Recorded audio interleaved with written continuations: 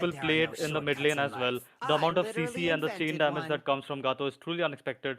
It's a very good band, and looks like uh, two tankers banned out there. Meanwhile, Immortals are going with that Link ban initially. Let's see what they ban out. They go for another jungle ban. It's two jungle bans and two roam bans, Fredo. Definitely, it feels like, it feels like Team Immortal Esports know that the jungler Lycan on the side of Team Lafu is actually very good on those assassins. So banning out the assassins is a very decent, it is a very decent thing coming in from the side of Team Immortal Esports. On the other hand, though, they are banning out the roamers, so it definitely feels like Lafu Kabi do not want to be bothered in that jungle area. They do not want to be bothered by the chip's ultimate, right? But definitely, I mean, talking about the players here, we all know how good Zozo is in that mid lane. So, do you feel like, Zozo will be picking up his comfort picks like Aurora or, the Vexana or something like that? Or will Zozo be experimenting some new stuff here for all of us? It's a very tricky situation. We can see Aurora being banned there, but yeah, like you said, if Immortals leave the Zuxian open, I feel like Zozo could do very good there with the Zuxian. The chain CC that comes from Zuxian, especially in the late game, is pretty much unbeatable. Looks like Khalid is gonna be the last ban in this phase. Pretty interesting bans that we are seeing right now from both these teams. And now the first pick, there are lots of meta OP heroes open, Fredo. What do you think they're going to be lashing on to first? I mean, right now the Khalid has been banned. I'm really not sure what they can pick up right now because in that EXP lane, I feel like the Phobius might come in handy. That early domination in the EXP and the contest he can provide. The value that he can provide for his teammates in the first turtle fight is insane. So I definitely feel like the Phobius should be a good first pick here for Lafokabi. I totally agree with you on that, Fredo. And let's find out. We just have 5 seconds here for Lafu. And yep, just as you Oh, predicted, Fredo, there goes the Phobius first pick. Uh, Pretty good pick, I must say. The team fight initiation, the Phobius can just go to the backline and disrupt the entire composition on his own. And he can pretty much burn out a lot of spells and a lot of skills from the opponents. Meanwhile, oh. Zuxian is going to be locked there along with the Ruby. We might see a Ruby getting locked as well. But yeah, I really love that Zuxian pick, Fredo.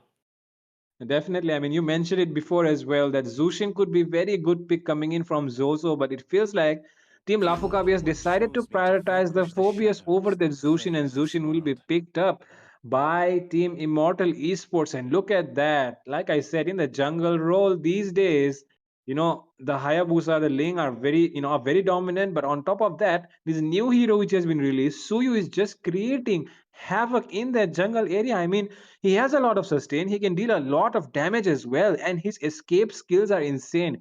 I mean, we might be thinking that Claude is the greatest escape artist because of his BMI, Battle Mirror Image, but I feel like the Suyu is also a hero that can make very insane escapes, which are so beautiful to look at. Yup, and looks like Jawhead is gonna be picked as well. I'm assuming the Jawhead is gonna be going into that roam role, which is pretty good. He has a very good way, to just go in and get the information and come back. And if he manages to catch someone off guard, he can just eject them towards towards the teammates. Uh, a very threatful hero. Meanwhile, Roger being locked there. We're seeing the three heroes picked out by both these teams. Uh, Let's see what the bans are gonna be, Fredo. Looks like a mage ban is an option for Immortals. Yeah, definitely. A mage could be banned out here. Zozo has not picked up on anything yet. But I feel like, the Roger pick, I feel like it's not the best here because, the nerf which he had recently has actually powered him down a lot in that early game. His defense has been reduced. On top of that, like you said, Marcus, look at that. The Lunux has been banned. We all know how good Zozo is on that Lunux, and that is why I feel like the Lunux ban coming in is a very good ban as well. Immortal Esports seem to have done pretty good job on their on their homework, and I feel like this game, I mean, at least in the draft, they're doing pretty decent. But yeah, I still have questions for that Roger pick though. Yep, I agree on that Lunox ban being very important because Lunox is one hero that can escape all the CC and everything with its light form, and Zuxin, which totally relies on continuously spamming its first skill to give that initial species CC, which is devastating. Lunox can easily avoid that with the light form. It's gonna be very tricky to catch Lunox in terms of CC. Seems like a good ban. Meanwhile, Bog will be the next hero taken out by Megatron Lafu Kabi. Uh, what do you think about that Borg ban, Fredo? Are they trying to limit the EXP pool? And definitely, right? I mean, you have pick up the phobias here. So the only way a phobias can be countered is definitely true damage, because you don't really do any kind of damage. Let it be magic, let it be physical. You really don't do much damage on that phobias. He's just so tanky, and the only way you can deal with it is true damage. And the Xborg provides just that. So that is why I feel like the Xborg ban is also justified coming in from Team Lafu Kabi. And look at that. The next ban coming in will be that goal laner. It will be the Claude being banned out. And immediately they have decided to go for that Lunox, I'm sorry, the Matilda ban, because it feels like they do not want, the enemy to escape away with that Matilda's guiding wind, which is actually a very good, very good strategy coming in from Lafukabi to choke down, the ability to escape to that Roger, to that Ruby as well. But asking you a question, Marcus, here. I mean, I really do not see anyone who will be able to deal with the Zushin in this game. We would need someone to just go and disrupt her, because she's gonna position herself way deep into the backline. Mostly it's gonna be the Phobius who's gonna be doing that, or the Jawhead. We'll never know. But I really like the Matilda ban coming in. This shows that Lafu is very aware that Ruby can be played anywhere. That's why they banned out the Xbog as well. Meanwhile, Edith is gonna be picked here. Are we gonna be seeing the Edith in the Roam, Fredo, or in the EXP? What do you think? I mean, I'm not really sure, but the fact that, the side of Team Immortals have picked up the Ruby as well, it feels like the Edith might go into the Roam or the EXP, and the Ruby will definitely be going towards the goal lane here. And the Ruby will be up against the 1-1. I feel like it's a very tough matchup for that Ruby, because the 1-1 is definitely having the advantage because of that immune which she has. And I feel like the 1-1 on the hands of Brandon is something that we need to look out for in this game. Yeah, I totally agree with you on that, Fredo. Let's see what the final pick of this match is gonna be. Is it gonna be the Minsitar like we are seeing on our screens right now? If it's gonna be Minsitar, it's gonna be tough for Fovius as well as Van. If they get caught in the ult, it's gonna be difficult for them to avoid that. But they do have that Louis. I feel like the Louis is a pretty good pick here. Uh, yeah, I feel like the Lu is gonna be devastating here, because she is just gonna spam the CC, and Immortals don't have any hero, that has a very good range. They all have short range type of heroes, so it's a pretty it's gonna be an easy game for Louis if she is uh, positioned really well. But yeah, we have the drafts in front of us right now. Fredo, just based on the draft, who do you think has the upper hand? I mean, if I just look at the drafts, I feel like if the Minsitar is going towards that Rome, then I feel like, Team Immortals have done a better job in their draft. But if not, then I feel like they really need to do some homework, because it feels like Lafukabe will be easily able to dominate the entire game. But yeah, let's see. After we go into the game, we'll find out if it's the Minsitar going for that, Rome, or will it be the Edith or the Ruby. I mean, these three are so flexible that we really cannot say anything about the draft yet. But yeah, coming towards Lafukabi, I feel like Lafukabi have a very balanced composition. I mean, it's clearly seen in their lineup how they want to play. But if you look at Team Immortals, I'm not really sure what they're thinking of. But yeah, definitely look at that. You can see it on the map right now. It feels like Ruby will be going for that goal lane, and the Mensit in that EXP, and Edith will be the one taking that roam position for Team Immortals there. Absolutely, Fredo. And we are seeing a standard rotation here. Four people of both the teams are there to speed run the buffs. Right now, let's see which team is going to be, laning in the early stages of the game. The mid lane seems to be cleared pretty easily with the help of Jawhead and Luo. Meanwhile, Edith, who's on the roam role, is going to be helping up, Roger to farm a bit faster than Suyu. But yeah, pretty interesting rotations coming in from both these teams. Yeah, I mean, definitely, right? I mean, they have to do something interesting here, or else there's no way Team Immortal. I mean, can beat Lafu Kabi very easily, because I feel like Lafu Kabi, oh my goodness, Zozo just showing his micro mechanics there, poking that Zushin down pretty low already. And it feels like there will be rotation coming in on Brandon there. Three people already gathered from Team Immortals there, but it feels like Zozo and Lycan are there as well. Yep, and meanwhile in the top side we can see Phoveus is pretty much dominating that lane against Mincetar. Jawhead did make his rotation there, but I didn't find it necessary. Meanwhile, there's an engage coming in the mid side of the map, and Roger is going to be diving in. Looks like Flicker is going to be burnt out by the Louis to escape that. Suyo might be caught up, and he's going to be escaping it. But yeah, a good aggression coming in from both these teams in this early stage of the game. Definitely, and oh my God, it feels like the Roger might get caught out there. Definitely gets caught out. I mean, the Lycan form was used too early there, and I feel like because of that nerf, he cannot really transform back into that human form to make the escape, and that is why he will be going down there. But look at that Phobius. He's taking a lot of damage there in the EXP lane, but he's still able to sustain. That's the power of the Phobius, and I feel like Mina is just proving Lafu Kabi right on the fact that they pick up that Phobius there instead of the Zushin in the early game. And King's Calling has been used as well. It feels like there's a fight already taking place, a lot of damage being dealt by that Minsithar there, but it feels like it's not enough to take them out. And look at the Zushin though. He's still poking them and trying to throw them inside the turret. Looks like they might be caught up in a difficult spot here as Suyu was there in the bush. Jawhead gets the ejector perfectly. Jawhead might be taken down, but will they get the Mincetar as a trade-off? Yes, they will, and it's a 1-for-1 trade. Robo for the EXP. The fight is still on though. Will Phobius be able to escape it? Doesn't seem like it, Fredo. And there he goes. There he goes. And I feel like, even though the turtle was up, even though the turtle was up, I feel like they did not prioritize the turtle first. So, yeah, definitely it feels like it's a better trade for Lafukabi here. Absolutely, and looks like there's gonna be another battle coming in to the mid side of the lane. Edith is gonna be using the ultimate. Jawhead gets the ejector on and uses his ultimate to take Edith down. That was a punishment well deserved on the Edith. Yeah, but look at that Louis trying to be sneaky there with a diversion, right?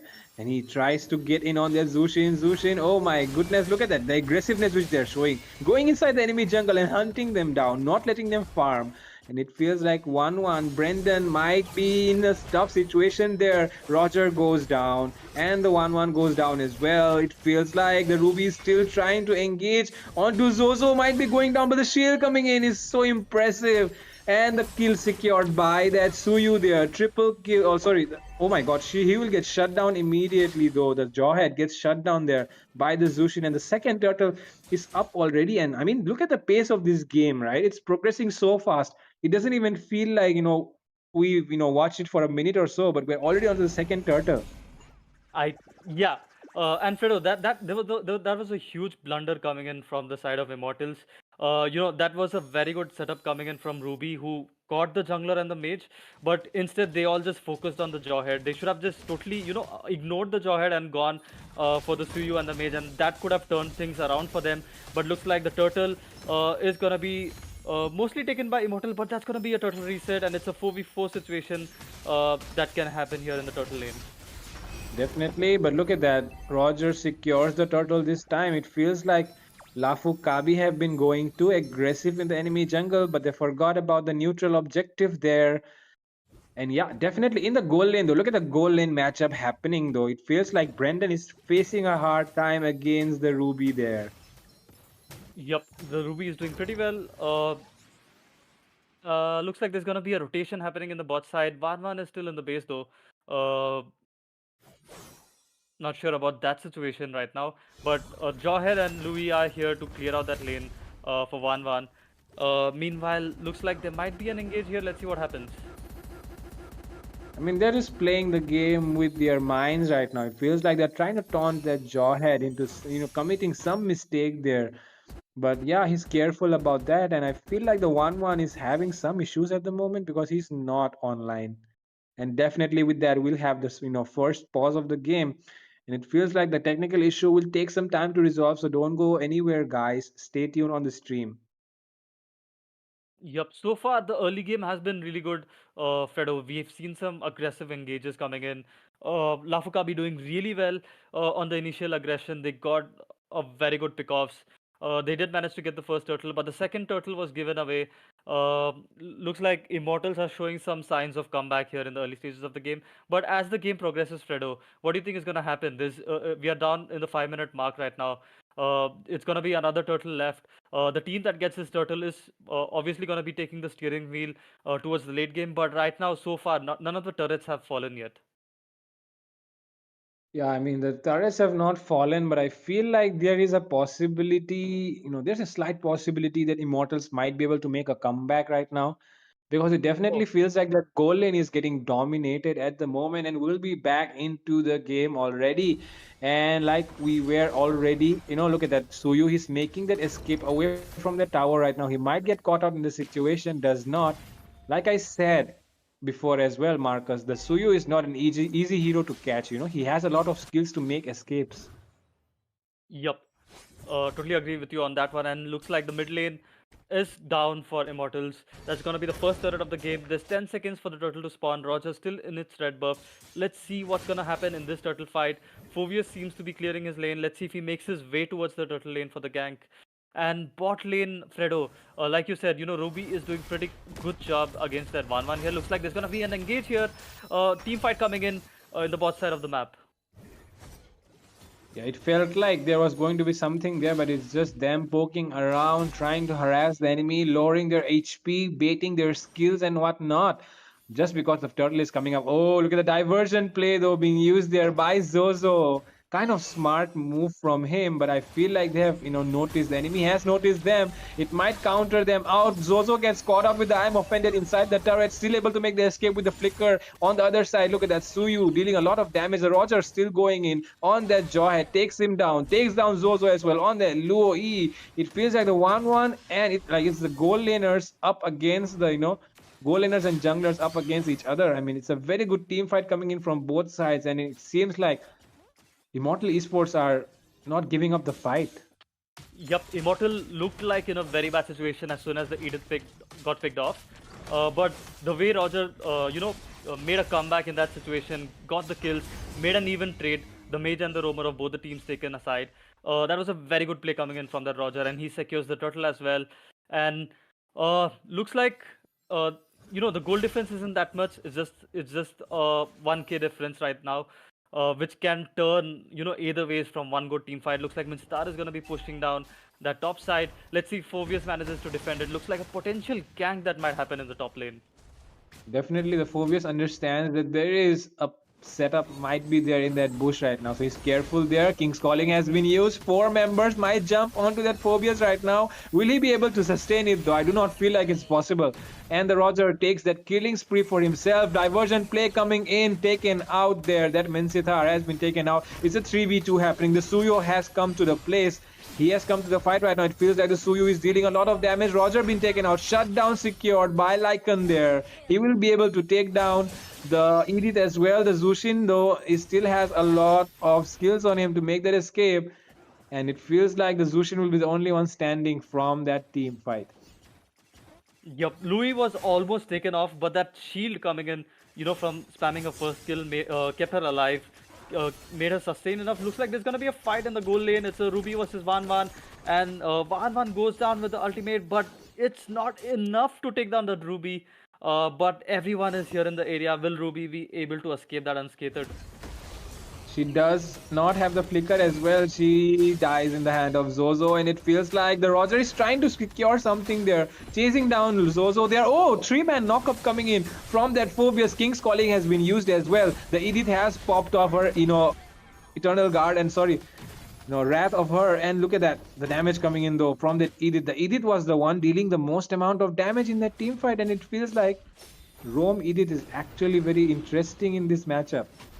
Yup, Rome Edith has that flexibility. She can be super tanky when she's on her tank form, and once she transforms, she deals a devastating barrage of damage.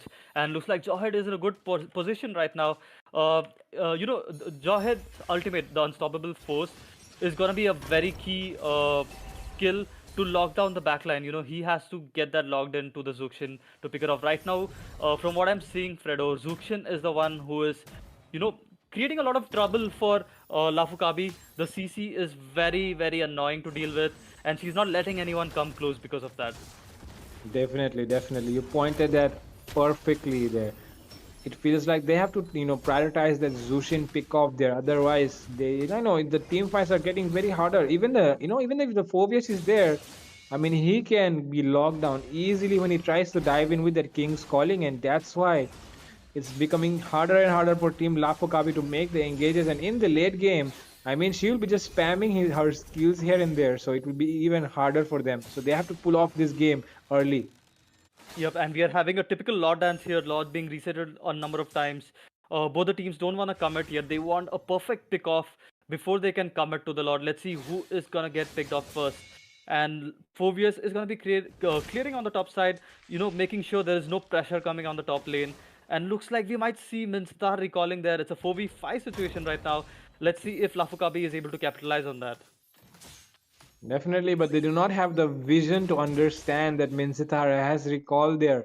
And that is why they're still playing it safe, right? And I mean, I feel like the key to victory here for Team Lafukabi is picking off that Zushin and taking out the Edith as well. Look at that, Edith gets taken down inside the turret with that ejector, but still manages to escape. King's Calling has been used. The Phobia still jumping in, but look at that King's Calling. This is the key here, because of which Phobia is not able to do anything. But meanwhile, look at that ejector coming in again on that Roger.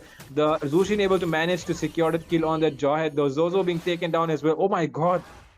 Oh my god! Is this it?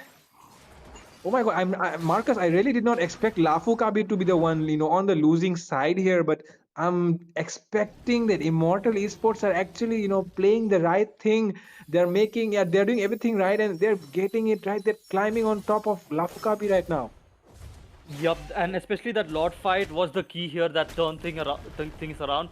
I feel like Phobius, got too greedy to take down that Edith, and he just dived into the backline. But the CC was on point coming in from Immortal. Ruby was there to give that chain CC, did not let Phobius do anything, and as soon as Phobius was picked off, Lafukabi did not have anyone to just go into that front line and tank everything. Jawhead was there, but he has to make sure that he gets his ult on the right target. So he's already occupied dealing with that. And Immortal basically capitalized on that, and they did a 4 for 0 trade. And they got the Lord. And right now they're just taking down all the turrets one by one. Looks like it's just gonna be the inhibitors remaining if they take down that mid turret as well. Yeah, definitely. And the Lord is marching down that bottom lane side. They want to take an inhibitor here. It feels like Immortal really want at least one inhibitor, but no, they'll be prioritizing the mid lane there. The Lord is still there in that bottom lane, being cleared out by the Phobius. Sorry, by the 1-1 there. And the Jawhead as well. And in the mid lane, they have been able to secure that tier 2 turret for themselves.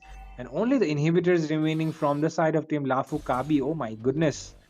I really did not expect this to happen, but Lafu Kabi are the ones who are on the losing side right now. And the goal difference as well is 6k, and it will just climb on because right now they do not have any access to the jungle area. But I feel like Immortal Esports should have dominated their jungle area right now, trying to clear out those creeps and everything. But they're giving Lafu Kabi the opportunity to get farmed. Yeah, Fredo, and you never know, where things can go. Both these teams are pretty experienced. They did make some mistakes here and there, but these guys just need one situation in their favor to turn things around. And I feel like Lafukabi has the potential to do that. They have the Louis ultimate there. They can catch Immortals off guard with a proper ult and a good pick off. Let's see. There's 50 seconds for the Lord. Looks like now or a bit later would be a very good time to get a pick off there before they can commit to the Lord. But I feel like even if Immortal gets this Lord, Lafukabi should be able to defend it. They have all their inhibitors intact. They have the 1-1 as well. They have the Louis, who's not gonna let them end easily. But if they make a mistake and end up getting wiped out, like we saw in the first Lord fight, then it might it might be the end for Lafukabi. I mean, look at that Zushin, right? Look at the Zushin, what she's doing there. Oh, Conceal has been used by that Minsithar there. I mean, sorry, by the Edith there.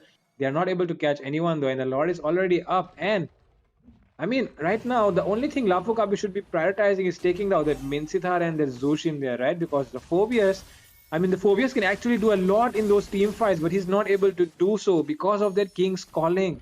As well as that Zushin, she's so annoying that I feel like picking her off first is the priority. And that Phobias is trying to do that, but the King's calling is not allowing him to do that, right, Marcus? So I feel like it's very hard. And, like I said, the draft is definitely good on the side of team Immortals. immortals, but yeah, really, but the fact that the Minsitar is playing in that exp is even better, right? I mean, I was thinking the Rome would be a better position for him because he'll be able to counter the Suyu as well, but it feels like they have a better they have a better strategy than me. And the exp Minsitar is working out very well for team immortals here.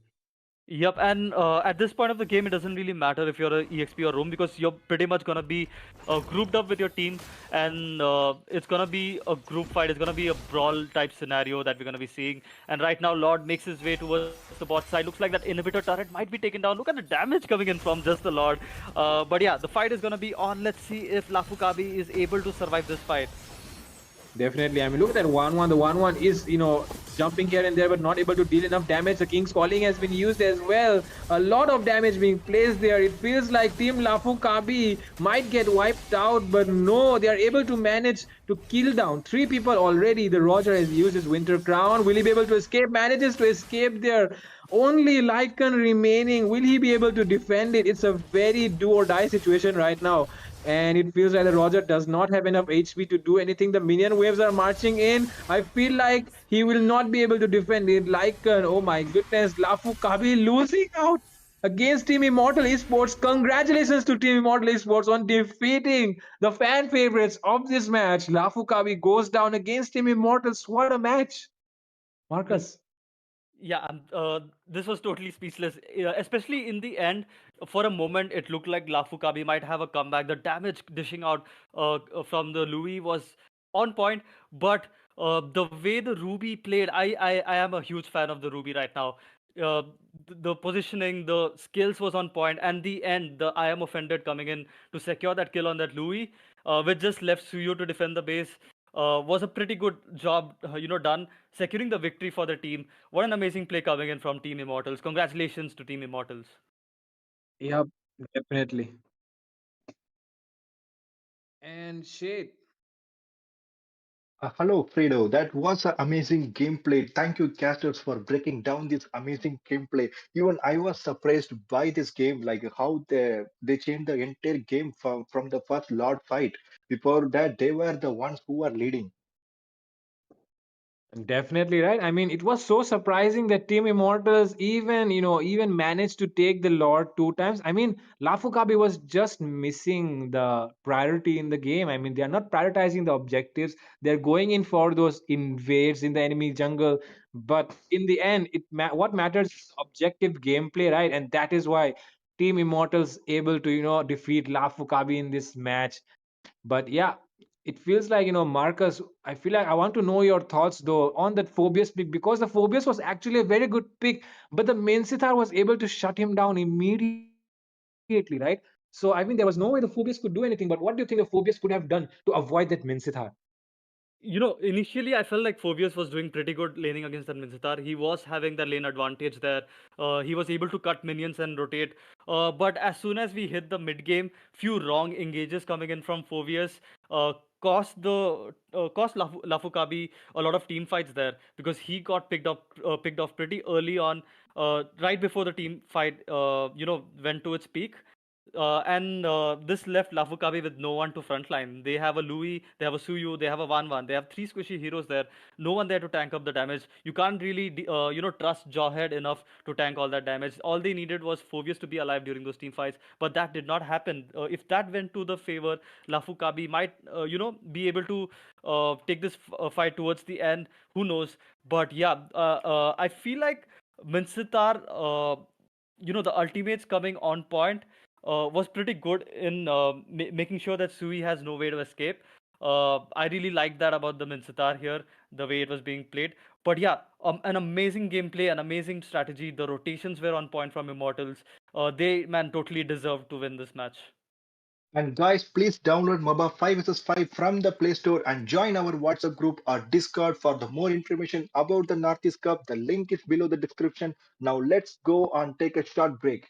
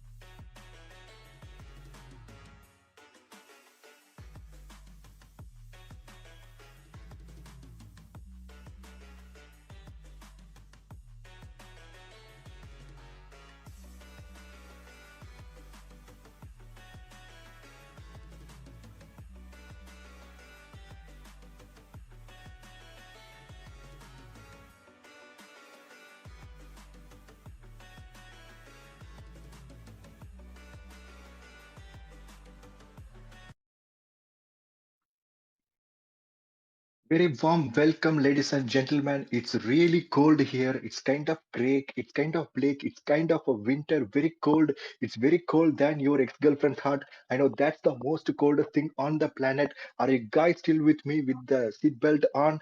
As we are off with the thing kicking off with the day three, round three of the Northeast Cup, powered by the Battle Knights Esports. And today we having the most fearsome Meow Meow gang. I just say the cat lovers unite and they are preparing to clash with the almighty team also known as the gods. Now let me introduce the dynamic co-caster who will be guiding us through all the actions today. First we have the Fredo who is known for his insightful analysis and the infectious enthusiasm, and alongside Fredo we also have the incredibly talented Smiling who always brings up the hype and provide the expert commentary on the every play. Hello Fredo, hello Smiling. Hello, Thank Shay. you. That was actually the most wonderful introduction I've ever heard. Man, I love that. Thank you so much for that. Okay, as we are on the game, let's hear your thoughts and your prediction on the Mia Mia gang versus the gods. What are your prediction and how you think the game will be? Uh, if you ask me, Shade, I feel like Meow Meow Gang is actually a very well-known squad in the community, and they're actually there on the global leaderboards as well. So I feel like it will be something to watch out for in this game. If that's like the enemy will be able to do anything against them, or it will be a one-sided domination. I All right. mean, that is most probably the situation. Since that Meow Meow gang actually went in for that EBM defeat, and recently they defeated Zohan. So, yeah, I think we should just jump into the draft because the draft is already up. So, let's not just waste time and be there because this is going to be very exciting match. This Okay, is as the round things are 8 kicking off, and let's turn into our casters and break down the exacting matchup. Let's go into the draft. yep, let's go into the draft as Sheikh just mentioned. So I think the bans are already up so far. We can see that Vexana, Suyo, Khalid, and that chip is being banned. I mean, those are some crazy bans coming in Fredo. So they have the last two bans. It's going to be a priority ban because you need to ban out few of the heroes which are going to be troublesome, and Phobius is definitely going to be one of them. Meanwhile, I think they can actually go in for the link ban. There are possibilities they can go in for the link ban because they're just going to leave that link open for that assassin pool. And this is like first time where I'm seeing there is no assassin ban coming in. I feel like both the teams are, like not afraid of each other. They are not afraid if they're going to pick up the assassins. They know that the counters are open as well. So yeah, definitely I feel like I won't be afraid if the counters are open to pick up an assassin on the other side because it definitely gives an edge. Because even though you have the Hayabusa, you have the Ling, you might have the Fanny as well. There's the Kufra, there's the Minsitar, there's the so many other heroes as well which can actually counter out. So yeah, definitely. But look at that Minsitar ban coming in though. It might be, the I mean banning out the Minsitar, oh my goodness. It feels like they're trying to pick up assassin themselves, but do they realize that the enemy has the first ban and they might be able to pick up an assassin here? I mean, see if Team Meow Meow go for the link pick, they're getting Hayabusa. So mostly both the heroes are quite safe because that Menzitar is banned and it is quite troublesome for both heroes. But since I see that, Team Meow Meow actually banned that Vexana and the second option is definitely going to be in Aurora if Vexana is banned out. So I think a smart pick coming in, leaving that assassin open because they still have all the assassins unbanned. They can go in for those pick anytime. But prioritizing your mid laner as Aurora is a very smart pick. But meanwhile, we can see the team gods. They have gone with that Carmela pick. They have gone with the Ruby pick. I mean, those are very, very strong picks coming in. Ruby in the gold lane is going to be unstoppable. I mean, the damage, the region she is going to gain, the setup she is going to provide to the teammates, it's going to be huge and it's going to create a lot of differences. With that Curse of Blood coming in, they are going to have a lot of damage. So I think that's still a very, very good pick. But right now, we can see that Meow Meow has gone with that Alice Jungle. Definitely, I mean the Alice Jungle is so good at the in the meta right now. Definitely after the update, right? In the recent patch, she received that buff on her passive of her mana regeneration, and the Clock of Destiny received the update as well, and because of which the Alice is able to dominate. But guess what? Because of that Clock of Destiny update, it's not only that the Alice the one who has benefited. Even the High Loss has benefited from that Clock of Destiny update, and that's why the enemy side will be picking up that high loss already. And it feels like it's a very tanky a tanky composition on both sides. But I feel like the Aurora is there to counter that Carmilla and that high loss as well as the Ruby there on the other side.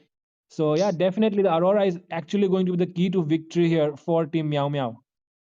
I do agree. Aurora is going to be the huge plus point. But right now, gods didn't have to ban that Ling out. I mean, come on, it's very obvious. They have picked Aurora and the mid Alice is going to be in the jungle.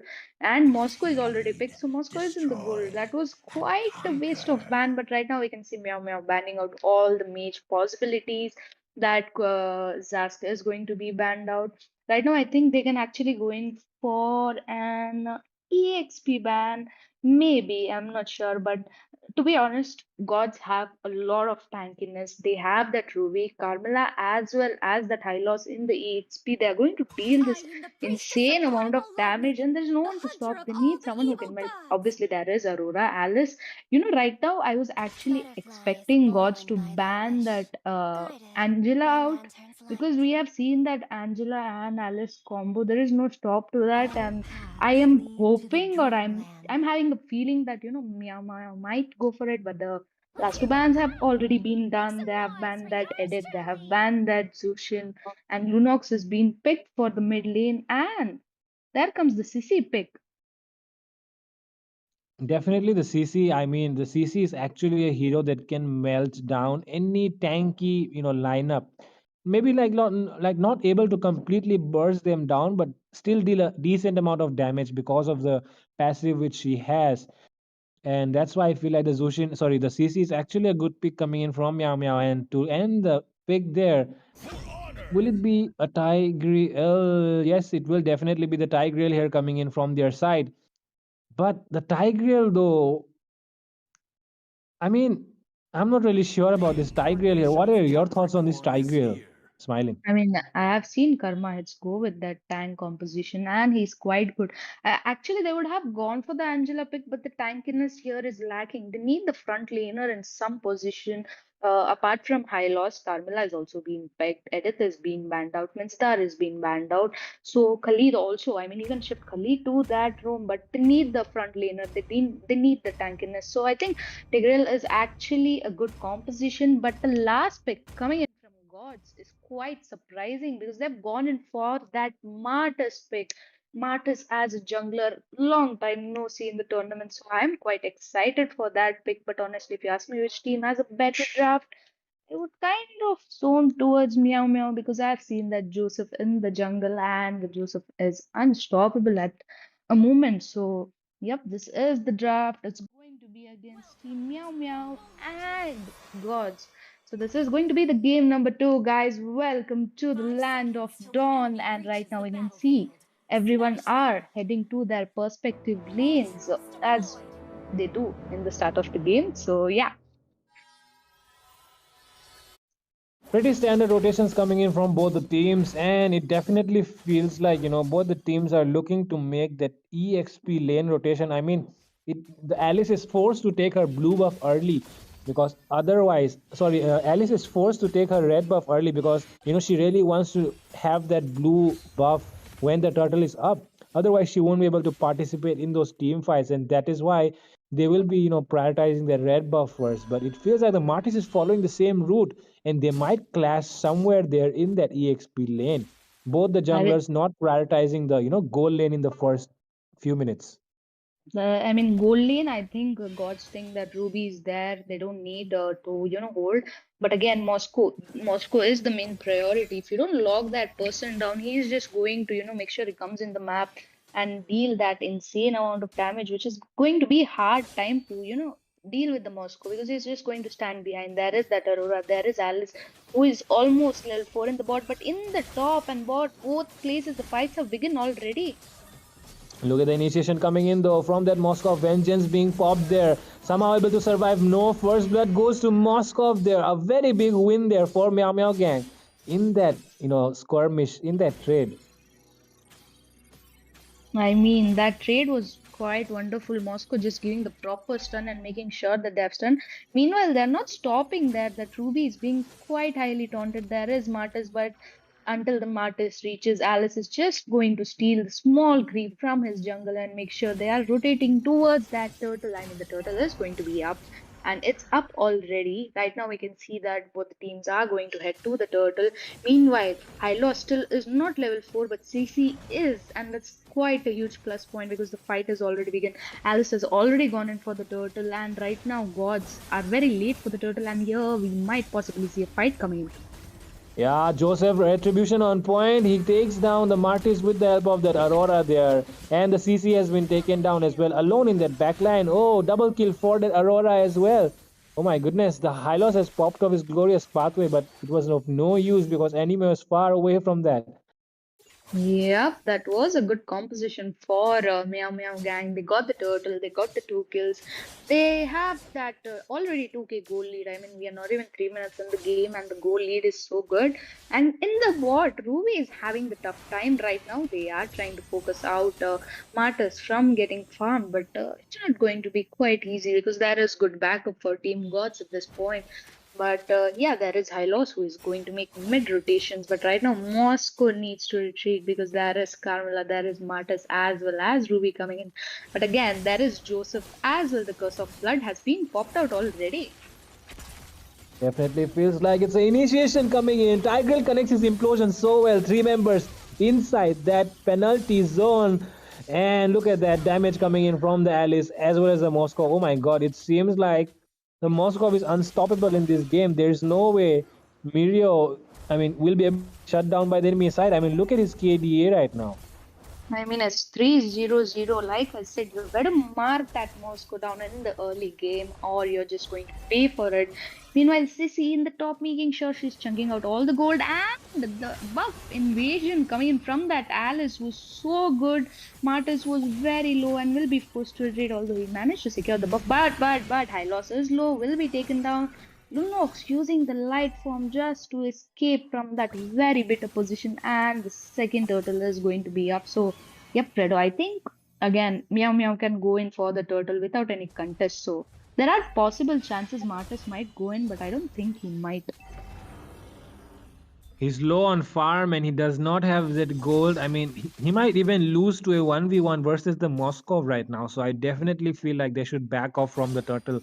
They're not in a position to take the fight. They're already on a almost 6k deficit before 5 minutes. So they're losing by a lot, not by a little, by a lot in this game. And it feels like the blue buff is up and he might be like looking to take the blue buff, but he's not really sure because it feels like the Tigreal might invade it as well. And CC has connected her yo-yo blitz there. Scarmilla connects her ult as well. Frigid Glacier has been used. The Lunox has used her light form. Definitely means that the implosion is coming in on 4 people there. Oh my goodness. What a play from that Tigreal. Key boy moment coming in there. It feels like the CC will be able to get a killing spree as well. Double kill. Enemy wiped out. I mean, it's just 5 minutes in the game, and the wipeout is already done. That Karma hit is using all those implosions so much on time, and it's not just one or two members, it was 4 members for the second time. So they are doing really great. They're going in for the push. Alice is making sure at this point that martyrs don't even get a bit of a farm. So yeah, Alice is having that upper hand advantage. She is melting them down. There is the front laner, there is the Alice, there is the Moscow. I like how Moscow just uses the spear to come in the map fight, and boom, they're dead. And look at the way that Hylos was melted down just by that CC and Alice. That's the damage they're holding, and it's going to be really tough because they have 10k goal lead already. Yeah, and to be honest, right, have you noticed this thing smiling that no, these tank players, they have a name starting with K and they play so well. Keyboy is there, and right now, look at that. Karma is there as well, and on top of that, the roamer of IGN, Kimi as well, right? So all these tank players, their names start with K and they play so well, especially with the Tigreal there. Yep, Tigreal will be going down, but Moscow getting the double, and not just double, that's going to be triple kill coming in for the Moscow. That was actually a perfect. First, he went through the flicker, made sure that the mage is down, and then he went in for that CC as well. Meanwhile, in top, Hylos trying to get in the push, but I don't think he can do much because there is CC with the fast rotation skills coming in. And you know what? It's just the third turtle, and the domination is so high. This is completely one-sided game. They can't do anything about it. It's clear that Team Meow is playing aggressive and dominating, and they are actually succeeding in it. Definitely, they're succeeding in their plans. Meow Gang is just showing them levels at the moment. They're just showing why they are there among the top global squads right now. Look at that high loss. It doesn't even feel like it's a high loss right now. Does it feel like a high loss? It seems more like it's a Mia or a Lela there, melted down so easily by that Alice, by that CC. And oh, flicker of I'm offended trying to be played there by the Ruby, but does not connect well. Instead, the Lunox is forced to flicker out of that position there. Oh my god. Oh my goodness. Not even 10 minutes and all the turrets have been taken down. Yep, all the turrets have been taken down by that Moscow. I mean, the damage is so good. It's just melting down those minions as well as Hero. It's so sad to watch Hylos being melted out so easily. I like the fact that Meow didn't go in for the third turtle. They knew the Lord is going to spawn early. 8 minutes in the game, the Lord is spawned. The first Lord is up. They might as well as end with the domination that's coming in the the whole scenario they have set up here is so amazing to watch. They're just making sure that right now gods don't have a single chance to have a comeback. They're just going in for the objectives, for the perspective. That CC melting down that ruby is such a plus point. But right now there is Martis. But the farm that CC has, it's not going to be easy for both combined to make sure that CC is down.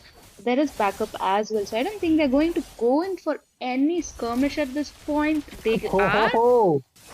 They're going inside the turret. They are not afraid of that, right? I mean, they have the frigid glacier on, but the fact that it was the CC, if it was the Alice there, easy double kill. But definitely, that's the Edith being taken down there. Sorry, the Ruby being taken down there in that bottom lane. Oh my goodness, Alice not afraid of anything at the moment. She knows she's farmed. She knows she has the in winter truncheon as well. She can definitely do whatever she wants on the map right now. The mid lane, the Lord is marching down, and it feels like the damage coming in from the Joseph on that Alice is just too much to handle at the moment. Definitely goes down with that shutdown secured by that Martis. But I feel like the Moskov is there as well to deal a lot of damage. Oh my goodness, Mirio. He will be going down as well. Oh my god, will they be able to end it? It's the Lord versus Carmilla now. I mean, the Carmel, I forget Carmel. Look at that Aurora slowly giving the damage to the base and very beautiful. And that was Carmela, but Carmela couldn't do possibly anything. She is the tank, she is the roamer, and it was quite hard because that Alice was completely unstoppable. That Joseph knew what he was doing with that Alice pick. It was so beautiful to watch Joseph play Alice. And honestly, I would give more credits to that Karma. It's because the roamer is the main MVP, guys. And that roamer nailed with those implosions, giving those perfect setup, giving all the vision, and just making sure that gods don't have a single chance to do any damage here. So it was a high dominating game coming in by Meow Meow. They definitely took this victory home. And right now, I'd like to ask Shade, what did you just witness? I witnessed such a amazing gameplay. Even I learned a lot of strategies coming from the Meowmeow gang, and especially the Trigal with the impulsion and the Alice with the Blood Order. Both of them combined their ultimate, and they synergized so well. It was such an amazing, like they were dominating the whole game, smiling. Like they couldn't kill the Alice at all. Like her damage is also too much, and Tigreal is also on the front line as well. They couldn't go back also. They I lost know, almost right? all the turrets. The lost turrets, the lost minions, the lost buff, they lost themselves in the whole game. That was very harsh. So, yeah, I think they're going to have nightmare about this game. But, Fredo, I think you got the answers about the Tigreal pick coming in. Definitely right. I mean, I really did not expect the Tigreal to play out so well because they have the Martis there. The Martis can easily disrupt the Tigreal's ultimate with his blades, that shing coming in from that Martis. But definitely it feels like Karma Hits was way too experienced with any Martis, whichever he has faced till date. And that is why experience coming in handy was able to make the outplays on that Martis. And yeah, that's why they were able to make such good plays happen. Yep. And also, And, guys, yep, and you also, can go guys, on. don't forget.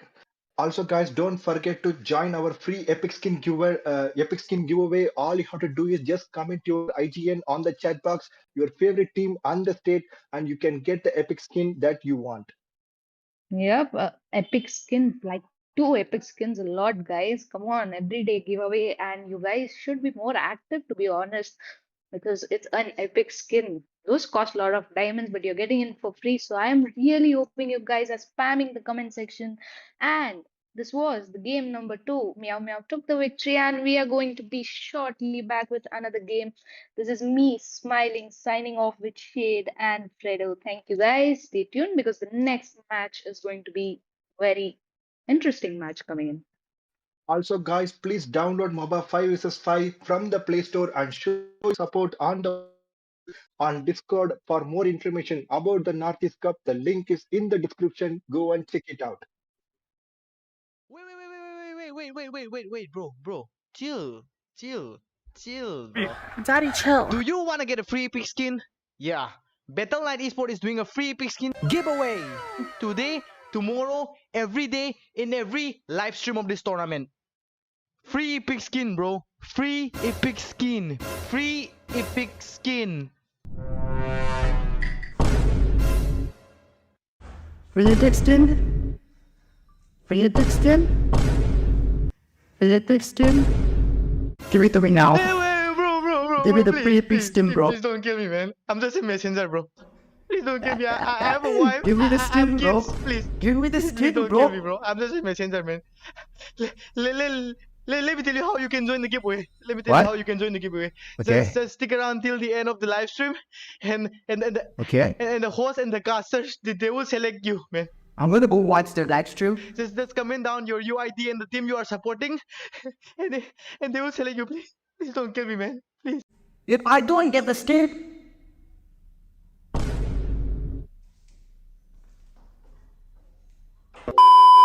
Yeah, if you want to win the epic skin, just stick around till the end of the live stream and just comment down your UID and the team you are supporting. That's all, man. That's all. That's all.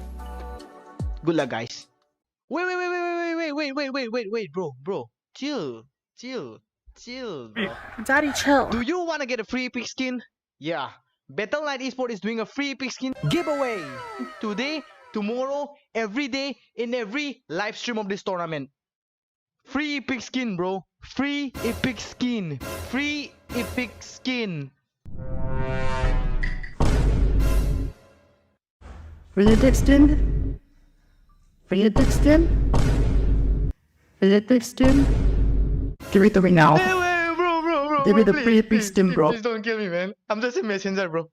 Please don't kill me. I have a wife. Give me the I have stim, bro. kids. Please. Give me the Please skin, don't kill me, bro. bro. I'm just a messenger, man.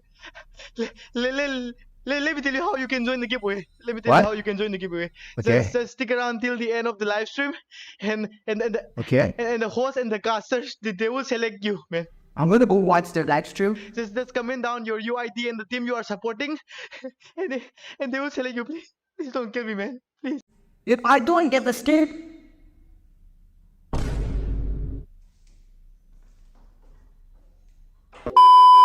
Yeah, if you want to win the epic skin, just stick around till the end of the live stream and just comment down your UID and the team you are supporting. That's all, man. That's all. That's all. Good luck, guys. Wait, bro. Chill. Bro. Daddy, chill. Do you want to get a free epic skin? Yeah. Battle Night Esport is doing a free epic skin giveaway today, tomorrow, every day, in every live stream of this tournament.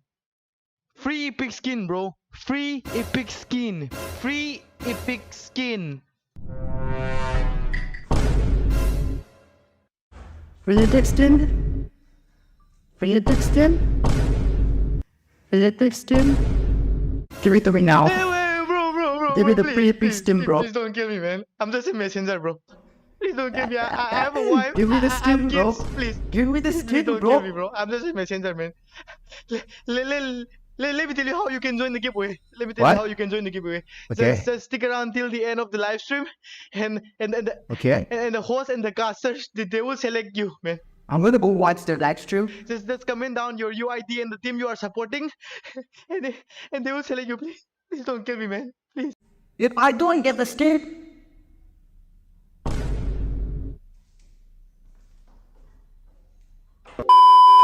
Yeah, if you want to win the epic skin, just stick around till the end of the live stream and just comment down your UID and the team you are supporting. That's all, man. That's all. That's all. Good luck, guys. Wait, bro. Chill. Bro. Daddy, chill. Do you want to get a free epic skin? Yeah. Battle Night Esport is doing a free epic skin giveaway today.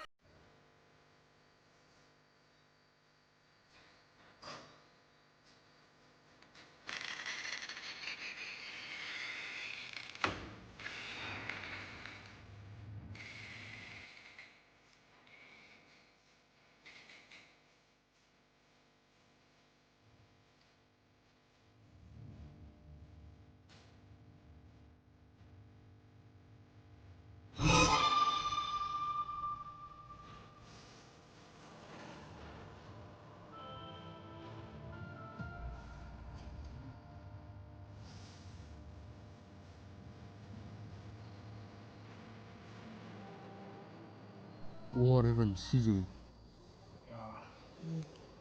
I broke up with my girlfriend.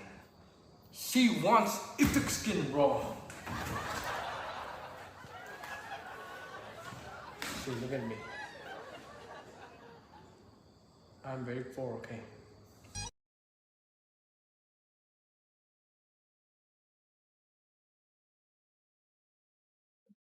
And ladies and gentlemen, welcome back. You guys are tuned in at Northeast Cup LAN event. Well, we are back again with match three. That was a very short break and resuming. Today it is going to be the day one of round three. As we are proceeding ahead, the competition is definitely getting intense.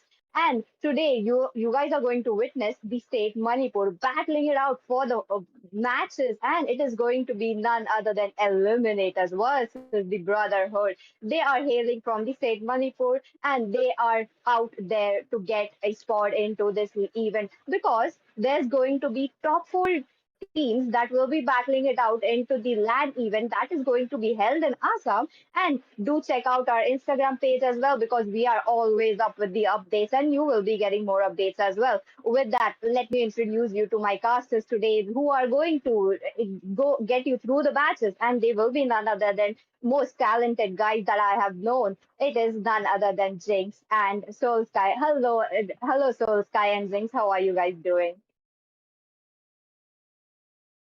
Well, that's very very good introduction, and thank you for that beautiful introduction, by the way. And now, as you mentioned, this match is going to be between Eliminators versus Brotherhood. And you know why I'm excited for this match? Because Eliminators has, what do you call it? A special place in the Indian continent. We can say that they are kind of a powerhouse in the Indian continent, but right now they are not doing good so against the real powerhouse of the Indian continent. But yep, remember, they are always here to improve, and I'm always here to watch them play because they play executively so well, man. I mean, they come out with so unique kind of draft and unique kind of gameplay. So I have to ask you, are you excited, Peachy? Oh, I am definitely excited because we know that this is Eliminators who are climbing up that Indian server leaderboard as well. So they are definitely going to put out a spectacular show. And with that, Jinx, are you excited today? Because I want to see Brotherhood stepping up as well, showing us that team synergy that we need. I agree with you. I mean, Brotherhood, we don't know much about them, right? Relatively a new team in the scene, but we already saw the first upset of this tournament already. Lafu Kabi here lost out, right? They lost out against Immortals, I believe. So first upset, and maybe the side of Team Brotherhood can also show us amazing gameplay like Immortal showed us as well. Might just win against ET here, but we have to wait and watch what they're gonna do, how they fight against ET, what their draft is gonna be. Because I think Elementals, I mean, we all know their draft sort of, we know the gameplay style. So hopefully, the side of Team Brotherhood have done a bit of research. Oh, with that, before we dive into the draft, I would like to remind you guys that do download Mobile Legends 5v5 from the Play Store. It is available. And if not, we still have the link into the description. Do join our WhatsApp group as well because there are going to be constant updates coming in. With that, Jinx and Soul Sky, take away the draft. Well, well, thank you, Peachy, for that wonderful explanation. As you heard, please download the Mobile Legends 5. But we will be moving on to this match 3 of the evening, which is going to be between Eliminators versus Brotherhood. And I'm not saying that Brotherhood didn't do their homework. Even if you do your homework, you need to specifically point out the what are the counters you can do against Eliminators because they are here to show you that they have learned a lot from the past experience. And remember, Brother is in your new team, so they have a lot of possibilities to to prove themselves in this tournament. What do you have to say about the Jinx? The first bans are up from both the teams. They have gone for the Grok ban. They have gone for the Hylos ban. I think that you know why they have banned Grok. Mm-hmm. Yeah, I mean, like I was talking about, right, before we started off in the draft, we wanted to see the side of Team Brotherhood do their research, and looks like they did. They ban out the Grok instantaneously, not a ban you see usually, because usually in the meta you see people ban out the Hayabusa, the Lynx, the Phobius, the Khalid, but this time around, respect being shown to Art here, they ban out the Grok and Hylos in response to that. So looks like they're gonna go for a bit of tanky bans as of now. Maybe target bans. Do they want to be banning out a few of Cyrus's marksmen as well? Yep, and I think people are gonna go crazy for this crisis. Are gonna do some art. Sarah Moon, they are actually they are banning, so they don't want Sarah Moon to get that link. And I think that I love the fact that they are banning, a lot of good heroes. And as Peachy mentioned, that we already got one episode as Lafu Kabi. Could we see another upset in this game? Maybe it is possible. We don't know, but because we are in the drafting phase, so we will just judge from the drafts as here for now. Because Art has last pick for his teams in the first phase of the draft. After this first picking phase, we will be beginning very soon. But they are going for that Minchitar ban, and the last ban is with Lucum. That's for the Brotherhood side, and this is the last ban for the first banning phase from the Lucum. That's going to be from Brotherhood, and after this, first picking phase is also gonna get begin. So I need to ask Jinx, what do you have to say about the bans for now? I mean, see, they ban out the Minnesota, so I think they're trying to go for the Khalid or the Fovius, right? Because the side of Team Brotherhood here, they have only one option. They either ban the Fovius or they ban the Khalid, or they're going to have problems because that Minnesota is banned out. So good pickings for the side of Team ET, right? They get one of the meta fighter picks coming in. Whatever gets banned out, the other one gets picked. So we have to wait and watch the side of um uh Brotherhood, and they ban out the Scarlet instead. That means Fovius is open, right? You pick up the Fovius, maybe go with the Harith Goldlink. That might work out. But that Okay. chip is open as well, and Art picks out that chip. You ban out the Grog, but you give such a good hero the chip, right? With that global ultimate, it's going to start affecting that. How Captain America says, Avengers assemble, and this time Art will do some creative art with that. What do you call it? Teleportation that's come from. You can assemble your whole team for one gang. Like this is going to be very very tough to handle. But for now, they are going with the response coming in from Brotherhood. It's going from to be the Carmilla and the Valentina pick, just so that they couldn't copy the Curse of Blood. But they have left out a lot of current meta hero. As you see, they got the Phobius. Crisis going with that Ruby. Art got the chip. They are looking already looking very stacked for now. I would love to see how Brotherhood is going to counter these heroes, but because they are replying with this exact same responsiveness, because look at that, Lukum is going with that Edith, and now EXP for EXP. The only difference is from both the draft is like they haven't issue. The uh, team eliminators have picked Ruby for the gold lane, and Mage hasn't picked by Team Brotherhoods. Now the Mage is left for Team Eliminators, and the gold lane is left for Team Brotherhoods. So I'm loving the fact that they are giving a heart-to-heart response to Eliminators in the drafting phase also. So Jinx, what do you have to say about the second banning phase?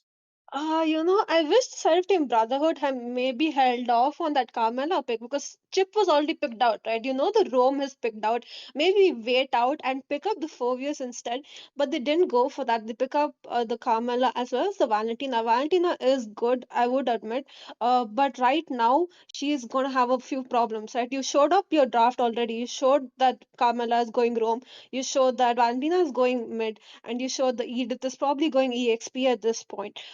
So their draft is pretty open, like you were saying, right? They need a marksman, they need a hyper. We know what they want. So that's easy banning for the side of Team Elementals. They ban out the marksman targets, Mhm. probably going to be banning out the Moscow. Maybe they want to ban out the Lunox, or maybe a hyper ban, ban out the Hayabusa because he's still up. Yep, and as you mentioned, the draft is pretty open, and I would like to say, the same advantage will go towards the Brotherhood also because they can also see that Chip is obviously going to go Rome, and Ruby is obviously now because they have gone for that 4 years, so Ruby just is only left for the gold position because I'm loving the fact that they can't, put Ruby in Rome for now because they have already got the art and the chip.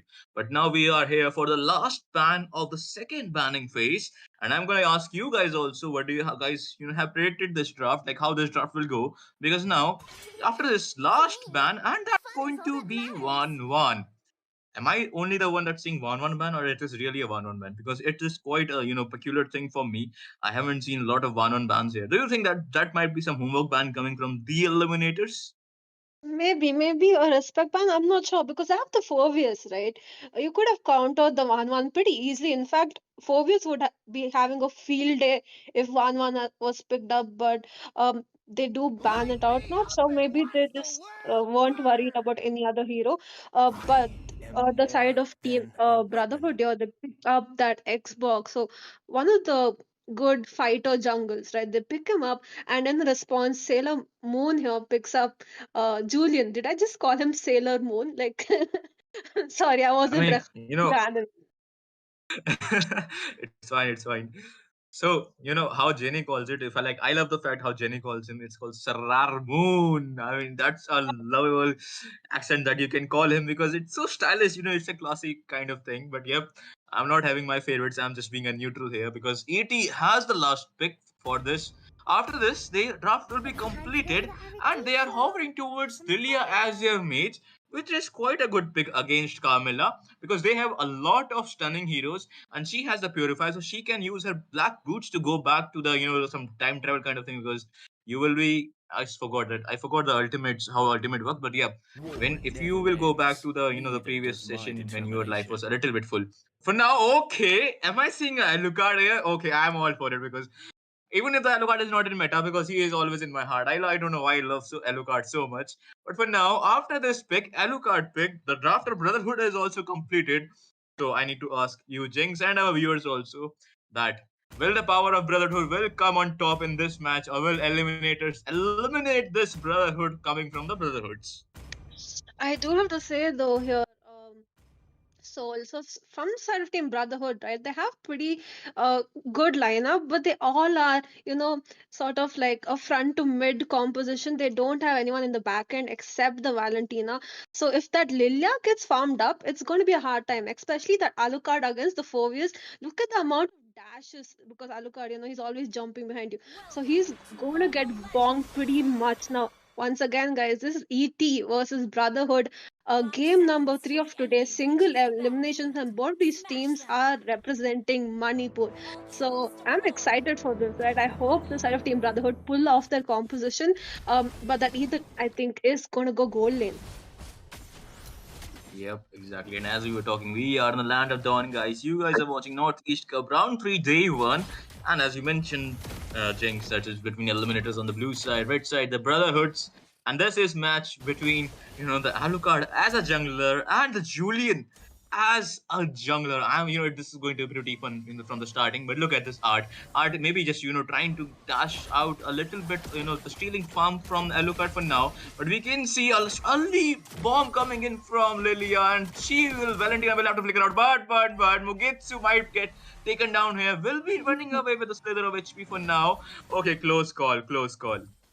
Yeah, very close, right? I mean, she got chunked down instantaneously, and that's the problem with Lilia, right? You let her get farmed up, even though she's not farmed up at this point, but she is dealing quite a bit of damage against that the Carmela, right? And she's a tank. Now imagine how much damage she would be dealing probably on the Alucard or the Edith. Now we're going to see a two-man rotation towards the top lane, but Chip here providing a lot of vision to his side of the team. We're going to see them gank Hey the Chip yo!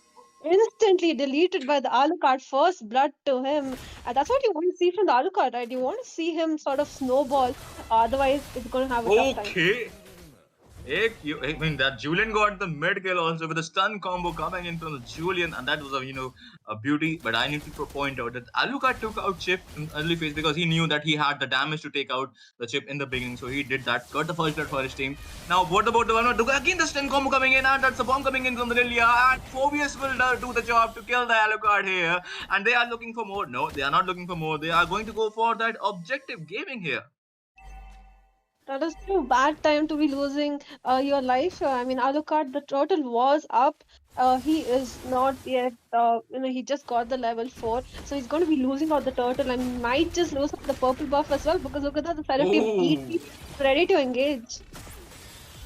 yeah, and that's okay. That's Avengers symbol coming from the art, but nobody holds there. And remember, Valentina has also copied the ult of the chip, and as you mentioned, they will also lose a turtle and also lose their blue buff. And for now, that was a pretty good trade coming in from the side of Team Eliminators because after that first blood, they got 2 extra kill and actually they're ahead in the farm.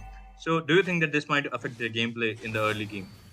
Definitely. I mean, it also a moral sort of a thing. Now, once again, Ruby here Oh, I gets am offended good. right there.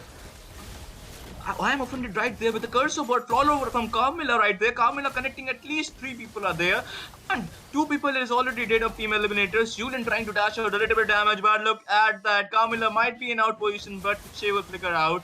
Good team fight coming from Brotherhood, but still not done. I think that's an earthquake shatter coming in from Edith, but Edith will be out position and Infernal Pursuit will be getting the kill of that, and he's not ready to do. Okay, I suppose that's a flicker from Valentina. I fair trade from both sides. I do think it was even, right? They both got a lot of kills. Four was doing a lot of damage here. He's going to be sort of chunking down the gold plate of that mid lane. It's already almost out, and it's just 3 minutes into the game. Now we're going to see Edith once again get picked off. ET here has no chill. Oh. Okay, that's a dagger combo burst down to Edith from Julian with 3 people. Look at the shortcut in the top lane.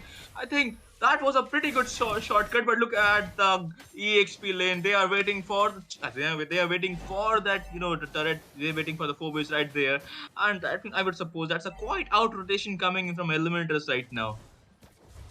True, they might just I mean the mid lane also gets chunked down as well. I wish they would have committed and maybe pushed down the bottom lane instead because that Alucard, he has a damage to push, but they instead go back into the farming. Now ET complete control of the map, right? They got the first turtle, might just get the second turtle as well. But this time around Alucard is available to engage in that team fight. Now I do expect a good ultimate coming in from Carmela because otherwise it's going to be tough for them. Yep, I'm hoping was a curse of blur, but remember, shortcut is with okay, that's a good retribution coming in under lasting insanity. Shortcut has been used by, and that's a mega kill for Phobius. And Phobius is not ready, but that's I'm offended from Ruby and Lilia getting the kill of that Edith. 3 people are already down of Team Brotherhoods and double kill for that Ruby. And look at that laser is trying to go for that laser fast recall. Will be he? Yep, he will be successful in doing so. What a team fight from Eliminators. Those two Phobias though having a field day right now, right? They chunk down the mid lane turret, they get the bottom lane inhibitor as well. That means more map presence for the side of Team ET, right? They have look at the side of Team Brotherhood here. No jungle creeps remaining except that one towards the bottom lane. They're on the back step, right? They're gonna have it tough, especially since no one from their end is dealing the damage. Now Edith did not have time to farm up whatsoever. She's not a typical marksman, so she her passive works on tanking the damage and then dealing the damage back out, but she cannot even sustain the damage that's coming in, right? Before she pops out her ultimate, she's getting deleted instantly. Now Chip once again getting popping out from nowhere ready to engage.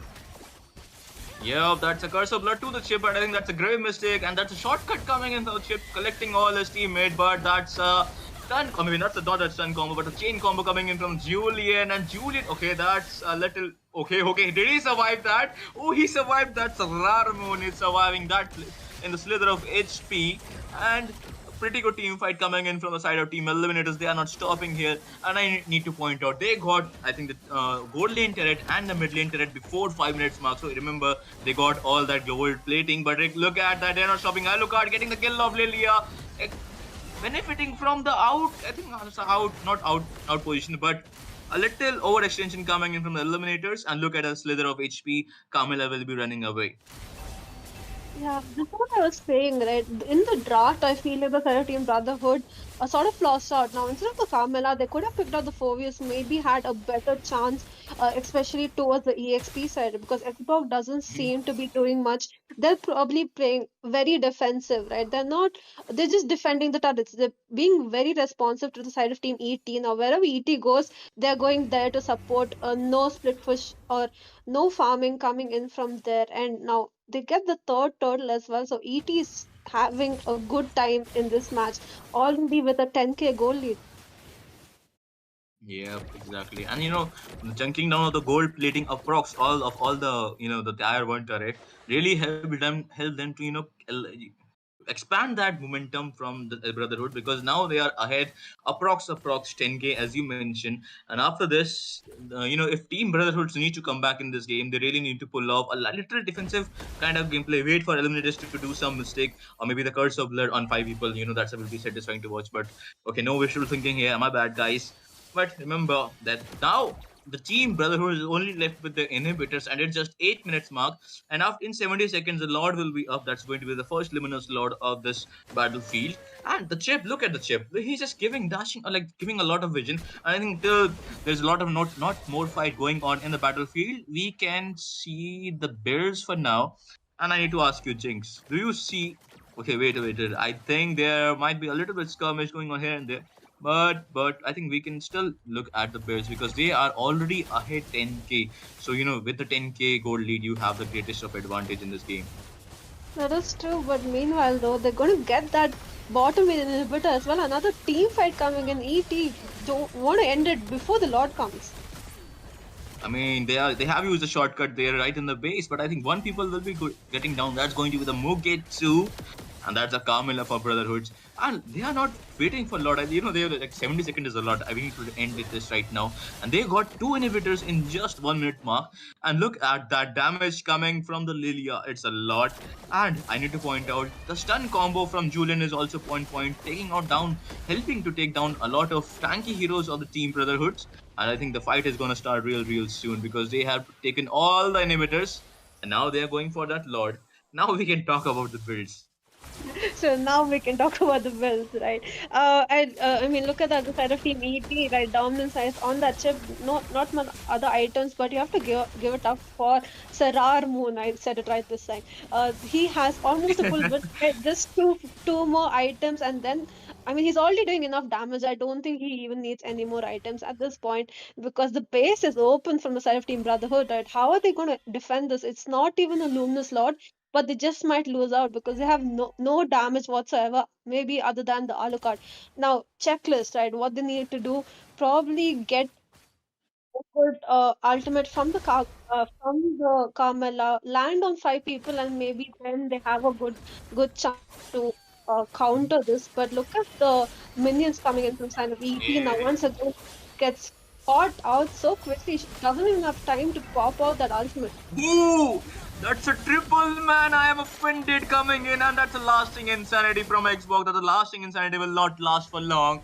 And this game will go towards the Team Eliminators. They just proved why they are called one of the powerhouse in this Indian continent. No disrespect to Brotherhood. They really played it well, but I think they couldn't get their things together like in the like how Eliminators did after that first blood into this game, and that was one point. So Peachy, going back to you, what do you have to say about this game? Hello everyone, I am back. And I really think that ET really put out a spectacular show for us. I was looking at the draft, and when I saw that Crisis was picking up the Ruby, I instantly knew it that Brotherhood made some mistake there. They should have actually choked down some of the heroes from Crisis, or they could have that little leverage that they wanted. But looks like, unfortunately, the losing end, this will be Brotherhood. Yep, Yeah. exactly. And yeah, Yeah. go ahead. No, like I was saying, right, like you said, Peachy, maybe instead of banning out maybe the Grok or something, they could have probably banned out the Fovius instead or picked up the Fovius, right? It's definitely a lack in the draft, and I do have to say, the team fights, they were just not connecting at all. They were being very responsive to the side of Team ET. It was sort of like they were letting ET play the game for them. Oh, definitely. Good point. You had a And point as well. with that, so Sky, you can also say something. How was the match for you? I was pretty, hyped up for to see Alucard snowballing in the first game. He got my hopes high when he took the kill of that chip in the early game, but my hopes went this high, and at the same speed it comes down. Oh, But with that, all good things come to an end. This was the end for the match three. We will be resuming back after a short break, and it is your favorite team playing, guys. It is going to be Evil coming up with the Tribe 9. Don't go anywhere. Also, meanwhile, do check out the link into the description box. We have the Mobile Legends 5v5 onto the Play Store as well. Do download it. And to remind you guys, there are daily giveaways going on. Two epic skins are given out daily in the stream, so make sure you're active into the chat. Make sure you're subscribing, you're liking the stream as well. With that, we will be right back.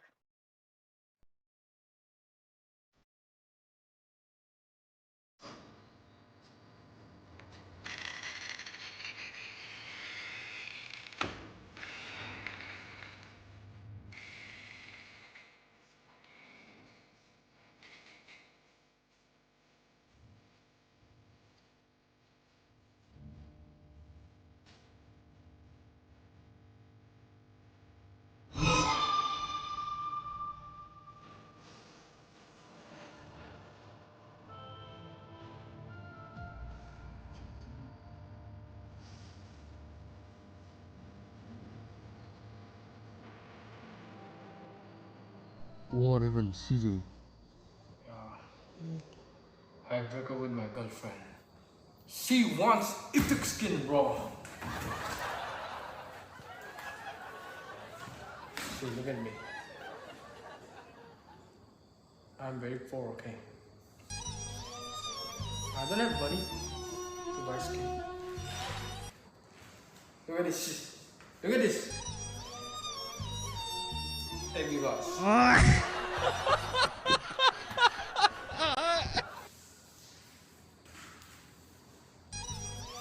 Look at this.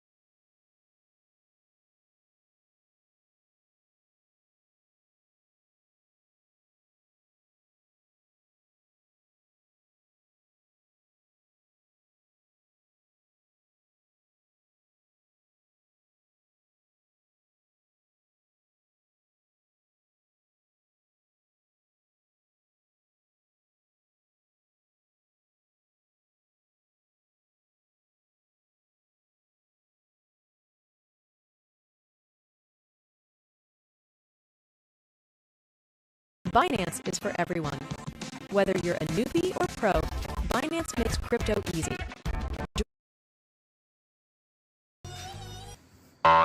Luckily, Crocs. They really need that spot, that one final spot into that final spot. So they will be taking over the match today. And again, with me, I have with few of my talented friends who will be going to take you through the match. And it is none other than Jinx and Soul Sky. Hello, Soul Sky and Jinx, and welcome back. Talk us through your experience, Soul Sky. How was the last match? Because you know that team really Meow Meow gang really pushed it through.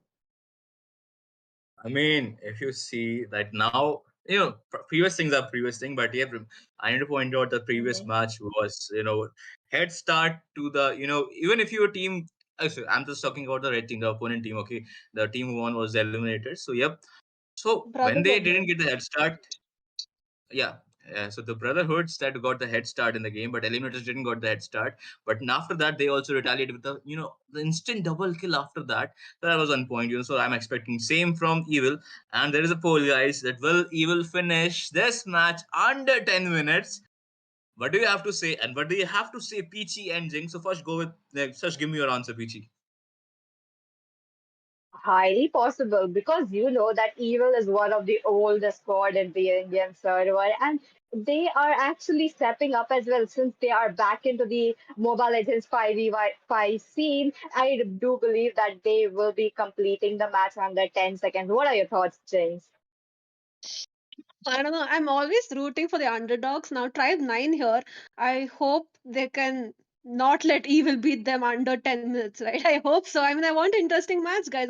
It's the Northeast Cup, right? We can't go with one-sided matches. We need someone to show us their capabilities against Evil. But we have to wait and watch, right? We don't know it. It's a relatively new team, so we have to wait and watch. Definitely. And to remind you guys, this is going to be the match number 4. We are proceeding ahead with the rounds today. We enter a new round, and that would be round number 3. And before starting the draft, and again, I would like to remind you guys that Mobile Legends 5v5 is available in the Play Store and also link in the description. Do sit back, enjoy, get your dinners, get your snacks as well, because it is Evil versus Team Tribe 9. Take it away, Soul Sky and James. Well, Peachy, thank you for that beautiful takeaway. And I would love to, take away from here because now the Eliminators is on the red side, Tribe 9 is on the blue side, and as Jing said, she loves to vote for the underdogs. And I will, agree with you that who doesn't love to get, love to see their MC, the main character gets the, how MC gets the power spike. I would love to see that underdogs also gets the power spike here. But remember, this is not always true when you have to fight level 10 boss in your level 1. So this kind of situation can also happen. I'm not saying that it's happening, can also happen because they are against Evil Esport. They have their own fan base and they are again one of the best team in this Indian continent. Not, I mean, dare I say the best, or maybe not the best, but one of the best for sure. I mean, they might become the best if they beat Evil, right? We have to wait and watch what they do. But looking at the bans so Yeah. far, we missed out quite a bit, right? The Khalid as well as the Alice bans coming in from the side of Team Tribe 9 here, but they missed out one of their bans. Might just cost them because look at that, the 4vs is still open, but the side of Team Evil has chosen to ignore that. Instead, they ban out the Chip, the Ling, as well as the Suyu, right? Someone you see quite a bit in the jungle these days.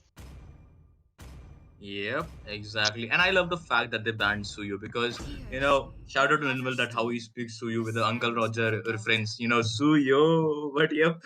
And you don't have to fight against Suyu because he is kind of a new hero, so you don't have any experience against those new heroes. So it's better to not to face against the new hero when you don't have that much experience for now because he just released quite a couple of days, I mean a couple of weeks ago. But for now, this okay, I can't speak their name, so just go for Stinky featuring dash dash dash Simp Ginger. And Doctor Strange has gone with that consecutively sustained heroes. That's going to be the Get Out Casa, Esmeralda, and she is one of my main heroes. And the I am offended. I'm not offended, but I am offended is her ultimate name is the Ruby. And we can see Evil Esport just going with that standard, meta heroes type kind of thing. They have gone for the Nolan. They have gone for the Edith, and with the mage pick, they have gone for that Vexana. So I need to ask you, Jins, do you think that maybe Esmeralda is mage in this game, or maybe not? I think she's going EXP or maybe even the jungle. Not sure how they want to run the Esmeralda now. I would say she was a good pick probably a few patches ago, but not this time around, right? Especially with the CC that's going to come in from the side of Team Evil. You have the Vexana, you have the Edith. Is that really a hero you want to be playing, right? Because she does not provide much of the team fight capabilities. She is good against people with shield, so maybe she can sustain a bit against the Edith. But I do like the Ruby as well as the Gatot, right? Those two picks right on point. Probably you're going to see a Ruby gold lane this time around. They do ban out the Grok as well because the side of Team Mhm. Evil do need a roam, but unsure. Maybe Edith is the roam instead. Yep, exactly. And maybe even if the Edith is not roam, they could go for some roaming pick also. Or okay, now coming back to the second banning quiz, but I just point out I forgot that they didn't ban a hero. Maybe that's some kind of a if it's better to confuse yourself to confuse your New opponent kind of strategy. thing. and and that's said by Sun Tzu. People, if you get the meme, you get it. And just moving on, because now we are in the second banning phase. Two bans are okay. The banning phase is already done. One is getting banned for the second consecutive match, and I think they are pretty scared from the one because one I think got some recent buff. I don't know. I forgot about it. My bad. But now they have banned the Grok, the one, and the Zuxin and the Aurora. So now they have focused the band mages, evil esports, and Tribe 9 has focused on the Roamer and the Gold Lane bans. Now the four picks are left for both the teams when combining the teams. So what do we have to say, Jinx? What is going to be popping off in our screen real soon? We have to wait and watch. I do like the bans coming in from Evil, right? The ban out Zushin, they ban out the Aurora because they know the side of Team Triumph 9 needs a mage right now, and they pick up the Hylos instead. So very, very tanky lineup coming in from them. They have the Edith, they have the Hylos for the front line, they have Vexana for that CC that they need, and then Nolan can just come in and pick them off, come in from the back. So they have a good team fight composition. Now they just need a gold laner, and they could pick up the Harith, but it would become too much, magic. Maybe we might see a Moscow this time around because he might be good against the Esmeralda, maybe even the Claude. Now, how is the side of Team Tribe 9 going to respond to this? They still need a jungler and they need probably a mage as well. Maybe a Valentina would be a good pick this time. And I think I'm just getting some news from our management that I think Esmeralda specifically, if I think that she might be AFK, yep, she is the AFK. And I think this match will go to the redraft. I'm sorry for that inconveniences, but sometimes in tournaments like this, technical difficulties happen from the players, and we will be, I think, taking a very short time to come back to you guys with the new drafting phase. So I think till then we will just I Keep mean, we will talking. just after this, yeah, we will just keep not keep talking. After this, the match will start. So we will just keep talking about what can be the possibility in the redrafting that can that team Tribe 9 can avoid right now Wednesday because the redrafting phase will happen.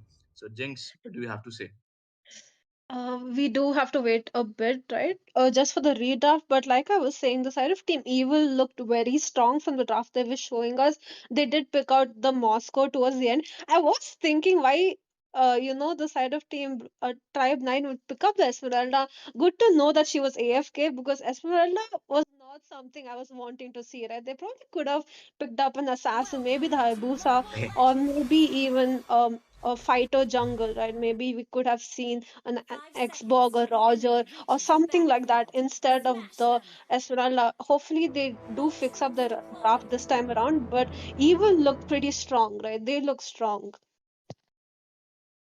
Mhm. You know what? As you said, that they could pick a better hero than Esmeralda. I'm kind of getting offended because she's my main. So yep, and unfortunately it's the truth in this current meta. So yep, they could go for the new hero because Esmeralda in this current meta and in this specifically in this match is I think is not a quite good pick. And as for the redrafting is concerned, I suppose it will be just the Esmeralda will be okay. We will just think out at how the redrafting will happen for now. And I'm seeing, let me just ask you, if just it's a big if Tribe 9 wins this match, like how Lafu Kabi lost in this tournament. So do you think that they might get the kind of what you said it earlier, just early before the conversation. I'm not getting the word, my bad. So do you think that they might become a new Indian good powerhouse kind of underdog thing? You know what I mean? I mean, I feel like even if they win out against Evil, we would want them to maybe win more matches, right? More tournaments before we call them the sort of powerhouse team of the next best team in India, right? You can't just say because one match, one mistake can cost you the game. I think we've seen that in this tournament already, where just one mistake, I think it was specifically the ABM, where they were losing quite a bit against a sort of newbie team, and the opponent team just made one mistake and ABM won out, right? And if the same thing happens, it might just be luck. So the side of Team Tribe 9 would probably have to win quite a bit of matches, show us what they're capable of. We can't say much because this is just single eliminations, right? They have one chance to prove it this time around, but there are other tournaments. So I can't say right now. I can't say, but they just have to prove themselves, right? Keep on playing good, show us what they got. Yep, and this is what the tournament is all about. We can see a possible new team coming from this tournament and dominating the Indian subcontinent with their names, or maybe we can see the many new teams come up. So, yep, I think that's going to be it. But yep, as we can see, the redrafting will happen soon enough. And with the redrafting phase, I have quite a lot of question for now, but for that, in my opinion, in redrafting, because I have played couple of tournaments myself, and I hope you also have played a lot of tournaments. So when the redrafting phase happens, I sort of feel that there might be, okay, first of all, there might be something issue coming up from the player. I get it, I totally get it, but I sort of feel kind of un what do you call it? I can't speak the word. So yep, let me just ask you: do you think redrafting can affect any kinds of gameplay coming from both the teams?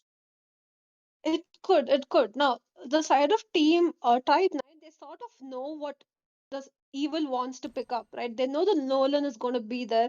They know that they have a high loss. They know the composition the side of team evil is going for is probably a front to end composition. They had the front line, Edith, as well as the high lows, and the back line, right? They had the Vexana as well as the Moscow. So they know the draft that they're going to be going for. But hopefully, I Yeah, mean, hopefully evil can pull it off, right? Even though the side of team Tribe 9 know the draft, they only get to change the Esmeralda, right? They don't get to change anything else. yeah, Uh, yeah, yeah, so how much can they counter with just one pick, right? Can you pick up a hyper that's going to counter them? Hopefully, assassin, right? You pick up maybe a good assassin this time around. Pick up maybe the Hayabusa or the Ling. I'm not sure if it was open. Maybe pick up the Roger. Something that can dive into the backline. That's something you want to be looking for. I mean, I don't know if they play the Fanny, right? If they played the Fanny, I think it would be really good here. yeah, exactly. And for now the only Esmeralda pick will be getting a new hero, and you can't defend a lot of heroes with that one pick. Or maybe just counter a lot of hero with that one pick. But I think that can affect the gameplay against evil, and sometimes issues can happen. We totally understand it. So now my question to you is, okay, which, as you mentioned, the Fanny could be that hero. So do you think that there might be any other possibility that could be, Team Tribe 9 can pick here? I mean, it definitely has to be assassin. Not sure what they might go for. The Xbox might work out because you want someone to maybe, chunk down the Hylos as well as the Edith, and Xbox with that true damage might help out in their case. But his farming capabilities is a bit low, right? Other than that, we do have to see what they're going to pick up instead. Maybe we can go into the draft, see what they want to show this time around. We're going to see a few bands coming in as well. I'm not sure though. So was this the same bands that they did last time around? Yeah, I suppose because Grok was banned, if I remember correctly. And now, if they don't even do the same bans, I think the only pick the change is gonna be the Esmeralda. So even they're gonna do it every very fastly this time because look at that Stinky going with that Ruby, and we already know the draft. So now only the Esmeralda pick can be changed. And I've got to ask you, you viewers, which hero do you think that we can see in this match 4 of the evening? And round 3 they win, and I'm pretty excited to I have so many guesses for the hero because as I have seen Alucard, I'm hoping to see some new kind of creative hero coming in from the time of Tribe 9. Okay, I think they went for the Louis. Louis, I think they already picked it out, right? I think she was the last pick from their end. But now that I see the bans, Hayabusa is open. I don't know. I'm rooting for the Hayabusa because I feel like he'll be really good here, especially against the Vexana as well as the Moscow pick that Evil had picked out last time around. And he's probably one of the only assassins right now who can actually match Nolan in farming. And Nolan has extremely good clearance, right? He can clear those minions pretty quickly, come into those team fights quickly, and probably Hayabusa is the only one who can counter him at this point. Now, they're going to be banning out second phase heroes. Last time around, they banned out the mages uh, by Evil, and now we have to wait and watch the hyper pick from the side of Team Tribe 9. Um, I hope for an assassin, but I wouldn't mind a good fighter as well. Xbog, Roger, something like that.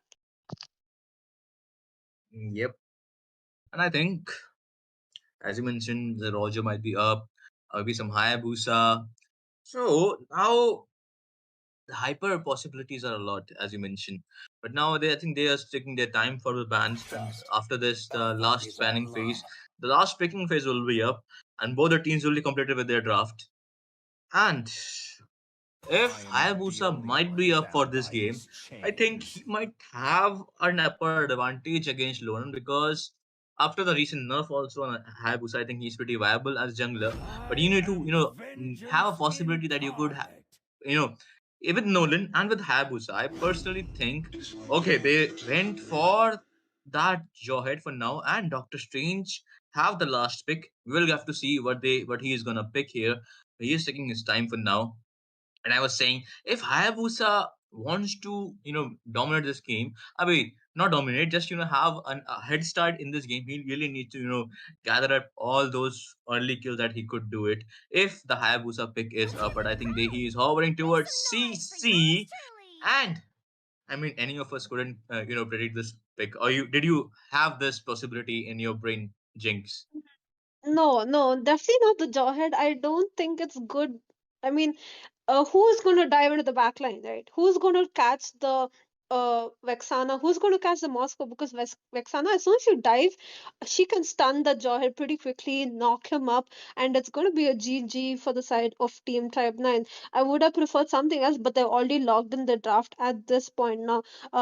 Evil here teasing the show, and they pick it up as well. So that means much more crowd control from there, and Jawhead is going to have a pretty tough time if he wants to engage at the back line.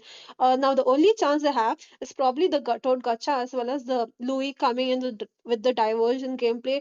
Dive in, do a sort of look here sort of a thing, come in from the back and catch the Vexana as well as the Moscow without letting them know, right? That's the only chance they have right now to be winning those team fights. Yep, exactly. And now we are on the loading screen, guys. And I know I will take a brief moment to thank you guys that you guys joined us in the stream. So please like, share, subscribe the stream. And we are very grateful that you guys are here to watch us. And I hope you will enjoy this exciting match between Team Tribe 9 versus Evil Esports. And this is round 3, day 1 of the Northeast Cup. And now, Team Tribe 9 is on the blue side, Evil Esport on the red side. They are going for that head start, jungle start. Okay, that was a pretty good rhyme, to be honest. And now we are moving on. Look at that. Okay, so both the jungle has gone with a standard rotation. I gotta ask Jinx that what do you like? Do you? But okay. I'm not getting that. Do you predict that there might be a first split coming in soon in just 2 minute mark? Maybe, I mean, Vexana is sort of rotating quite a bit too deep, and she let Edith get the farm instead. They're sharing that mid lane goal, or that means Vexana does not get that level 2 right now, right? She's going to do a rotation towards the bottom lane. Meanwhile, though, Rook here being a bit annoying, trying to disturb Jawhead's farm, but Jawhead is still taking the red buff, and this is where it's going to start affecting them, right? Because look at that, Nolan is already level 3, and Jawhead is just level 2, still needs to take his purple buff. It's already 1 minute into the game, and this is where the rotation starts falling off, right? If he had picked up an assassin, might have been better, but they've already committed now. Uh, Oh, Nolan here already doing his first rotation, chunks down the Ruby, does not get that kill, but that one resource is wasted. No flicker. yep. But now she will not have the flicker for this first turtle fight.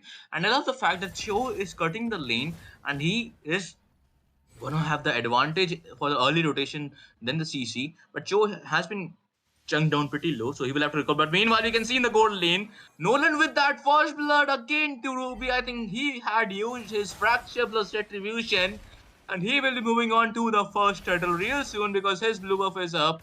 And look at it, the particular timing. His blue buff and the turtle are spawning at the same time, and Jawhead is right there with his eject, and there's a taunt coming in. Okay, that's unstoppable force from Jawhead. Okay, that's a fracture coming in from Nolan, and Vexana getting the kill. Doctor Strange was there to help a little bit, but fails to do so. What a pick off. True, I mean, and committed at the wrong time, right? Vexana, Yeah. Jawhead knew the flicker was open, went in way too deep. Now, once again, Eh, CC that's as our well. way of the dragon right there. And now Louis getting down. Moscow with the spear of destruction. Sim Ginger is gonna have a very hard time to take this turtle. As this first turtle, I think the advantage is hovering towards Eliminators, and they will get this first turtle. I mean, what a team fight that was. Sorry to cut you out, Jinx. I mean, that was fine, but they are sort of face checking the bushes, something you don't want to be doing now. We're going to see a 4-man rotation on that Ruby once again. No flicker. She's going to get caught out, and she does kill, goes to the Cho. Cho rotating from the bottom to the top, right? Pretty deep rotations from the side of Team Evil, and good communications from them as well. They got the turtle. They're winning the team fights 4-0, and the goal lead, a 3K goal lead to the side of Team Evil. And this is when the Nolan can start a snowball, right? Maybe go in for those. Oh, and he steals out the red. I mean, no, he did. Jawhead got it. They likes to play with us. But for now, we can the earthquake shatter. But Vexana getting the kill before the earthquake shatter was capitalized there. But that was a good capitalization of that opportunity. So far, so forth, a fantabulous gameplay we are seeing from Evil's Esports. Because as you see, Joe is getting a head start for that rotation. But we can see a possible gank in the EXP lane. And Vexana senses that there was someone in the bush. But yep, there was in the bush. And he will not. Okay, that's a way of the dragon. But will be cancelled out with that stun. Unstoppable force, but that's a primal wrath right there and getting the kill of the Jawhead that Edith. And now they will be going back, guys come back because we have had enough. But wait. I think that's how Nolan is going for that kill. He is hungry. He wants more food. Give me more food. And he is getting that food, getting the kill of that Luo E right now. And Vengeance will be popped off from Ketod Casa. What a team fight from for Evil Eastwood. I mean, focusing on the back Oh, game also. and they're not done. Look at that. They already want to engage on the Ruby once again. She switched out to the CC, but it did Okay. not work out for her. Once more flicker coming in, but she does not Oh, manage to dodge the null. If you can see here, so like Ruby as well as CC, they switched up. Ruby realized that she's getting ganked quite a bit. Maybe CC can do better, but she was not doing better in the oh, EXP lane yo. either. Nolan, one more kill on Jawhead, and top lane. Moscow gets that kill on CC. Now Jawhead though 0-3-0 as the hyper for the side of Team Tribe 9. That's not something you want to be seeing. Hey, yo, man, that's a very beautiful. Okay, look at that monster kill coming in from VIV, and look at the diversion gameplay. Okay, that's a good escape. Top 10 anime escape right there, guys. You saw it, and I think now VIV is going for that blue buff, and he will. Okay, that's a curtain call from the CC. Will be getting two people, but not enough damage to capitalize on that beautifully ult coming in from the CC. But look at the Spear of Destruction is right there. Will Moscow go in for that kill? I don't think so for now. And look at that, 4 people are in the mid lane. And now I think Team Evil is focusing on that objective. Now they will start to get turret because already they get the head start. Look at the goal difference is approx 6k. And when you have the 6k difference in just 6 minute mark, that's a beautiful, for 1 minute per hand per thousand kills. So yep, that's a pretty good lead to maintain for now. So Jinx, what do you have to say? Yeah, I agree with you. Right now, they can totally start to snowball. Now, meanwhile, Edith going in for a bit of engage, but Gatot Gacha in response does a bit of a knockup, but gets no one. Ruby as well. I am offended there. Snow, I mean, Soul. Yeah. Are you offended, by the way? Okay, I'm just kidding. I'm But yeah, look at offended by that. the That's the way for gameplay. the dragon right there. And Vexana dashing out a lot of damage. Double kill for that Edith with the help of Vexana. And they are, they are 4-man ganking every time. And look at the Moscow. You guys gang. I will just, focus on the objectives. And that's what you guys also should do if you are a gold laner of your team. Because I tend to forget, I have to take tower when I play gold lane. That's my bad. But look, moving on to the game. Look at that. Now they are not stopping for now. They are also going for the tier 2 turret. And it's just 7 minutes. And look at that fracture coming in from the Nolan. Beautifully played by Nolan. He was waiting for his prey like a predator. Will be getting his prey and will be moving away from his prey where his prey died. So basically, this was a team fight. Jinx, what do you have to say? You asked me if I'm offended. I'm offended for the side of Team Type 9. I mean, the dominate from the side of Team Evil here, right? 0 to a 15 kill lead. They have a 10k goal lead. They have the full map presence right now. They're everywhere, right? There's nowhere the side of Team Type 9 can go to escape them. Now, once again, Cho trying to engage, just doing a bit of zoning. They want to get that tier 2 inhibitor as well. And maybe now they're going to focus on that mid lane. Now, Edith here coming in with that flicker play. Oh, that's a good avatar of the Guardian, getting the 2 people stand there, but the way of the dragon inside the turret, and that might be a misplaced.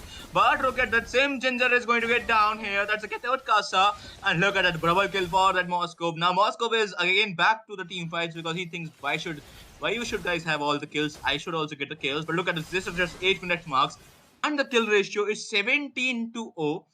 So I think Tribe 9 need to get their things together for now and really try to focus on getting a few pickoffs in this game if they want to be in this game for now, as the Lord will be getting up in just 50 seconds mark.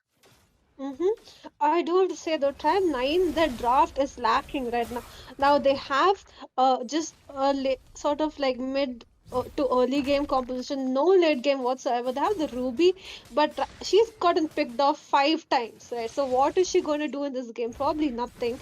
They don't have a marksman for that late game. It's going to hurt them now. Vexana here going in with that ultimate knocks up 2 people, and Moscow gets that kill, and they're going to be chunking down that tier 2 turret as well. Maybe now they're going to focus on the mid lane. Meanwhile, the Nolan running away from Jawhead. That's the first time this game.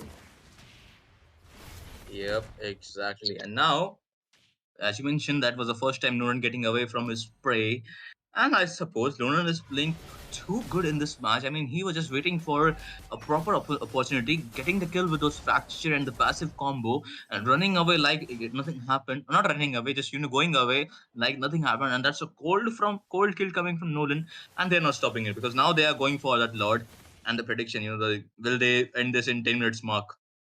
I think they cannot for now. But for now, I think they will get the first Luminous Lord, and I think they're looking for one more fight as Winter Crown is already up from this show. And look at that. This time ejected is there, but nobody holds it. That's a close call. That might be the first kill. That would have been Nolan, but nobody holds there because Nolan will run away with Slither of HP. Good stun coming in from the Edith. Will save his teammates.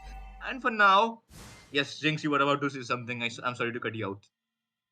No, I wasn't, but I do have to say Jawhead does have the damage, but sadly his team is not there for the backup, right? Maybe a bit of a communication gap. Maybe Jawhead should have said, see, I'm going in, come and support me, guys. But the Vexana was there to, sort of zone them away. Now, Lord is marching down from the top lane, and Ruby gets caught out before the Lord even reaches the base. It's going to hurt them because Ruby's probably the goal laner in their match, and they need someone to be chunking down the Lord because then Moscow is targeting those turrets back to back.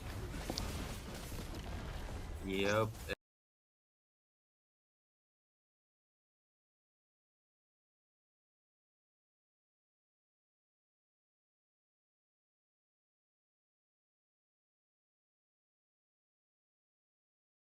Okay, that's a vengeance popping off from the CC, Avatar of the Guardian, getting the two people stunned. Wait. That's a good stun coming from the Edith. Legendary coming in from the Nolan. And Nolan with the double kill again. Spear of Destruction from Moscow. And the last way of the Dragon for the style. As this match will go to the Evil Esports. Wonderfully played by Evil here. And Tribe 9 really tried their best, but they couldn't, stand the domination coming in from the Evil Esport. I'm sorry for the strong words, but I think, I'm sorry. I'm really, really sorry for the strong words, but I think Tribe 9 really made not only you offended, but me also offended in this match because that was, a good game from Evil Esport, not a good game from Team Tribe 9. Now, going back to Peachy again, what does she have to say about this game? And please let me know all your opinions, both of you. Hello, Soul Sky, and what a game coming in from Evil Esports. That was Oh, highly unexpected. The poll should be that will Team Evil Esports will be giving Tribe 9 the space to get a kill because they were on a zero kill. An utter oh. shock. With that was really a good gameplay coming in from Viv as well because he was able to farm that early game. He was able to get that early game dominance, which was very crucial for that Nolan. And with that, he really took that game away to another level.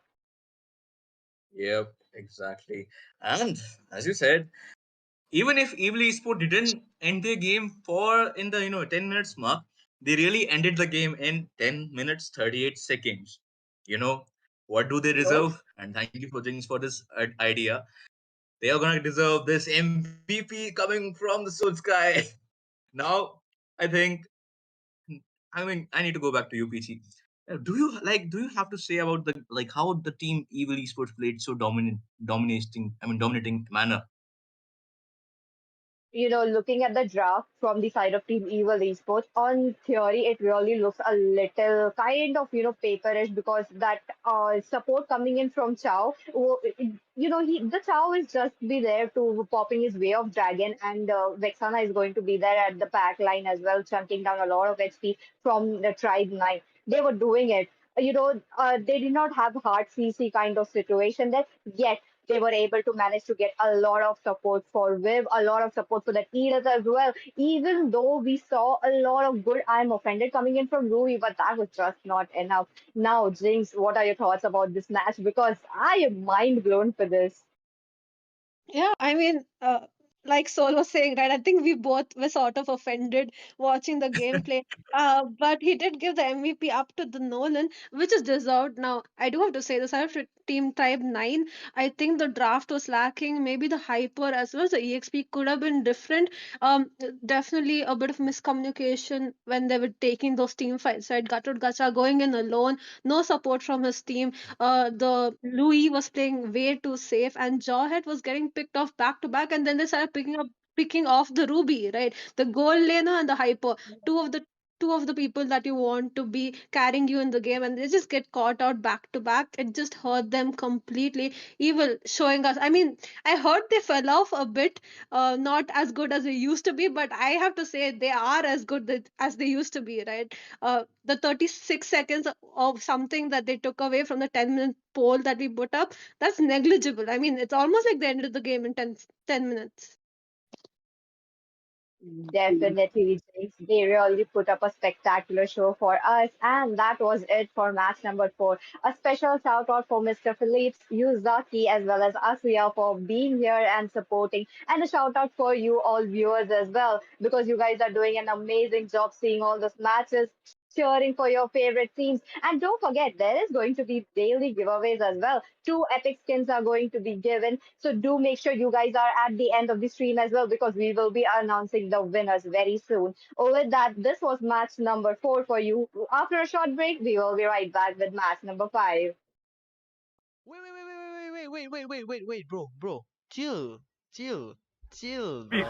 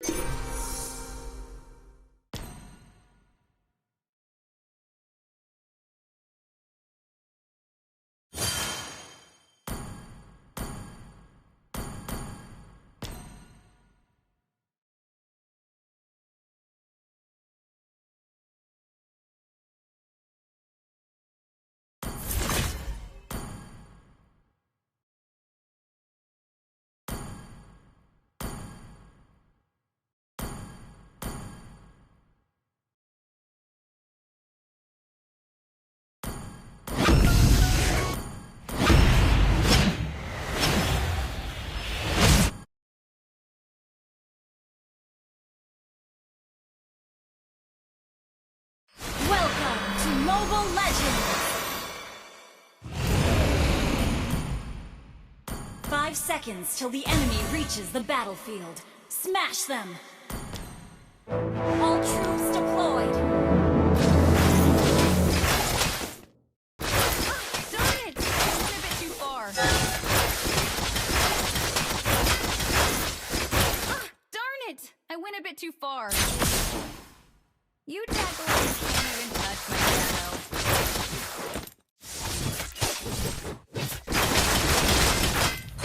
Exposed!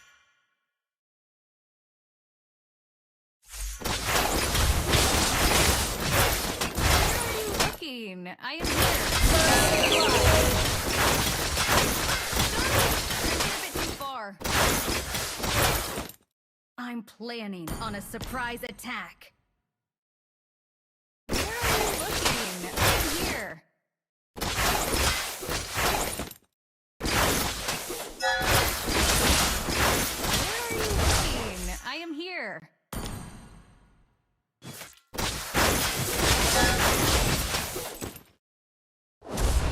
Some birds are never meant to be caged.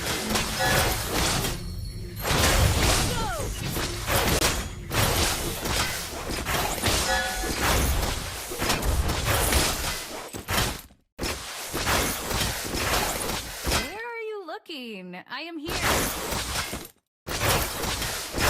I'll show you how to dance in midair.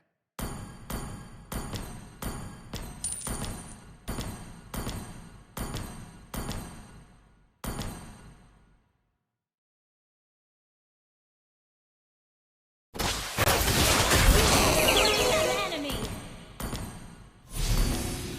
Step, circle, swing.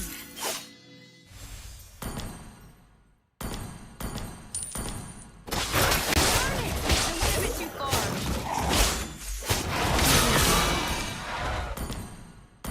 Don't mind me, just a little birdie passing by.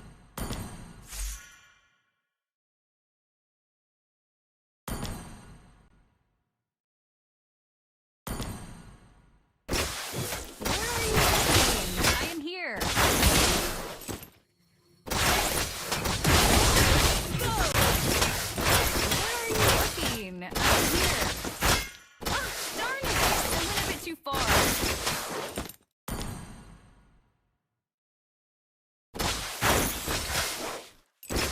Where are you looking? I am here.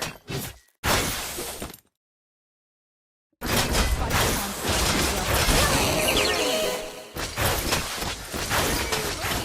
I am here. Needlework? Not my thing.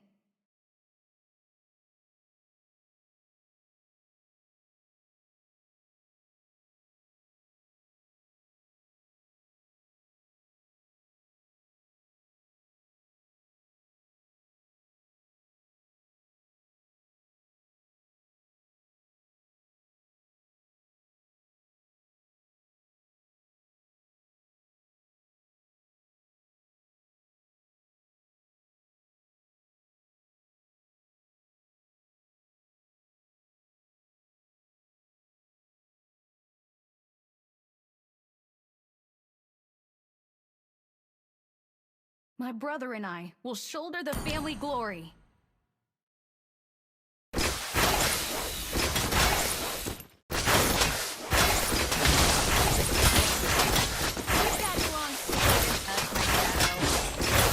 Darn it! I went a bit too far.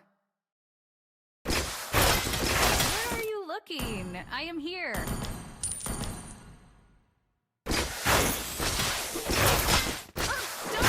I went a bit too far.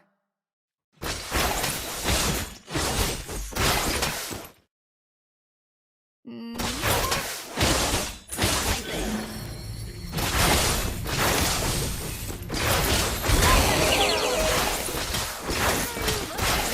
am here.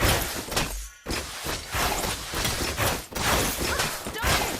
I went a bit too far. Where are you looking? I am here.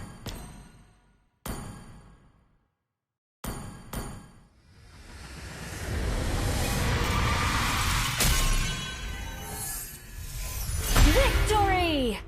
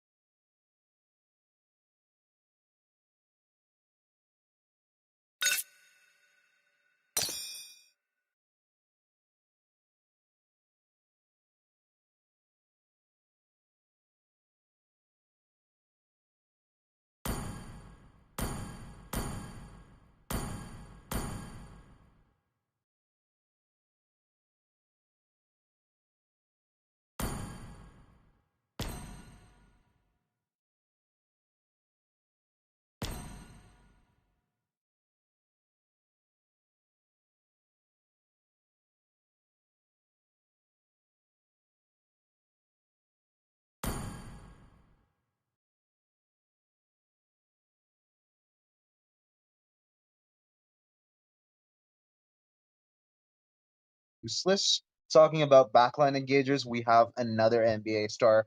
It's a break, like it's a make or break situation with Phobius, but usually it's make.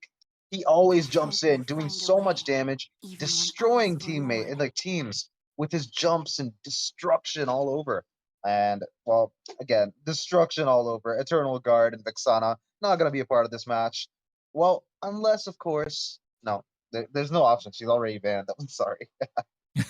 No, I mean, I was looking at the lineup of TZ, and like you mentioned, it does look like an NBA game that's going on, right? They got the point guard in the form of the Zushin. They definitely have a center in the form of the Gato Kacha. It's going to be diving in with that avatar of the Guardian, trying to dunk in straight on breastplate. And guess what? The Moscow's not going to do anything because I bet he's under 5 foot. And going up against a giant like Gato Kacha, providing that CC, those taunts that come in, providing the avatar of the Guardian, just alongside Clanshin, who might flex this Ruby until the very last moment. Just goes to show TZ are definitely not to be played around with. So dads and sons better be on their guard, or we're gonna see an upset. And speaking of one, they take off CC completely from the land of Dun, because it's gonna be a problem against the Gato Kacha and the Ruby in lane. So they against the Khalid. But at the same time, they do not want to get pressed upon. Like you mentioned, this Fovey is trying to dive it on towards them. Oh my goodness. If they go for the Nathan, they're going to go for the front to back composition. And I smell trouble for Team Dads and Sons. For Dads and Sons, I don't think so because, well, they have enough CC with Tigreal and the Khalid. To be fair, Tigreal is the only hero in Mobile Legends that has a crowd control rating of 10. Talking about crowd control ratings, it's just not going to be that much on the sides of Dads and Sons. Oh wait, we see Lu Yi getting picked. I was totally locked in for that Yve because, well, Yve doesn't get that much credit. She's not a meta pick. She's not that strong. Well, not like Aurora, Lu Yi, and everything, but she does have a lot of value. It's hard to catch her. She's like Novaria, but the pre-Novaria era Novaria. If that makes any sense. Yeah, I get it. I get what you're saying, Crooks. I just say you want to see a kill box with a lot of people playing basketball. That's all you want to say, right? I know we know you're a basketball fan. It's just a matter of fact to see if you're Lakers or Warriors. That's the only question that's remaining. Because right now, Lord Insane going in for the Hayabusa means that he's going to lock down on this Nolan and the Zushin. So the Hayabusa 100% counter to the Zushin indeed. Just goes in with a quad shadow, Ogi shadow kill, and next thing you know is Zushin's just toast completely. And at the same time, they prevent the dive with Invoker on the Aurora, which is absolutely beautiful, just covering their bases. So like I mentioned, Dads and Sons just added on towards their draft and made it an absolute monster one. But on the other side, TZ locking in that Nolan means they want to get the early game pressure going on. They want to provide that early snowball. They want to take the charge. And will Nolan actually have the contribution in the early game that we like to see? That's the question we got to ask. But for now, Crooks, what do you think? Which team you gonna go for? I'm gonna actually completely put my. You know what? It's in the bag for Dads and Sons if they know how to actually play. No, they do. I'm so sorry, they do. I've seen them play so well. They have this insane strategy. They have this insane strategy where they engage, disengage, and then counter engage the enemies. They bait the enemies to use their spells, and then they counter engage, jump on them again. It's just mind blowing whenever you actually see that happen. Like in the main team fights every single time. Hey, speaking about that, we're gonna get straight into the land of Dawn, ladies and gentlemen. Round number 3 indeed. We are at the Northeast Cup, and right now it is all for glory. The fight to move on to the next stage, as we have Team Dads and Sons on the blue side, and on the red we have Team TZ, who want to stop the Rattlesnake from going ahead, and Doom leading the charge as the head of the Rattlesnake. Might be a problem. Look at that. He gets the Sacred Hammer already, Crux, just to provide a lot of CC, and that's how you stop the Zushin in the early game, and that's what Doom did. So now only a matter of time. Corey, once again, the early rotation. They're already dominating the game. Yeah, right now, if Hayabusa goes and tries to invade for the blue buff, it's going to be an easy blue buff because Nolan actually wasted it on the red buff. Khalid made sure that he actually did that. Well, we see that Tigreal and Hayabusa are taking down that Gatot. Oh, I don't think it's possible, but guess what's a 4-man pincer coming out? That's first blood going onto the side of Dads and Sons in the hands of Doom. Not the one that you want to give the kill to, but it's all right. First blood is first blood. They got 4 assists in the process. And right now, all attention to the goal lane because you have Beatham here rotating alongside Doom. And look at Doom. He is just not letting anyone take that gold crowd. That is utter domination coming in from that roamer. But at the same time, Invoker will be next on the chopping block.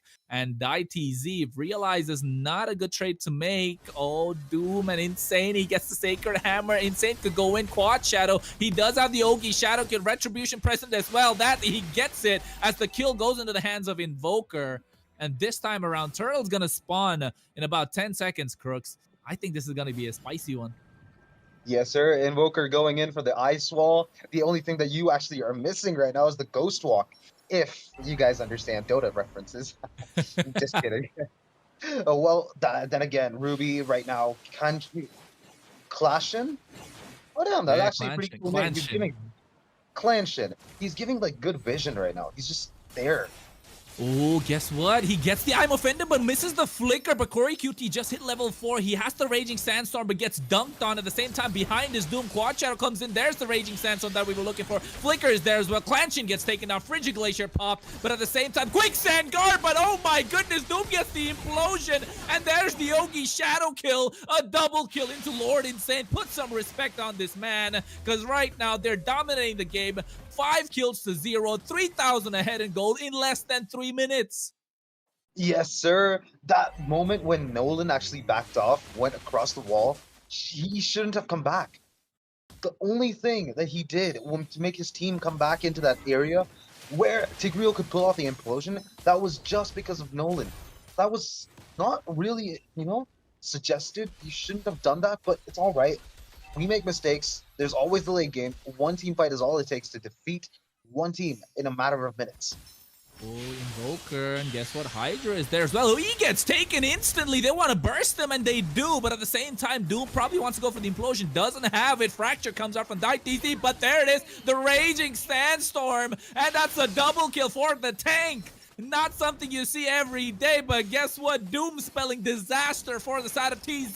He goes into the Quad Shadow Lord Insane, but gets back because he doesn't want to get caught out. And right now, Breastplate going ham on towards them on the bot side. And Clanshin as well as the last one left standing. Hydra comes in with the Avatar of the Guardian, but misses completely as Lord Insane just wants to get out, gets taunted once again. Corey QT with the Quicksand Guard gets his HP back up. Imba here right now, caught between a rock and a hard place, went down as the side of Dads and Sons 10-0. All the early game snowball we're talking about gone away. The kill pressure from Nolan is completely non-existent.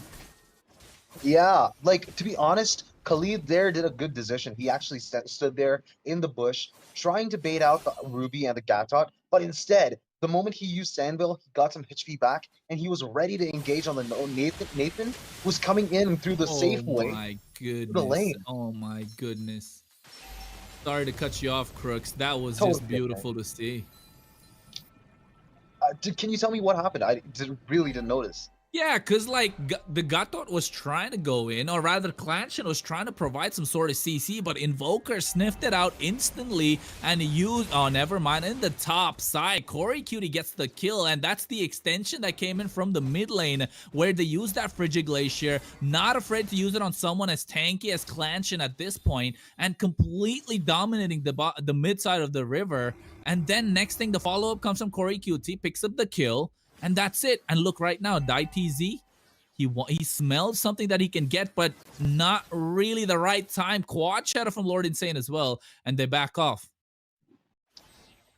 To be honest, I have not seen Tigreal players play this good. He's making setups in bot lane for Khalid and his Raging Sandstorm. He's giving the vision that is most required in a MOBA game. And that's what I was talking about earlier, Crux. 100% counter to the Zushin. Meanwhile, on the bot side, a solo kill as well. Coming out from Breastplate. Corey QT just bullying the opposition right now as they get the mid laner. I mean, the mid lane tower, as Doom here, he gets the Sacred Hammer on towards Planch, and Don't Run Wolfskin comes out, but guess what? Instant freeze with that Frigid Glacier, taking them out. They get the bot tower as well. Corey QT in the opposition half. He goes in with the Raging Sandstorm, flickers, and gets Die TZ, while Hydra here should be next on the chopping block, and so is Monkey. He gets taken down, but the Avatar of the Guardian provides the CC, but there is no follow-up. Timba is there. He gets taken down as well. That's 4 in the process. Clanchin coming in, and he realizes if he goes, he will be the next one to fall. As the side of Dads and Sons completely dominating this game, and guess what, Crooks? It's 18-0 already. 18-0 and a 9K goal lead within the first 6 minutes, guys. And they have 4 towers gone.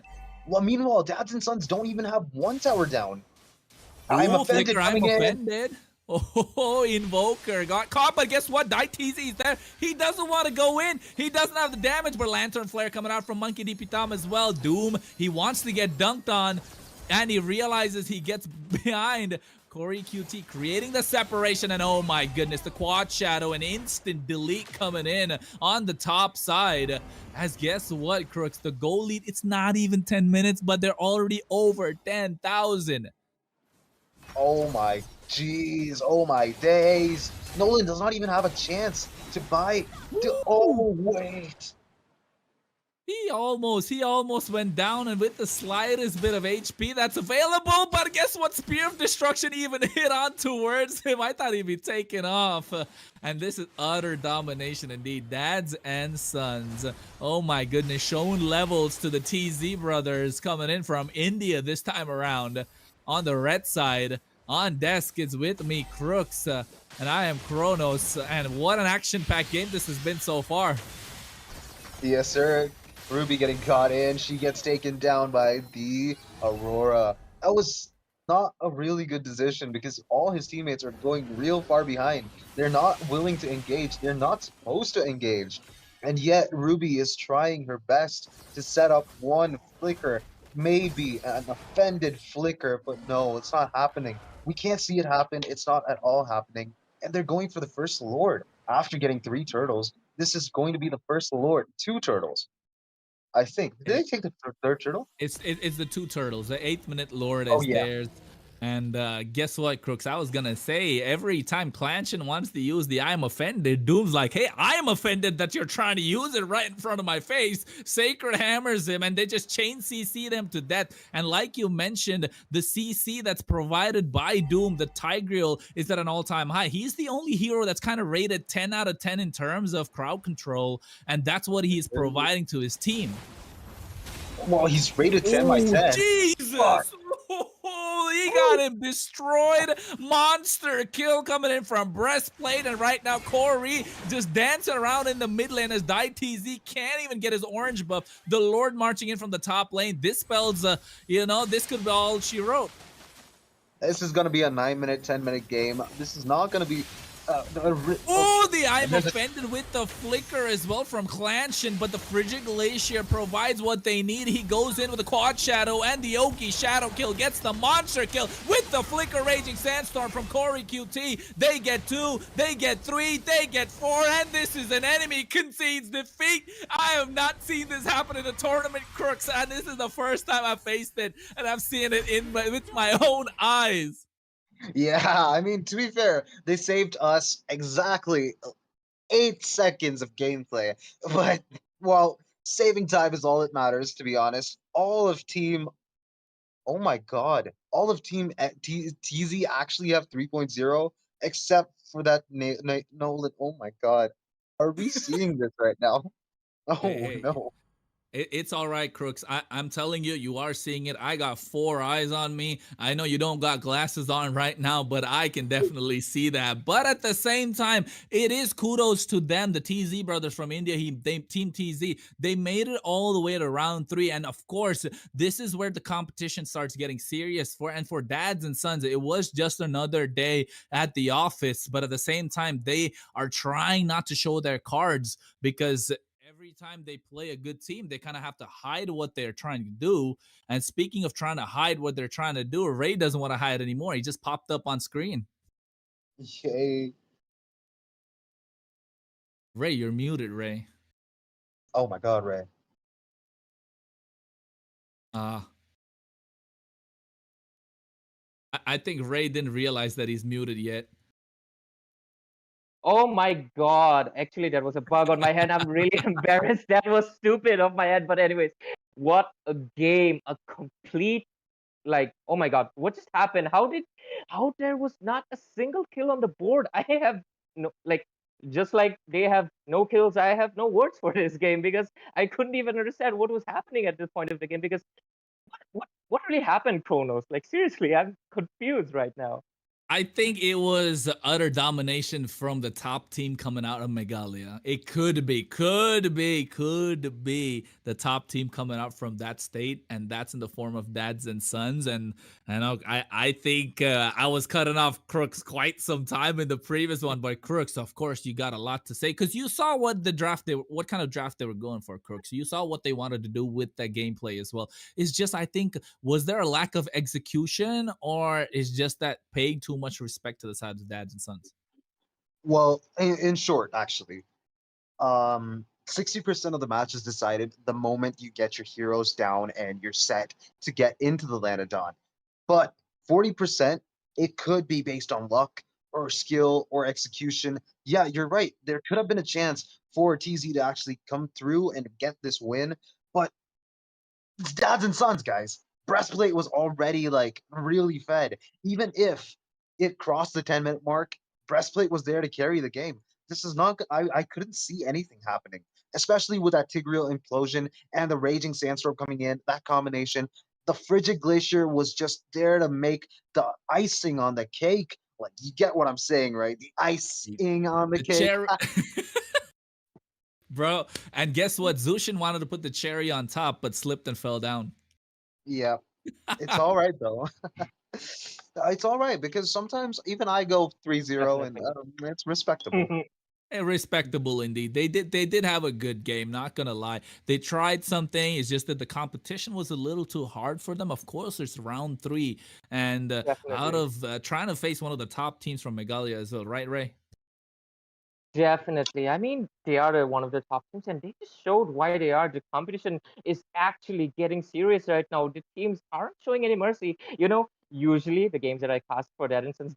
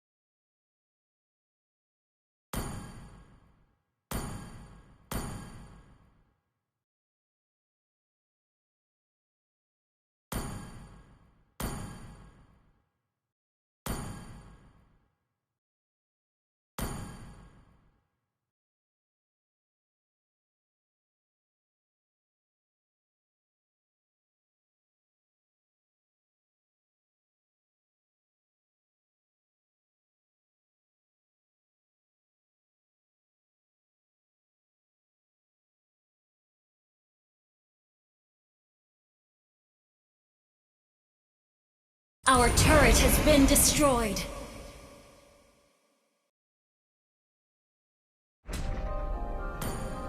Your team destroyed a turret.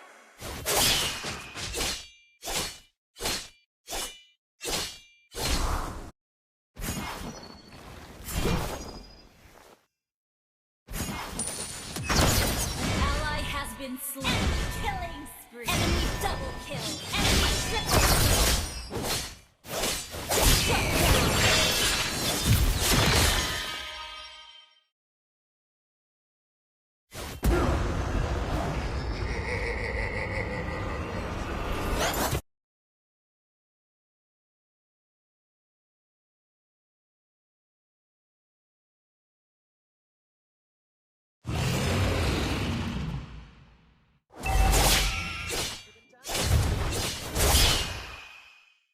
Ult is ready.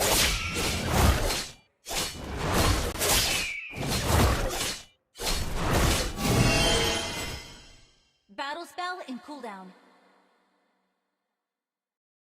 Battle spell in cooldown.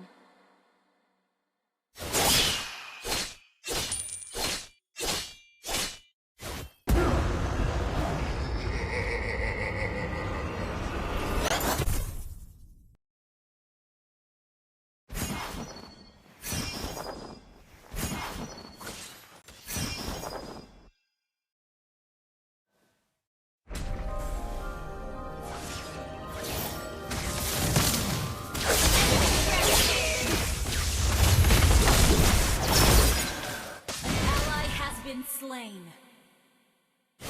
Initiate retreat. Ult is not ready. Ult is not ready.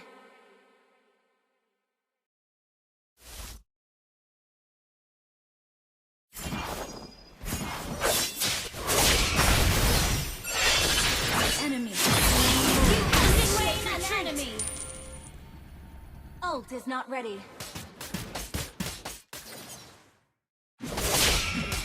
Ult is not ready. Ult is not ready.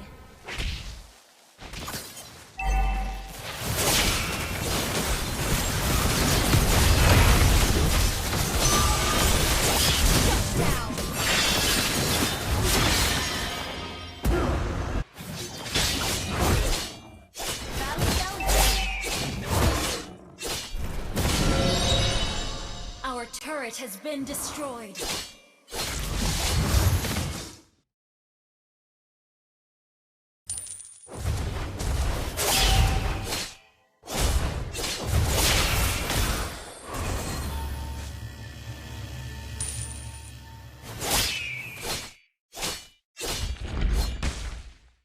Ult is ready. Battle spell is ready.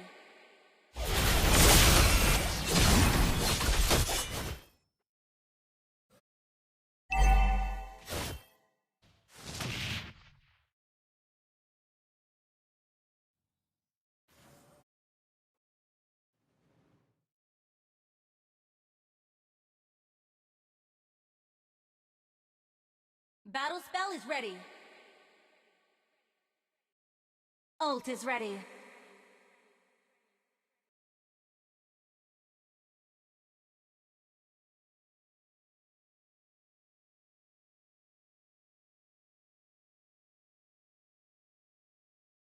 Battle spell is ready.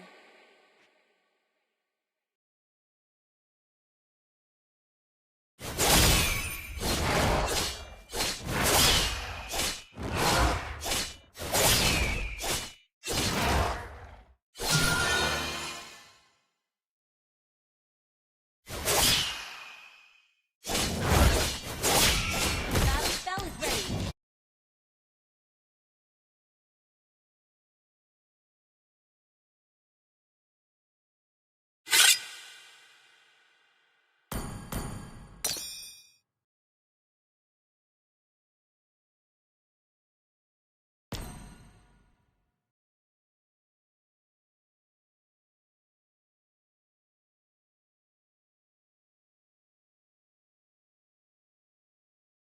They kind of show mercy. They kind of, print epic skin, and Blank who has decided to go for the carry epic skin. But with that, I want to ask Chronos and Scarediot, like, which skins would you guys would have gone for? Although I do see two skins behind you guys. I mean, I was gonna say if I got the epic skin, I'd probably go for a Claude epic skin, one of my favorite heroes in the game. You can BMI, go in with that blazing duet in the back line, make make people go gaga. So yeah, that's what I would pick. But what about you, Scared? I mean, We you know really the do. answer. You really We don't need know to the answer that answer. question. It's always going to be Hanabi, bro. It's always to be Hanabi. Every single skin of Hanabi, all the skins of Hanabi, absolutely close to my heart. But yes, again, thank you so very much for that introduction, Ray, as well, because I'm really excited after that pumped up introduction, specifically telling us about the winners of the giveaway as well. Now, I don't really want to, spend any more time, but I'm excited about what this matchup might bring on the table. Definitely, definitely. I mean, I want to just mention one thing, scared yet you're not alone. I'm also a Hanabi maid, so plus one on that. But with No. that, This with is that, why you have me in the middle, guys. This is why you have me in the middle. We gotta divide the Hanabi mains. That's better than your Link gameplay, bro. Hey, yo, hey, uh, that's a low blow. That was a low blow. That was a low that is blow, scared. My lane is still better. I will say this time and again. You guys will see it when I'm not at 150 MS. But Sure. anyways, hey, Ray, I think I don't know. Ray, you want to throw us into the game or what? Usually I would really, really enjoy you guys slandering because I still remember your squad names, Adam Tech and 150 others. But we have the two teams waiting in the draft section already, so I will be leaving you guys into the game right now, and I'll be waving bye.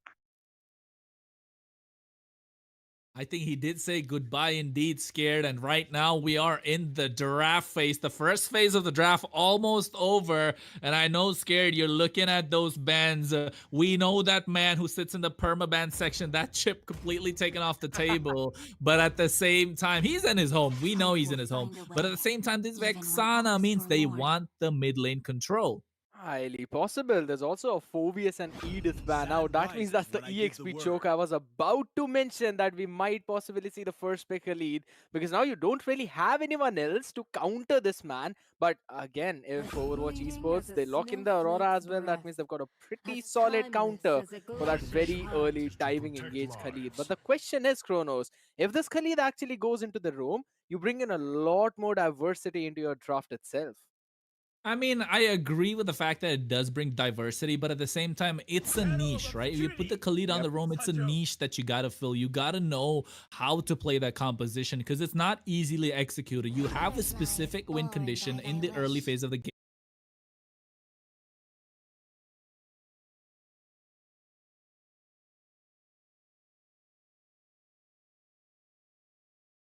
And you gotta hit that mark, because if you don't, then you let go of all the control that you have in the early game, get into shambles in the mid game, and then late game you're just not going to be able to do anything because you're going to be looking around for answers. And look, speaking of answers, they find the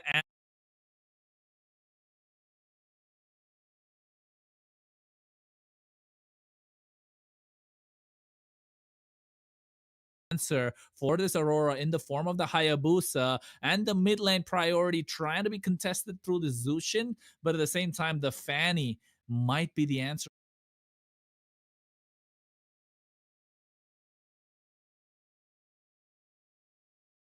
on the other side.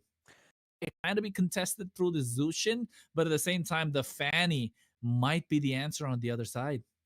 It could very well be, but here's the thing. With this first phase of draft itself, you know that the mid-river control is clearly being won by Overwatch Esports. They've got the Aurora who will clear the way faster.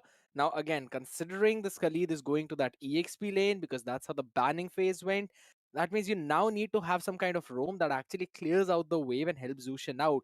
One thing that I kind of feel like might help in that case is a Grok. So Overwatch might want to ban it out or choke it down. But here's the thing, they were showing the Fanny, so Marv have just gone in for that Fanny ban. Plus, again, could have been a very good in and out dive in hero because that's what the composition of Overwatch is kind of looking like with their high loss.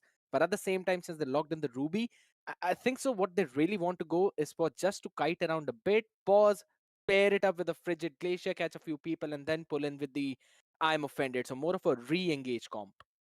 I mean, yes, they are trying to go for the re-engage. Rather, I would say it is more of a disruptive comp, right? The re-engage is the word we use often, but more of causing chaos and havoc in the land of Dawn, especially in the hands of this Ruby. Like you mentioned, you want to avoid them or catch them off guard when they're diving, but that's when the chaos is created. And then someone like Team Moff actually kind of have trouble when there's a lot of chaos. So banning out the heroes that need some sort of organization in the form of this Harith and the Moskov being taken off means that they're cooking something on the other side. But what they're cooking, we're not sure of. Only time will tell if it's spicy or is it too sweet for our liking. Ooh, picking up the Alpha as well into the mix. Now you've got a couple of heroes that actually like to dive in, couple of ones that really want to stay at a bit more back. Neo picking up that carry, locking in. You didn't really have a lot more options in that goal lane itself. So it's understandable. But for the roam position, I'm telling you, this is like the best possible moment for them to lock in the grok. You have that wave clear with the power of nature along with the concussive blast. You're gonna try and have that mid priority as well. Plus, you can scout out Vanessa Kang on that high loss if in case it's going in for the roam position. It might also jump in to that EXP lane, and we might see a Mathilda in the room to kind of pair it all up and create some more chaos. But I mean, I think so. I'd be in on Tigreal, but yeah, I mean, Grok is like the answer in this case. Yeah, I mean, it has to be, right? They need that wave clear. Yes, you can go with the Tigreal just to provide a little bit of a disruptive flow once again, but they do have that CC in the form of the Khalid. They do need that wave clear to get that snowball going and snowball early, so that Grok is the right answer indeed. I never doubted your knowledge, Scared It. But on the other side, I think this Gatot Kacha is not something they should be looking to work. So that means this Ruby's going to go into the goal lane. We're going to have an EXP Hylos against a Khalid, which is already sort of a losing matchup because you get poked out quite a lot. Unless they put this Hylos in the roam position, I think that would be more favorable. But then Gatot Kacha and the EXP kind of, again, you're scratching your head for answers at this point. So I'm liking Team Moth's draft, but just because it's easier to execute. But in the midst of the chaos, I think Overwatch will be able to pick it up. What do you think? Here's the thing again. I'm gonna say the exact same thing. I think so. Marf have got a draft that actually might be very easy to execute, but at the same time, if the re-engage goes well for Overwatch, that means they will have the advantage. But they have to kite around really well and catch Willow's shadows. But we'll have to see. Hey, we have to see indeed, because ladies and gentlemen, boys and girls, and friends of all ages, we are in the final game for tonight in the Battle Knights Esports with the Northeast Cup that's going around for round number 3. We have Team Off on the blue side. On the red side, we have a Team Overwatch. Of course, both teams representing the state of Arunachal Pradesh. And the draft has been set. It's just a matter of time to see who will go into the next round, because it's a straight knockout. And I think this time around, Team Off definitely have the upper hand in terms of mid lane rotation and priority. But on the red side, they might just have a sliver of opportunity. That window is what they will be looking for, Scared Yet, because definitely we are too, because I am your caster Kronos. Alongside of me is the one and only Scared Yet. Scared Yet, take it away.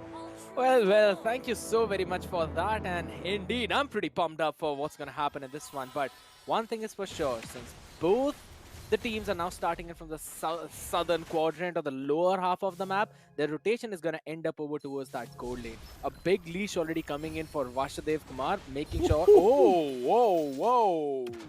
That is that early game pressure we were talking about, Scared. That's the early game pressure that we were talking about. That Grok that brings in the power of nature not only helps clear the wave, but of course it has a lot of damage. And if you're able to pick them up like Angry Cat is, oh, he's trying to make them angry, all right. The Lantern Flare constantly just knocking them up, annoying them a bit. And they're going to win the EXP lane matchup. You talked about that already. Akatsuki is going to clear that wave with his own circling strike. Is going to just move on that sand, just surf around in that river area, giving that control. So Overwatch really are not winning this mid lane. The only other place now they can look forward to is Harry Kumar, man. That's the only place where they might find some success. Hey, guess what? Vasudev Kumar as well. It's the Kumar the duo that we like to see. Not the San duo, ladies and gentlemen. Kumar duo right now. It might be a problem for the side of Team Moth, but guess what? They might actually have the upper hand as well. They want to contest Retribution to get that gold crab, but on the bot side, they are turning their attention on towards Vanessa Kang, because Akatsuki definitely has the priority in the rotation, but Willow doesn't want that, so they back off. Turtle's up in 10, Scared. It's understandable as well. He does not want to go in a bit more aggressive, but might just want to scout the place out with his spot shadows. Oh, he tries to find the timing. And he gets that as well, but Chrono Lucifer doesn't get caught out thanks to damage juggling in and around their team. Vivi and Vasudev Kumar actually providing what they need, but the turtle will be in the priority in the hands of Team Moth. Willow does get it, but right now they want to get the purple as well. Retribution from Vasudev is there. He's not allowed to use the Spear of Alpha. Here comes the Desert Tornado from Akatsuki just to zone them away. The turtle, easy peasy lemon squeezy in the hands of Willow. Nice approach. Now, even though he did not get the kill out there, he made sure that Crowlo will have to back off no matter what. Because just one slight bit of a damage and his passive would have been procced up too. And that would eventually make him just a piece of cake waiting to be bitten. So smart move by Willow and then a good zone out from Duba as well as Angry Cat. Now, no one can really reach this Angry Cat because you're playing Ghatot Kacha as the roam position. And Vasudev is the only one who can basically try and reach close in that gap. But hold on. Oh my goodness, what a wild charge indeed. Weeby gets caught out. First blood at 2 minutes 58 seconds into the game in the hands of Team Moff. What a way to pull it off. They went in all guns blazing and got that with the rotation from the bot side coming in. Akatsuki, this is what the Khalid provides, scared. And Harry Kumar might be between a rock and a hard place in a hairy situation indeed. He might get taken off because he's got 4 right around the corner. There's the Raging Sandstorm with the flicker to prevent him from getting away, but the I'm offended and the Avatar of the Guardian helping him survive. It has been a Uno reverse as they trade goal lane for goal lane, but the first one to fall was Neo. And oh my goodness, Team Moff have something to look up to because this is not going to be an easy game for them. That was absolutely the best possible result in that situation. Harry Kumar catching one. Akatsuki might be in trouble. Oh yeah, and look at that, Akatsuki right now. Oh goodness, he's able to tank and eat it all up thanks to that quick sand guard. And Vanessa King and Vasudev Kumar actually not rendered completely useless, absolutely, as Angry Cat right now looking to pick them up, and he gets taunted by Vivi. Should be getting caught by Crimson Beacon, saving his life as the quad shadow comes out from Willow, but Duba, ooh, he's playing with fire, Willow. He is playing with absolute fire. The only reason why Akatsuki survived down there in bot was because Duba went in for a wild charge. Now that point few seconds of stun is what he needed to run away, but Duba a bit more than what he could chew eventually. Yeah, he's gone in. Spear of Alpha is used as well. The taunt comes into play and the kill going into the hands of Chloro Lucifer. Should be able to help this Aurora scale into the mid game where he can provide all these constant CC. So it's going to be a CC versus CC matchup, but the Desert Tornado from Akatsuki poking him out as Vivi here wants to go for the taunt, but Angry Cat just zoning them away with that Lantern Flare. But Crollo Lucifer gets caught out. The flicker comes in at the right time, and the passive just saving his life. Oh my goodness, what a beautiful micro play. Indeed, but no more passive for the next 3 minutes as well. That's a big problem. Alright, Neo is the one who actually gets that turtle. I think so it's absolutely fine, not a big problem. But again, this EXP lane matchup is where the constant trouble begins, Kronos, because we're seeing the constant rotation by Akatsuki. They're trying to capitalize onto this early game, and they're making sure that Willow is the one who's getting that goal. Neo is the one who's surviving. Oh my goodness, speaking of, look at that. Frigid Glacier comes out right after the wild charge as well, and Willow was caught between a rock and a hard place, didn't want to overextend, went back using the remaining quad shadows and kind of helped him survive there. So a little too early to try and get that snowball going, but Overwatch just preventing them from doing so. Just coming back, look at the bot side, Raging Sandstorm to get out of harm's way. They can't really do much. He goes in, he gets that gold crab with the retribution, does Willow. But right now they understand that this is the power spike of the team Overwatch. Meanwhile, Harry Kumar gets the I'm offended as well. Crimson Beacon helping Angry Cat to survive as they kept the cut on the bot side, scared, and Harry Kumar might be in a hairy situation once again. The Guardian's barrier to save his life, but he flickers out of harm's way as the top side should be easy peasy in the hands of Neo. Indeed, they're just playing in for that macro game now eventually. That making sure that Akatsuki is the one who's trying to grab the attention of Vasudev Kumar whatsoever. Plus over towards the top, they're constantly having that pressure, making sure Duba is rotating. And it all is starting in the mid lane, Kronos. And that's what we've been talking about. Every single time we're seeing any rotation, Marf is the first one to be there because they clear out their mid wave first. Crollo has to wait for the minions to be in the tower and then only they could do anything. Plus they can't control this bottom part of the map because it's Akatsuki who's constantly clearing the wave faster and then moving forward. It's like all the 3 lanes are perfectly shut down by Marth. Overwatch can't really do anything but just react.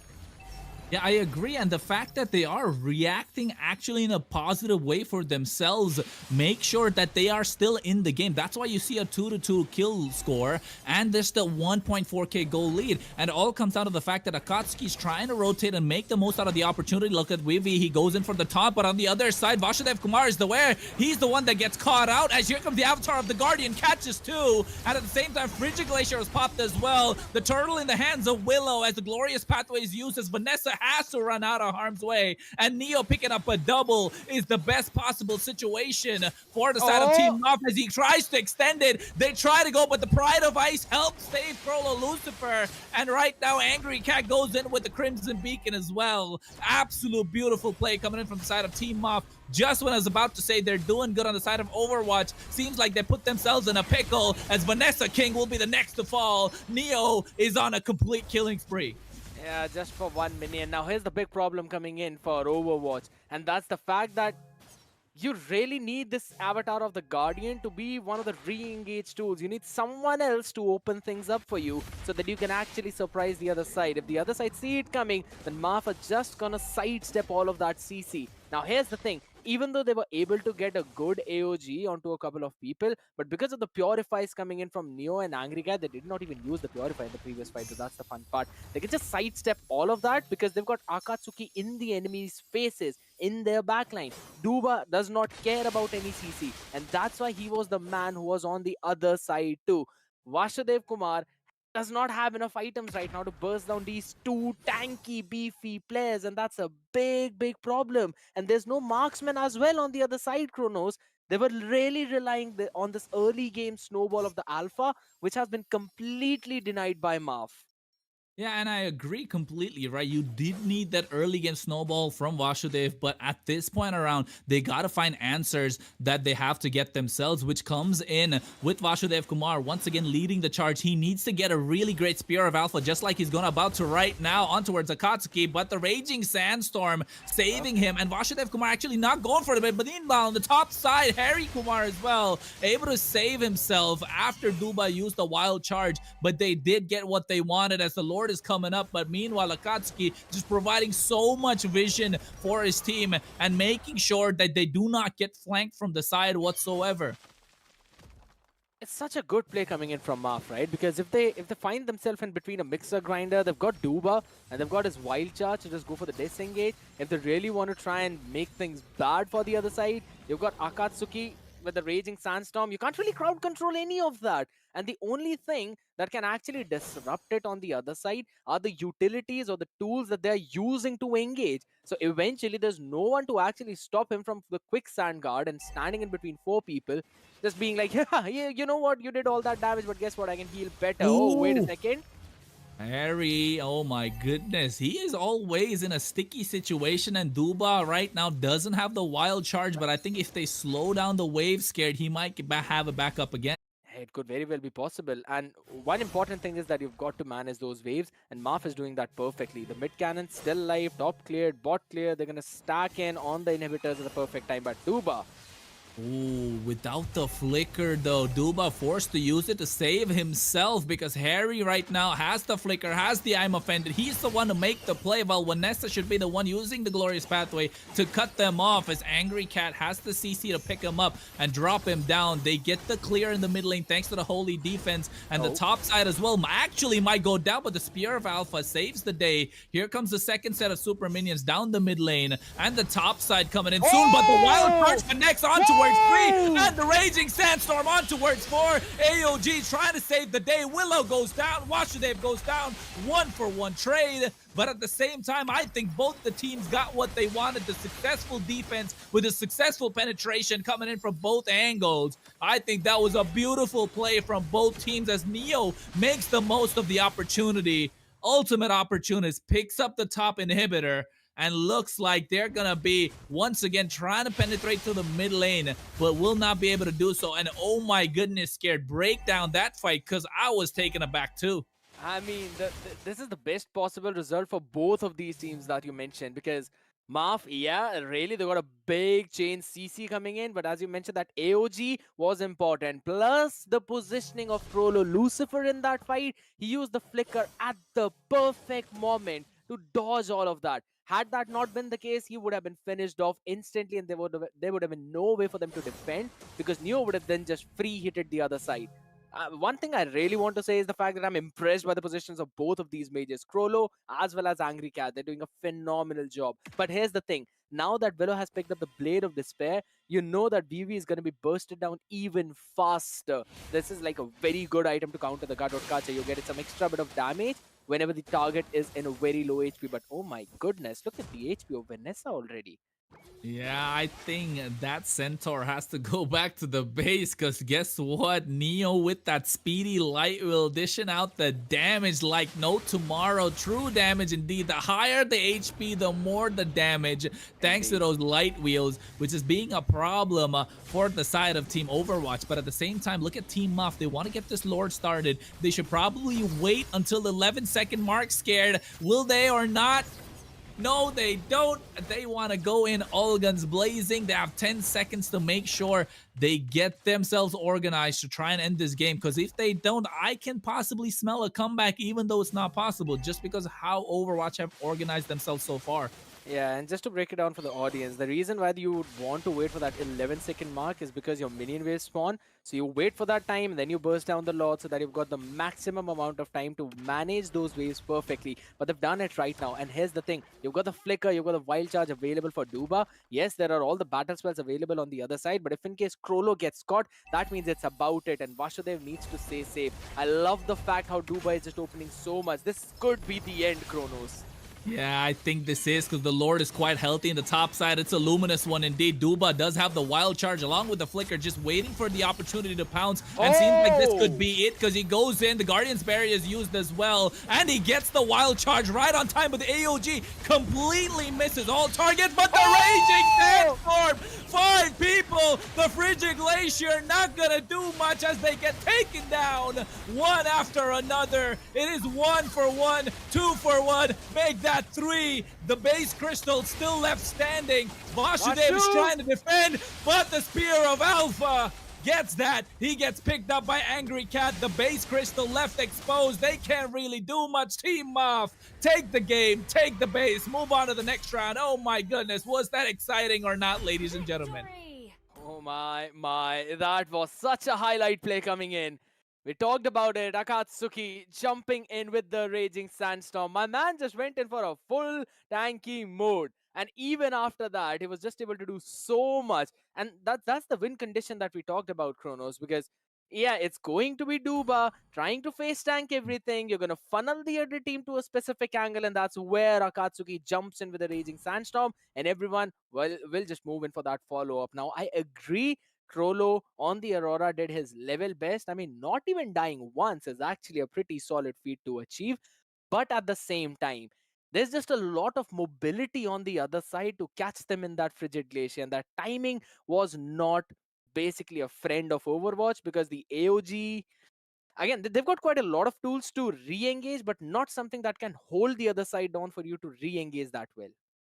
I mean, at the same time, I'm glad you highlighted Krollo, right? He had an absolute standout game. He had an absolute standout game on an Aurora. Yes, he did not die once when he was pressured so much by the opposition jungler in the form of Willow. This Hayabusa was on him 24/7. But the fact that the Aurora went for a utility build in the form of the glowing wand, the blood wings, as well as that wishing lantern, so you're not really dishing out a lot of damage like the lightning truncheon would provide. Yep. But the fact that you're actually going for this utility build means that the damage has to come from somewhere else. You're trying to control the team fight, which is what Krollo did entirely. But at the same time, not providing the damage or the damage output not coming in from either sides of both lanes, as well as the jungle being shut off completely by Duba, was the reason that you can say Team Moff was just playing on a different level compared to Overwatch.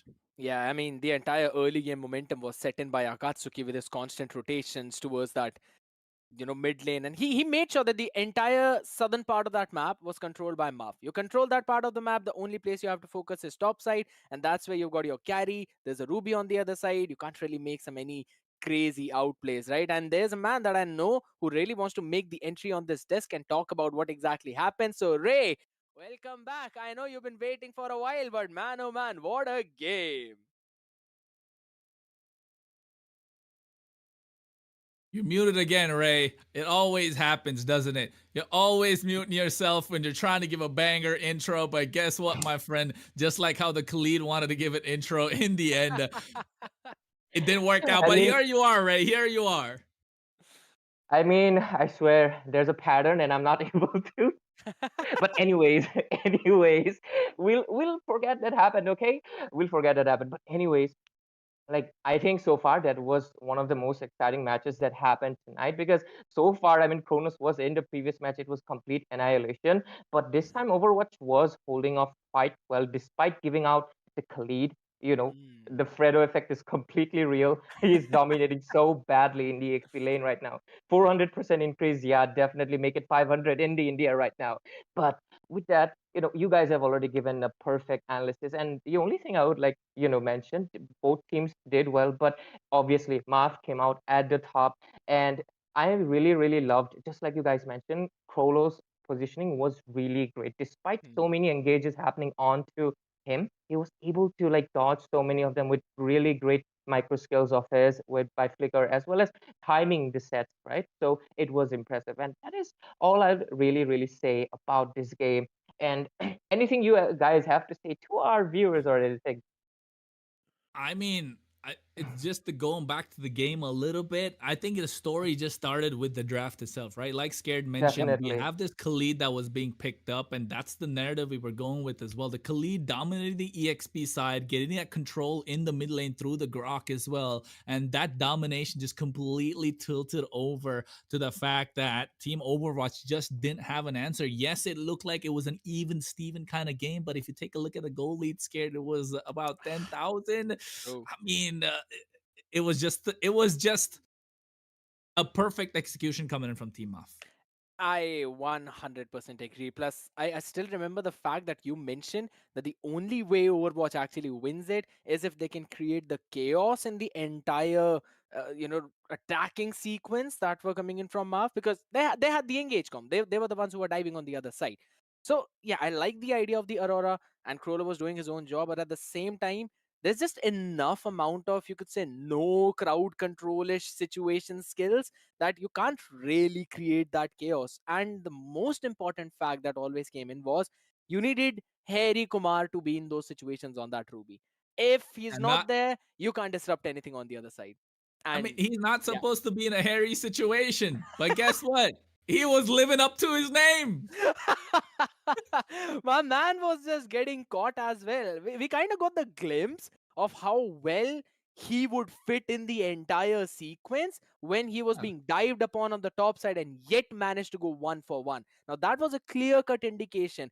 Bring Harry in the team fights and you will win because you'll disrupt both Khalid, you'll disrupt Duba. If there's a Hayabusa who wants to jump in, guess what? He can't really because there's a Don't Run Wolf King. There's also an I'm Offended that will eventually keep him at his place. You combine it with the Frosty Wind and then the Frigid Glacier. There's no way the other side can actually get a good engage.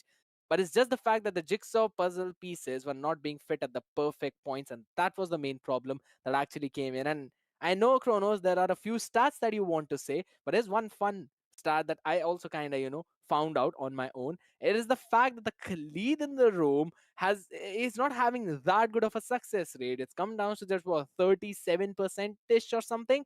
But whenever he's being played in the EXP lane, that's when the success rate of teams winning shoot up to somewhere around 63. Wow, wow, wow. Look how Damn, bro. Scared It has learned. Ray, Scared has learned from what I used to. All the statistics I've been putting out, Scared has learned something. Guess what? Somebody stepped up his game. Because you're right, Scared. The reason that Khalid has a 37.3%, 37.3, I'll correct you, 37.3% win rate in the roam position is because of the fact that he's such a very high skilled hero to execute in Yeah. the roam position. On the True. EXP side, it's pretty straightforward, like what we saw in the form of Akatsuki. But what I wanted to say is the fact that Harry Kumar had a straight line to victory, but seems like he just got caught somewhere being a little curly, you know? And on that note, Ray, take it away. Oh my god. I mean, can take it away when you're finished with your puns, man. Gary Kumar, we definitely had one of the most fun matches of tonight, and this is why, ladies and gentlemen, you should tune in. You should share the stream so you can bring your friends, your pals to the stream, and let them also have a little bit of the fun that we just witnessed. But anyways, with that, we are already over with the last match of tonight's Northeast Online qualifiers. But do not, tomorrow there's more matches. And the reason why I want to say, why do you want to join in? Not just for the matches, you should also join in for the Epic Skin giveaway, because we just had two of the winners, and it is Oreki who chose the Clint Epic Skin, and Blank who went for the Carry Epic Skin. And you can also have that chance, ladies and gentlemen. After all, look at Kronos, he has Claude's Heart of Flame Skin. You can get that as well. So please do join us on tomorrow SN, and with that, me as well as Kronos and Scariot will be bidding you farewell just for tonight. And with that, good night and bye bye.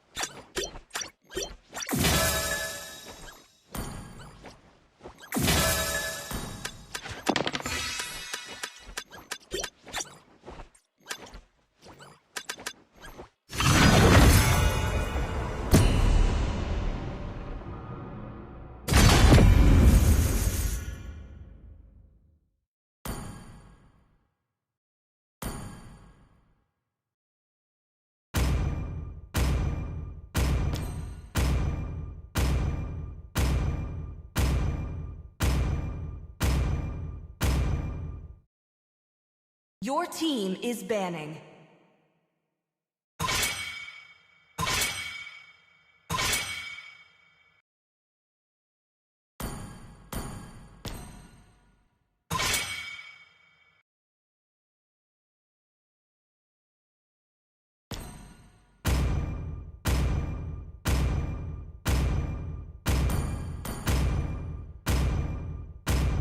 Please ban a hero.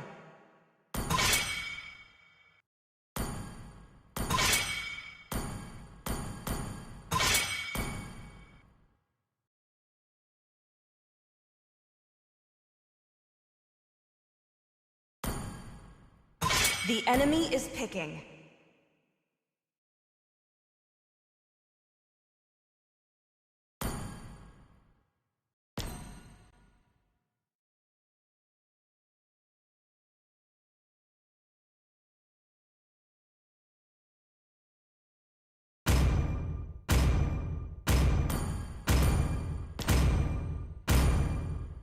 I will protect you.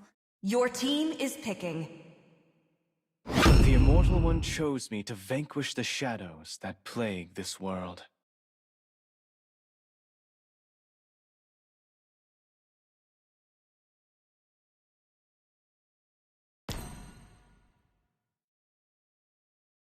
True love is like The blood. enemy is picking.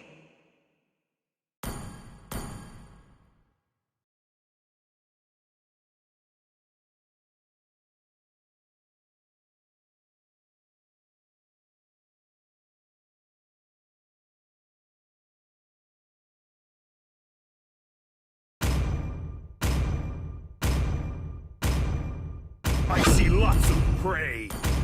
The night sky tells all. Please pick a hero.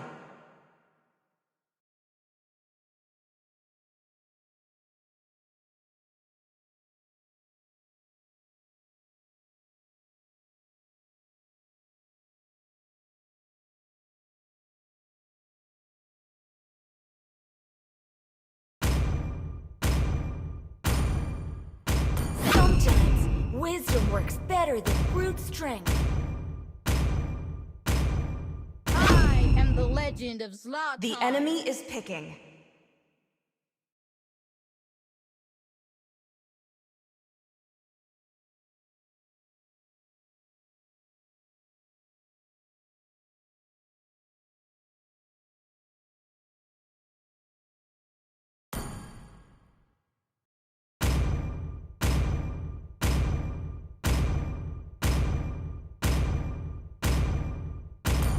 Gaze the stars and see I am the your moonlight that breaks Your through the team darkness. is picking.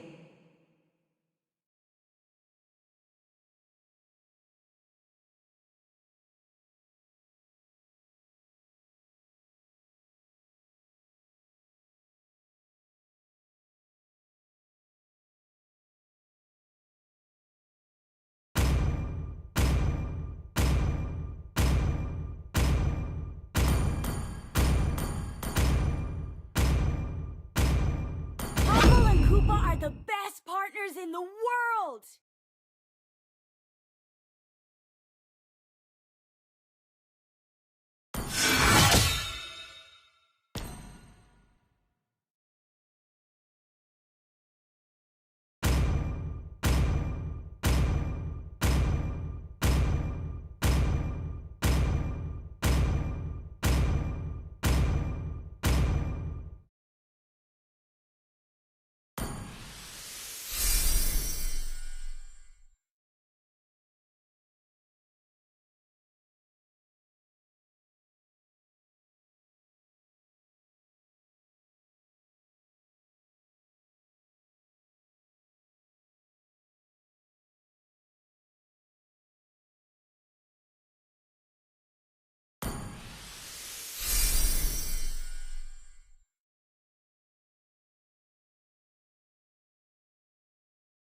Welcome to Mobile Legends! 5 seconds till the enemy reaches the battlefield. Smash them! All troops deployed! Can anyone help me?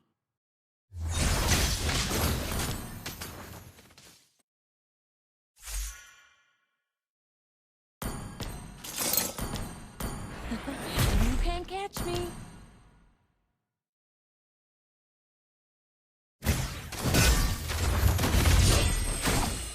I'll hunt you to the ends of the earth.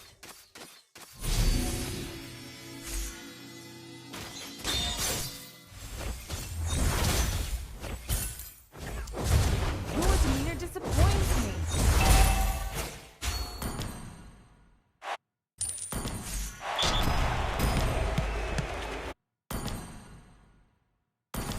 Wow, the outside world is quite intriguing.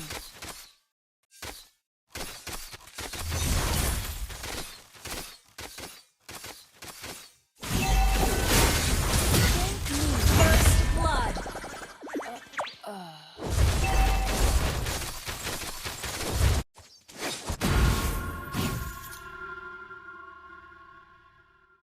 All that is evil should be sealed away. Can anyone help me? Understood. Request backup.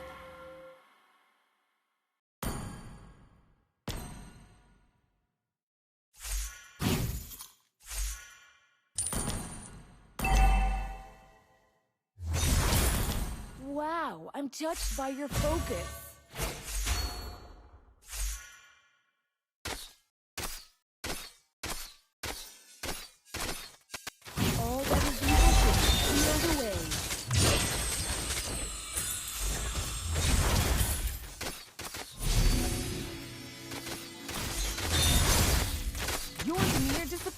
me. An ally has slain the turtle.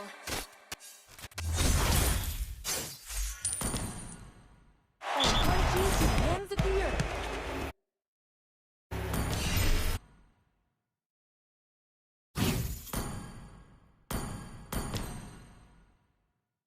Thank me, my lowly opponent.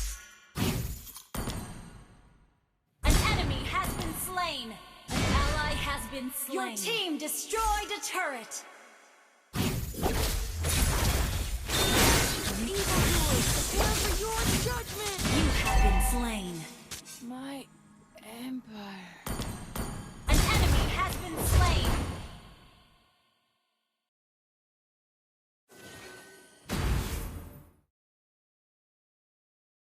An ally has been slain. Wow, I'm telling Enemy you. double kill.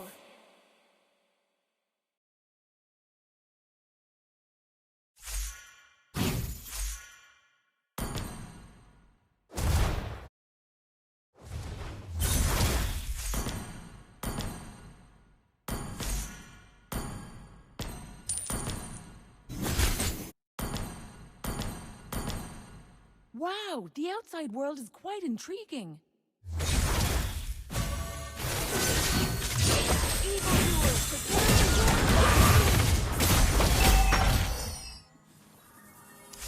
for your demeanor disappoints me. An enemy has been slain.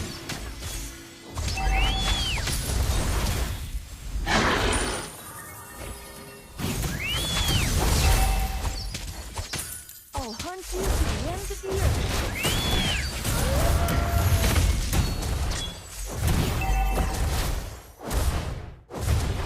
An enemy has been slain. Thank me, my lowly opponent. Evildoers, prepare for your judgment! An ally has slain the turtle. Wow, the outside world is quite intriguing.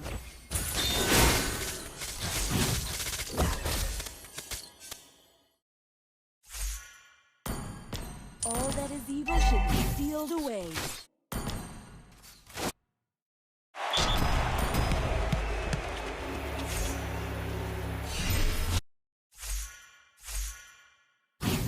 You can't catch me. An enemy has been slain. Ally has been slain. An enemy has been slain. An ally has been slain. Wow, I'm touched by your focus.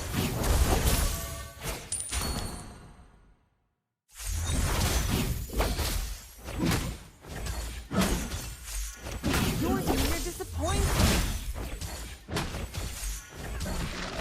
Killing spree. Thank me, my lowly opponent.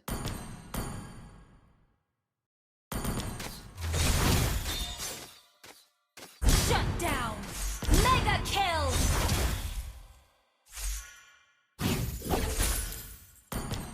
Double kill.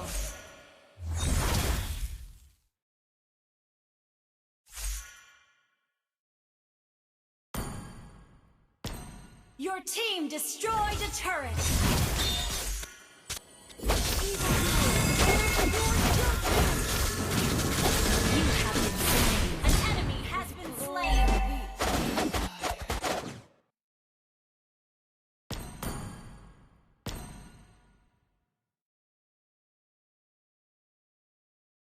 Your team destroyed a turret. An ally has been slain. An enemy has been slain.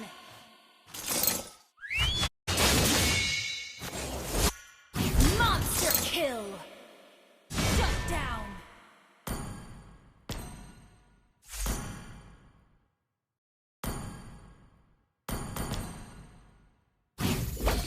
All that is evil should be sealed away. Launch attack. An ally has slain the turtle. I'm touched by your focus. Evildoers, prepare for your judgment! You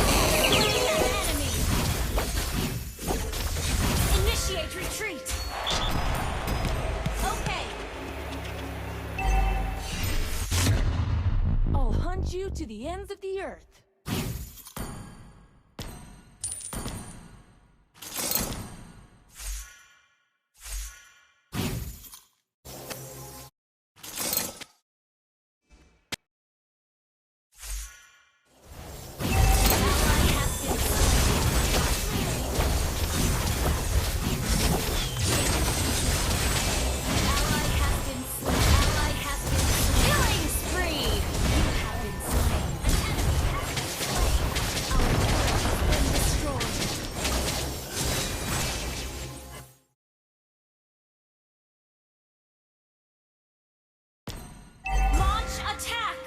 turret is under attack. Backup. Killing spree. Our turret has been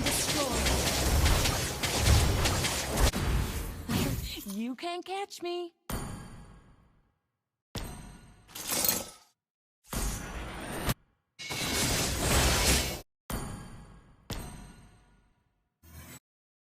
Launch attack.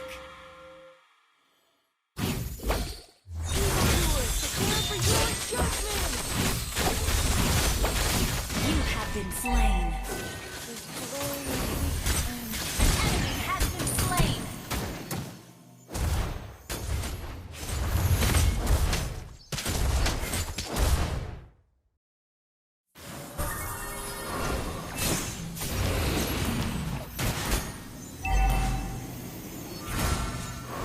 Come with me. All that is evil should be sealed away.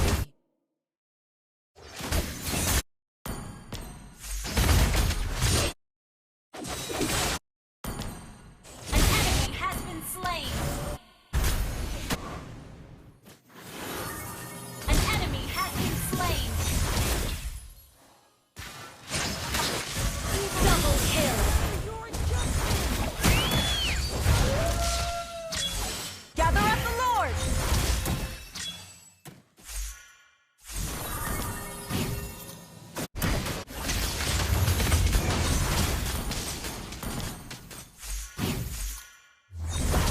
Your demeanor disappoints me. An ally has slain Lord. The outside walls are cold and tricky.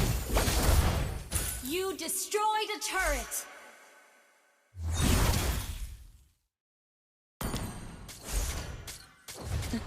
You can't catch me. Your team destroyed a turret.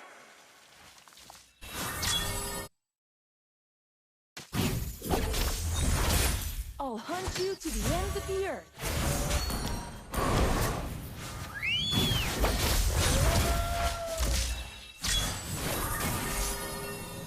Thank you, my lowly opponent. Your team destroyed a turret.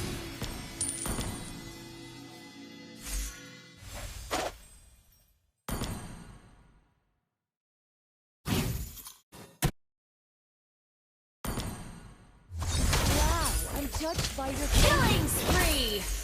Shut down. evildoers. Prepare for your judgment. Enemy double kill. An enemy has been slain. Double kill. Shut down. Enemy double kill. Nice.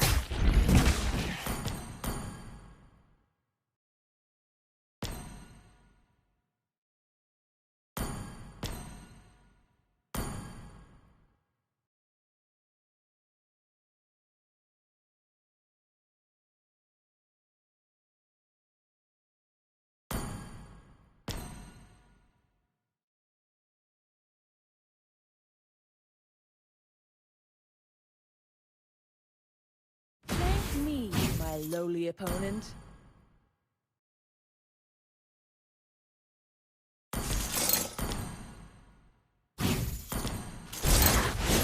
Enemy dominating.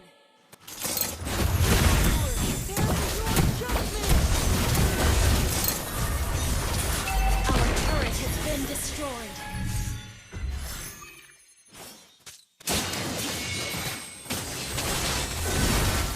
You have been slain. An enemy has been slain. Initiate retreat.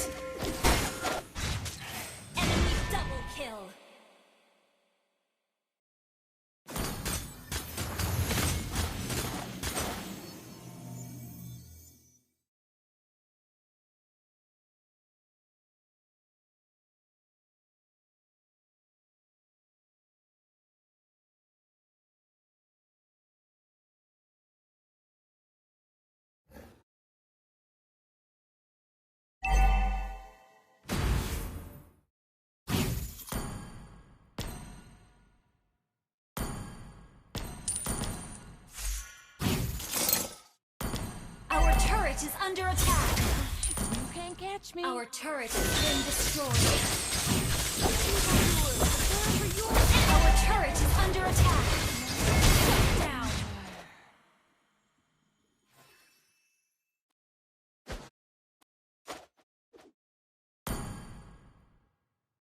An enemy has been slain. An ally has been slain.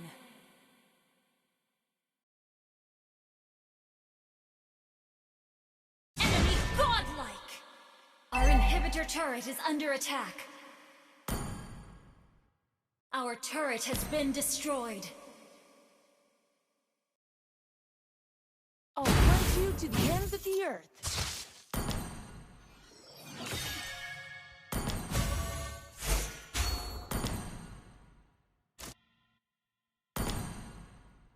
Initiate retreat. An ally has been slain. An enemy has been slain. An enemy has been slain. Legendary. Launch attack. Wow, the outside world is quite intriguing. You have been slain. The enemy has slain Lord. Legendary.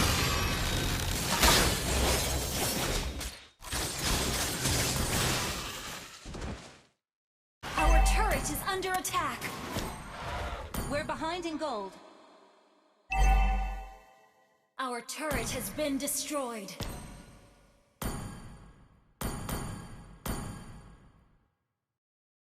Our inhibitor turret is under attack.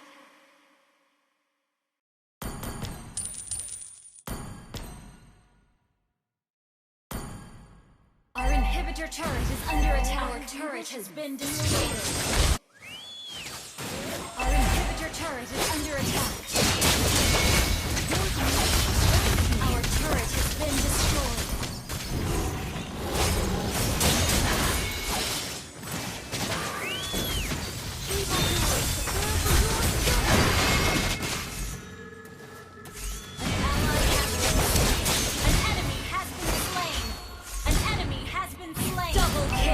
Turret is under attack. Our turret has been destroyed. Shut down.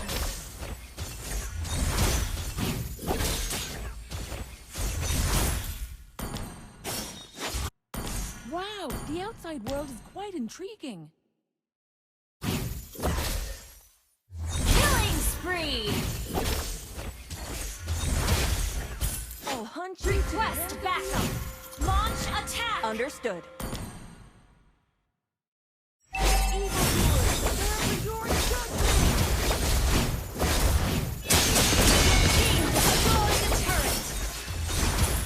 Initiate retreat.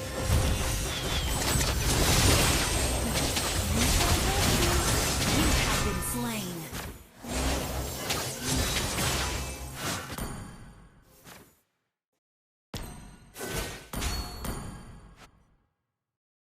Initiate retreat.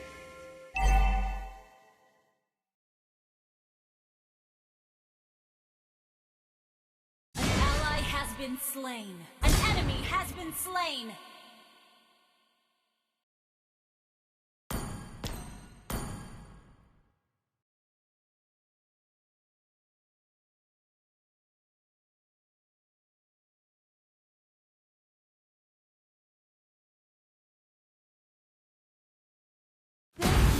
My lowly opponent. An enemy has been slain. You have slain an enemy. Double kill.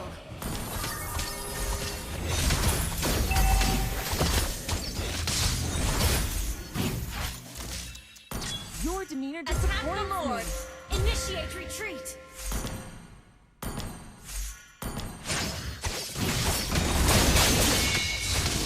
Wow, I'm touched by your focus.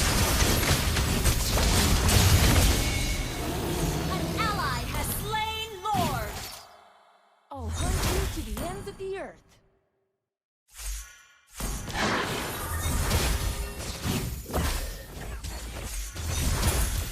Wow, I'm touched by your focus.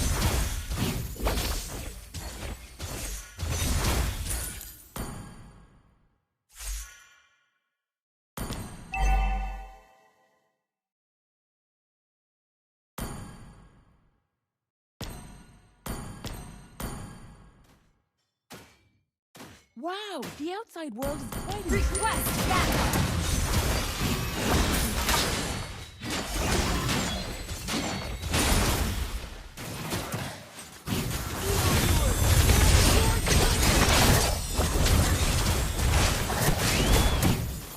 Mega kill. Your demeanor disappoints me. Shut down.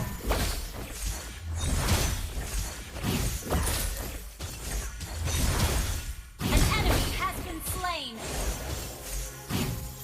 Initiate retreat. Your judgment.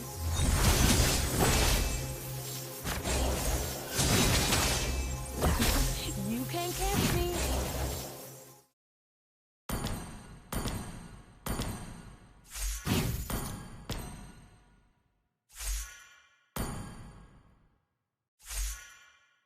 All that is evil shall be sealed away.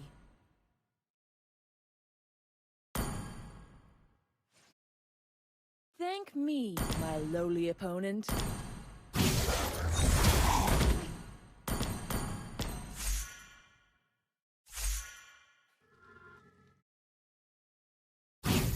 Wow, I'm touched by your focus.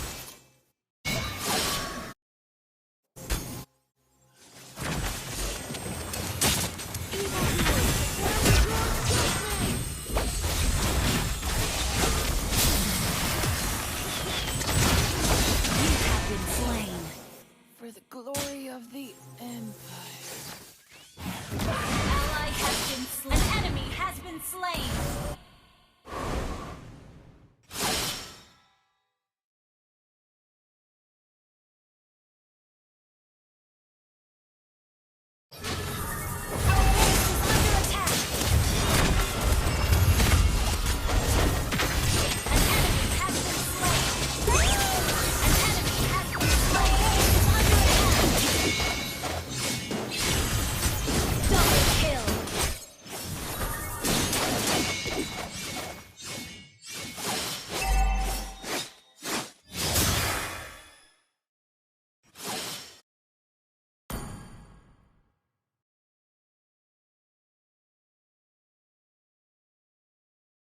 Wow, the outside world. Request backup.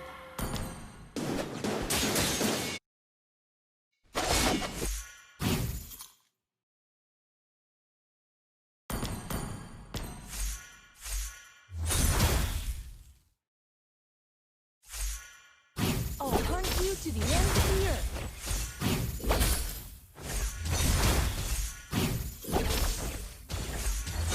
An ally has slain Lord.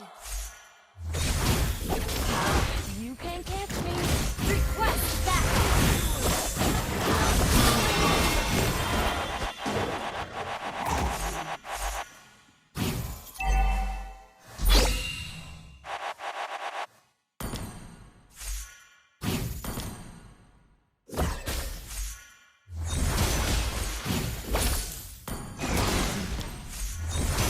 Your demeanor disappoints me. Request backup. All that is evil should be sealed away.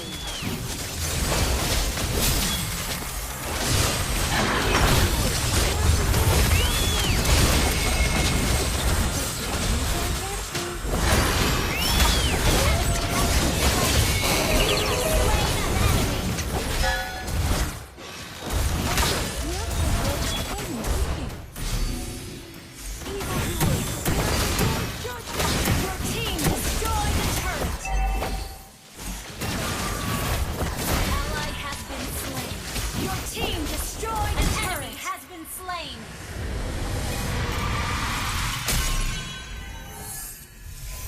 Victory!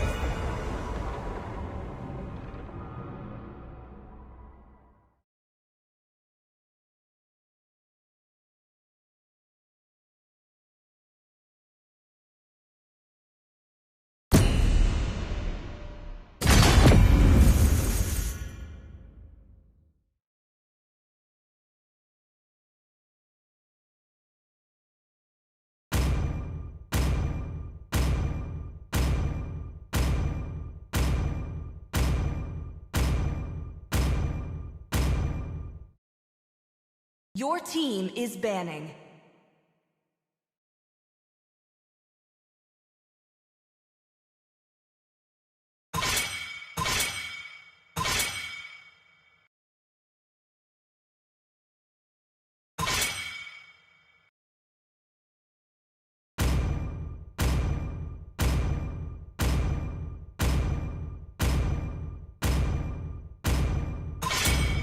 Please ban a hero.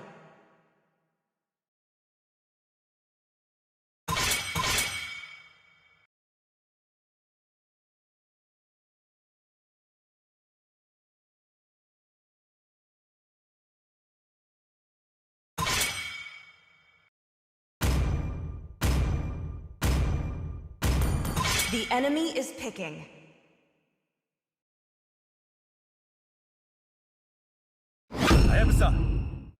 Your team is picking. Sun rises when I give the word. Chose me to vanquish The the enemy shadows is picking. that plague this world.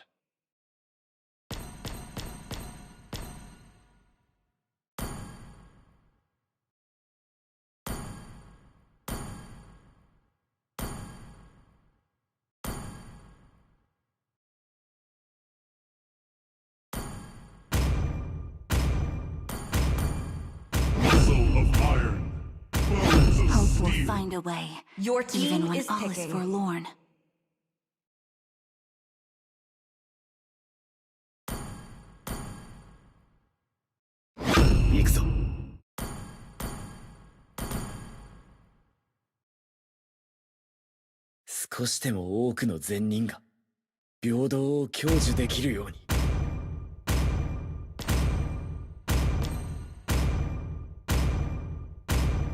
Light me up and watch the world. The enemy is picking.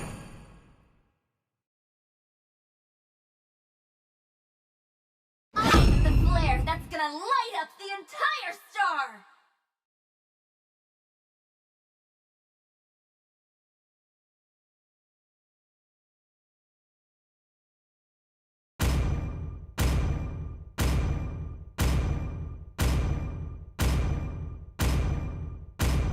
Light will fall prey. Your to team is shadow. picking. Butterfly is born by thy wish, guided by lantern's light.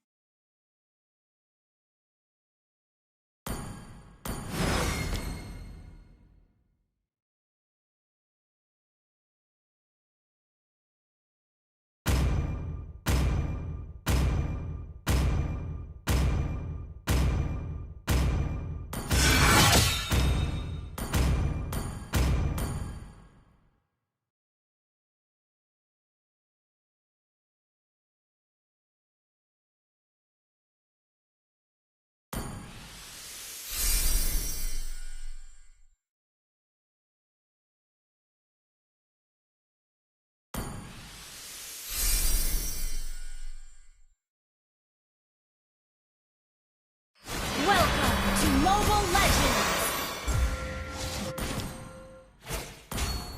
5 seconds till the enemy reaches the battlefield. Smash them! All troops deployed! 俺は不平等に人を助ける。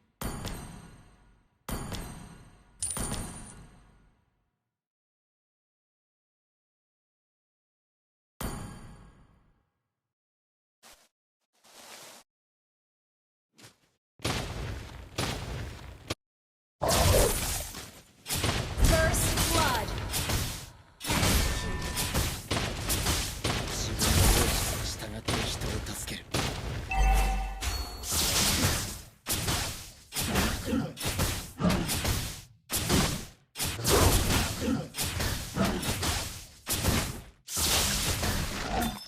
Launch attack! 現実のみが平等に与えられている。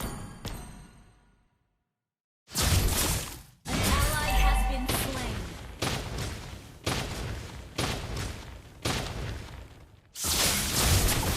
因果応報は全自動ではない。悪人は法の下で初めて裁かれる。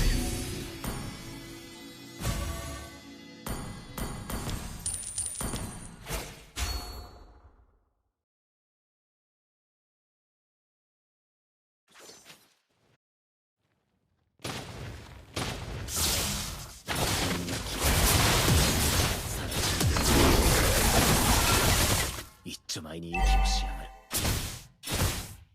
An enemy has been slain. An ally has been slain. 俺の性別も知らずめぐみなんて名前をつけた父親。今もどこかでのうのうと生きている。 An enemy has been slain.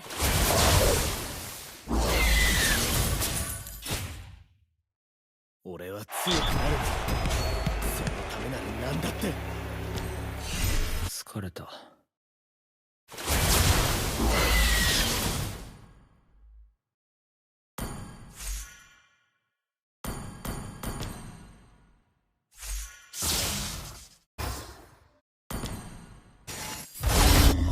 ally has slain the turtle.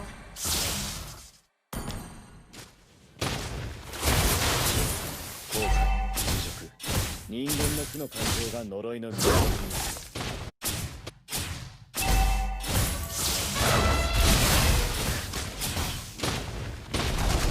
Ally has been slain.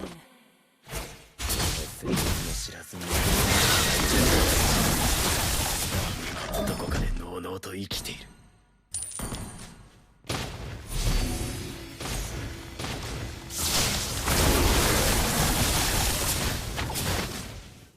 俺は強くなる。そのためなら何だって。 Launch attack.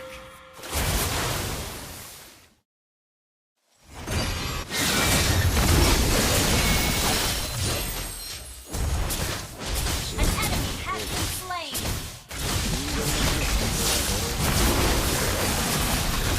An enemy has been slain.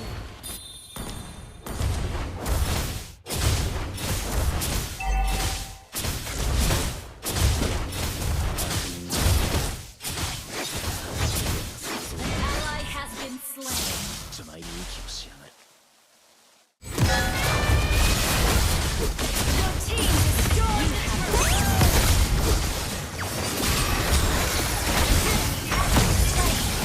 Ally has been slain. We're ahead in gold. 気を失った。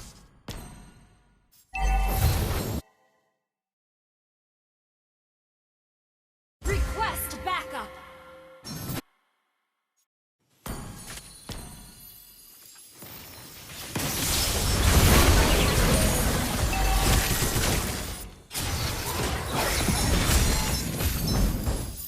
Request backup.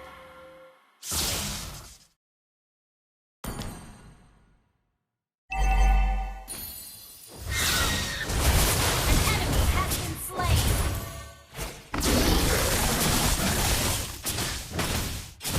Ally has been slain.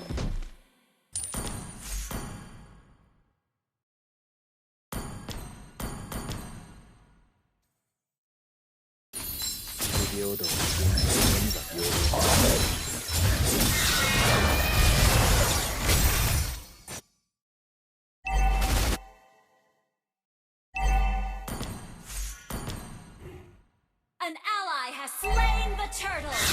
自分の両親に従って人を。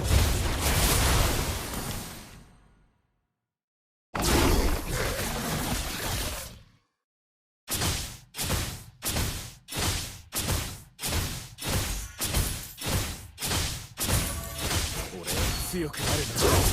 そのためなら何だって。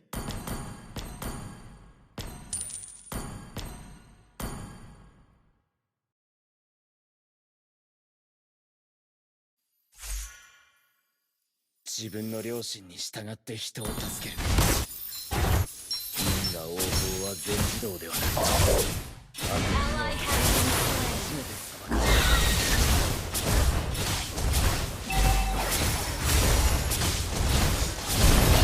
destroyed. A turret has been destroyed. Slain an enemy. 払えたか。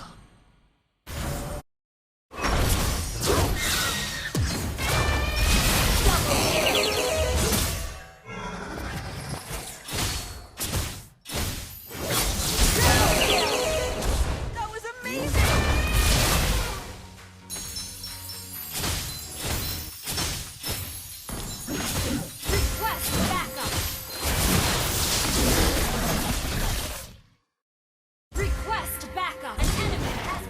slain. 平等に与えられている。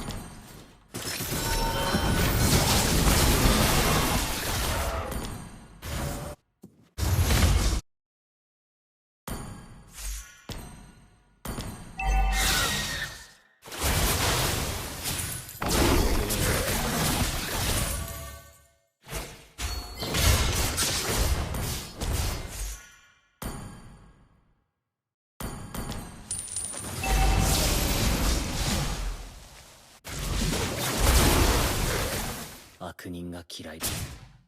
更地みてえな想像力と感じて。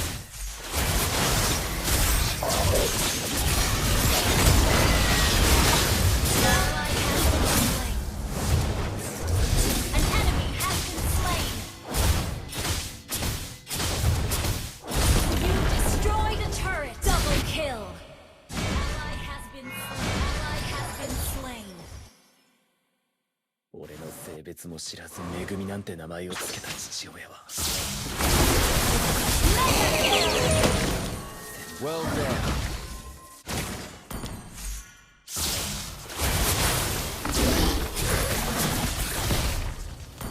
不平等な現実のみが平等に与えられている。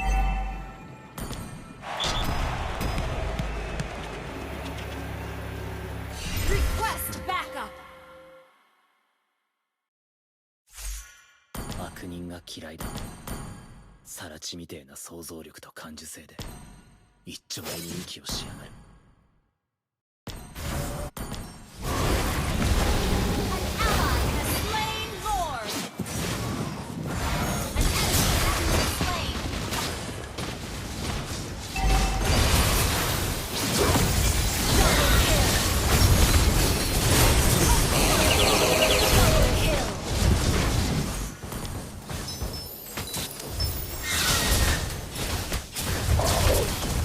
You destroyed a turret. 俺の性別も知らず「めぐみ」なんて名前を付けた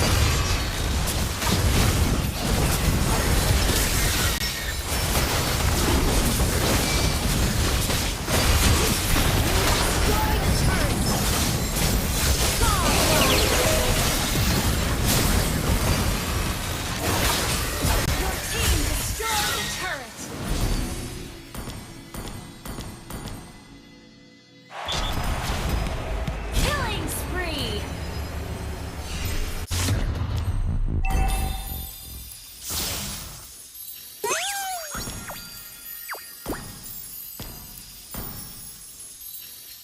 Your team destroyed a turret.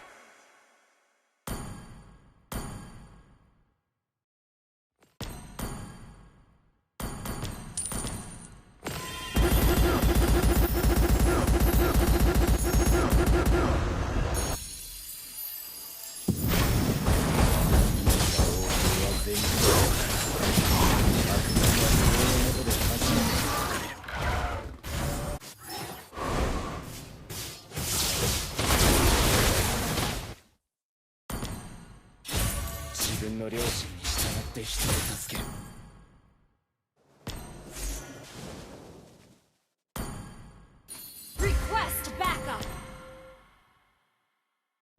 Ult is ready. 性別も知らず「めぐみ」なんて名前を付けた。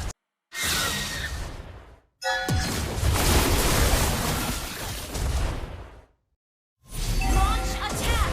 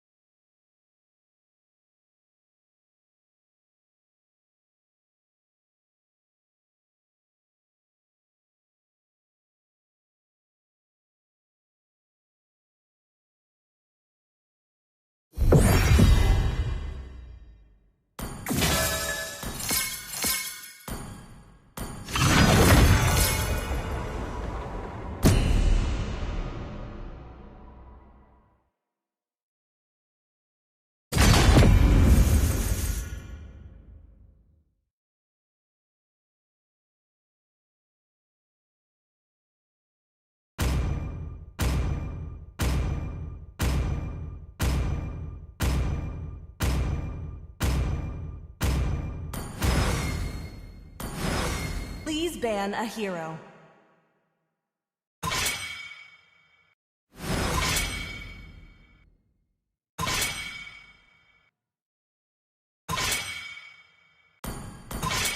Your team is banning.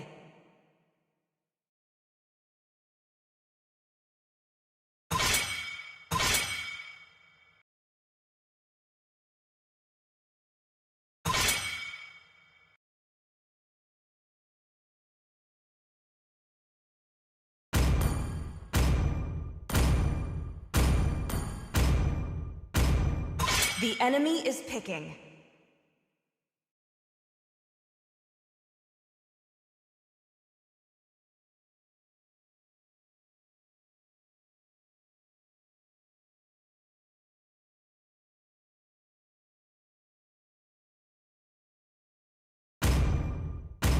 The Immortal One chose me to vanquish the Please pick a shadows hero. that plague this world.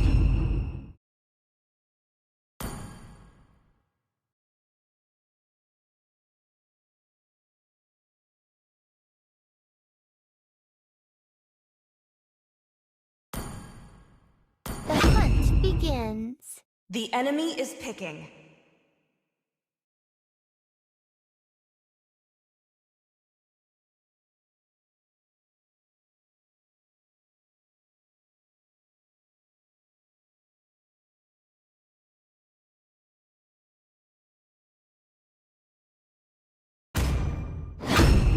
I've been waiting for too long. Mighty oaks from little acorn. Your team is picking. I am more than a weapon.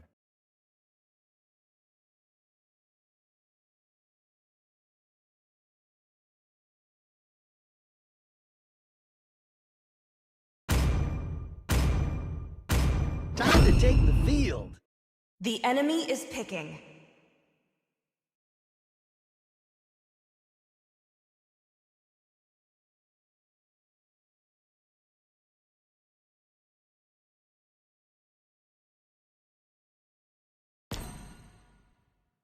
There's no time to chit-chat.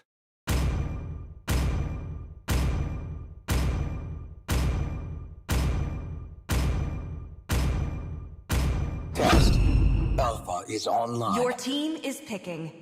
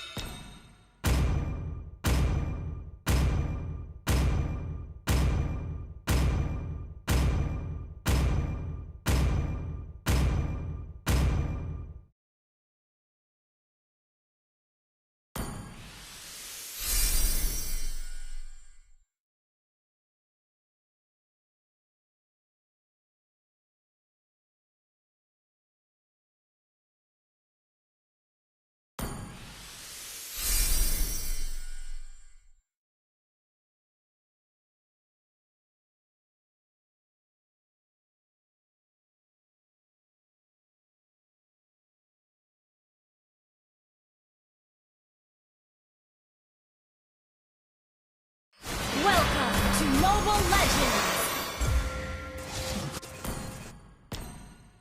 5 seconds till the enemy reaches the battlefield. Smash them!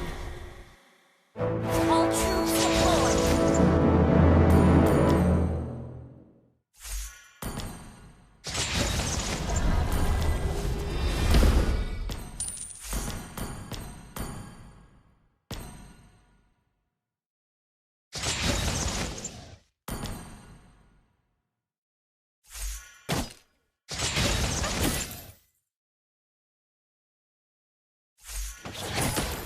Are shivering?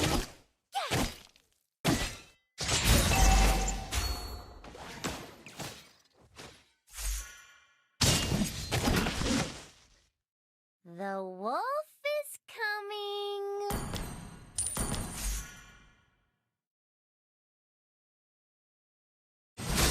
First blood.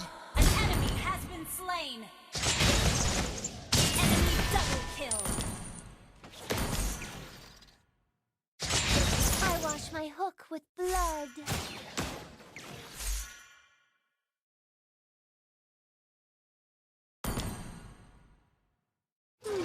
A beast dormant.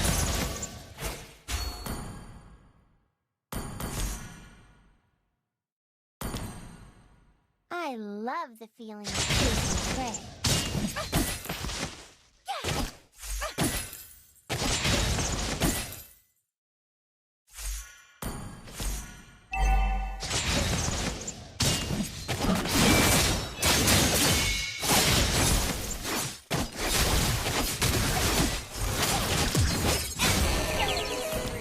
The power of wolf is vanishing.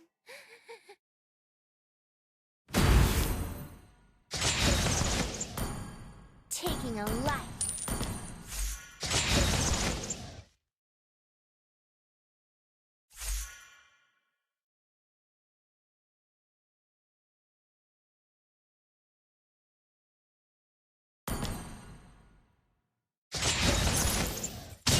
Enemy rampage.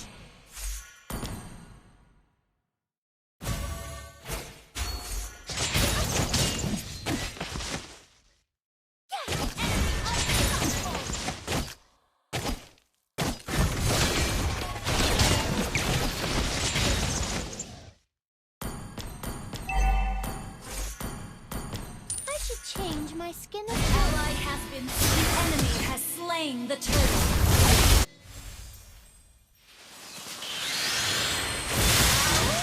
An enemy has been slain.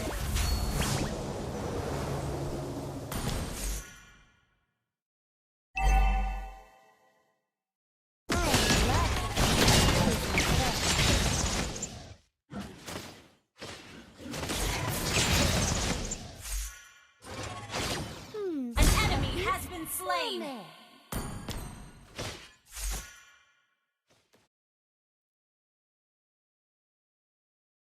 The wolf is coming.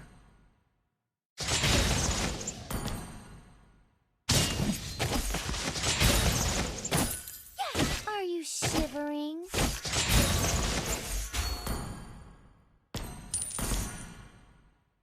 Enemy dominating. I should change my skin of wolf.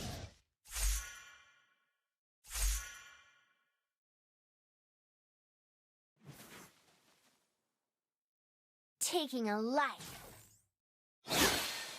We're behind in gold.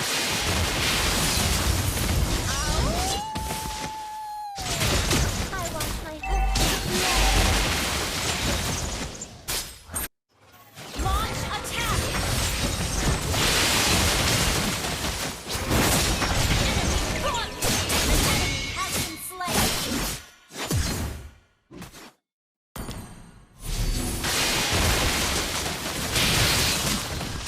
Ally has been slain.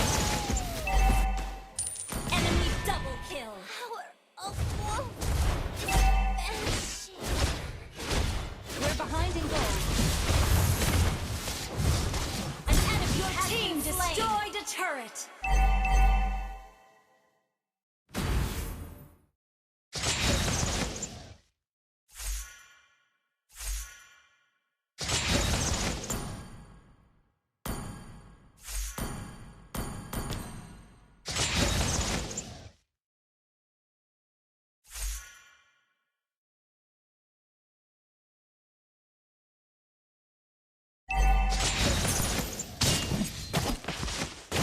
I should change my skin of wolf. Our turret has been destroyed.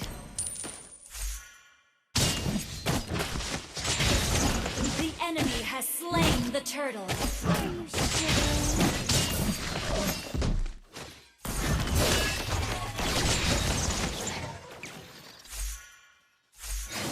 The wolf?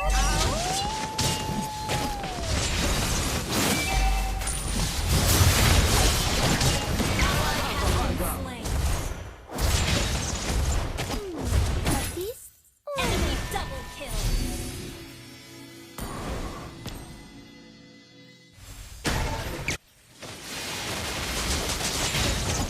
Taking a lot.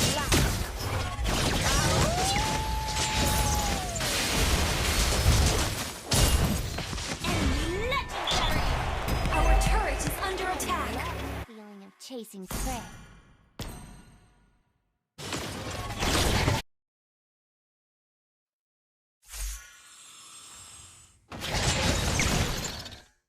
An enemy has been slain.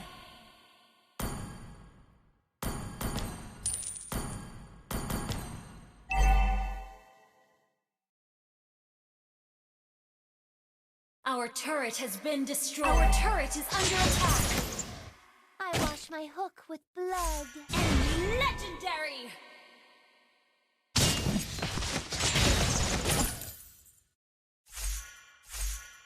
Taking a lot.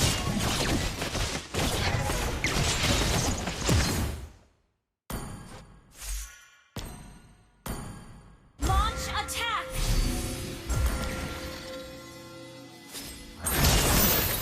Our turret is under attack. Ally has been slain.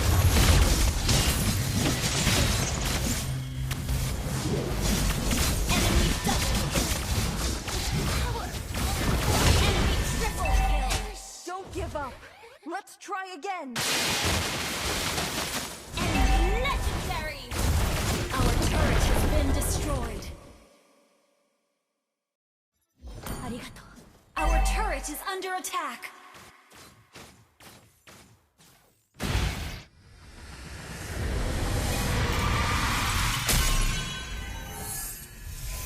Defeat.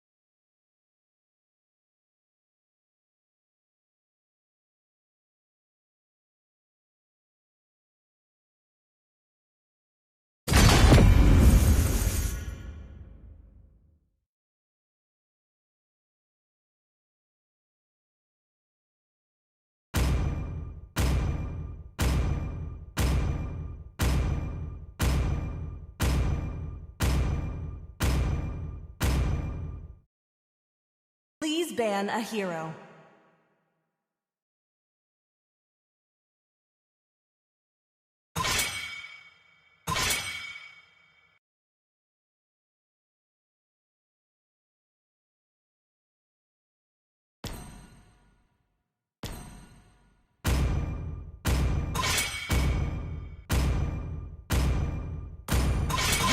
team is banning.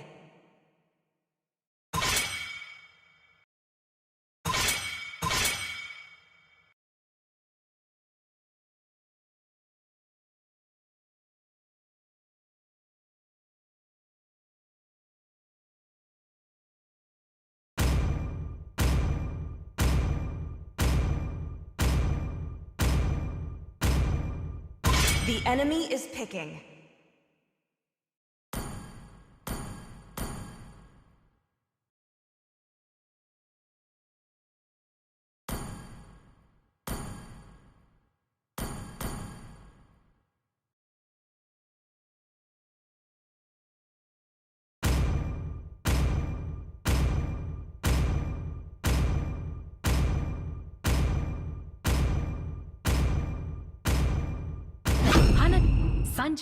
Your team is picking.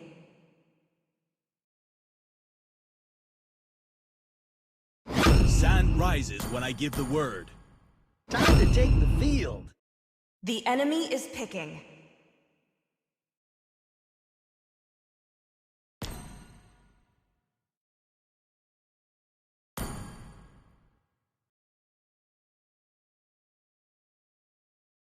My mission is to protect lives.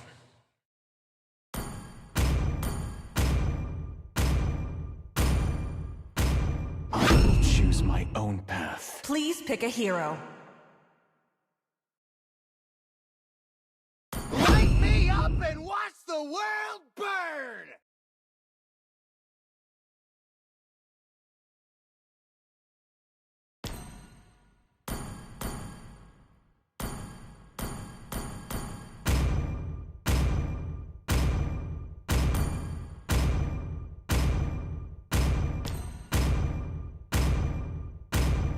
Hope will find a way, even The when enemy all is is forlorn. picking.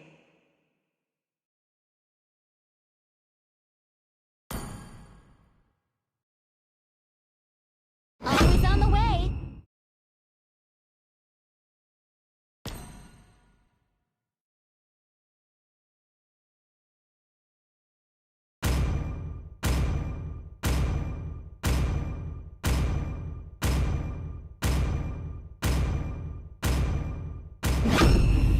Payback. Your team is picking.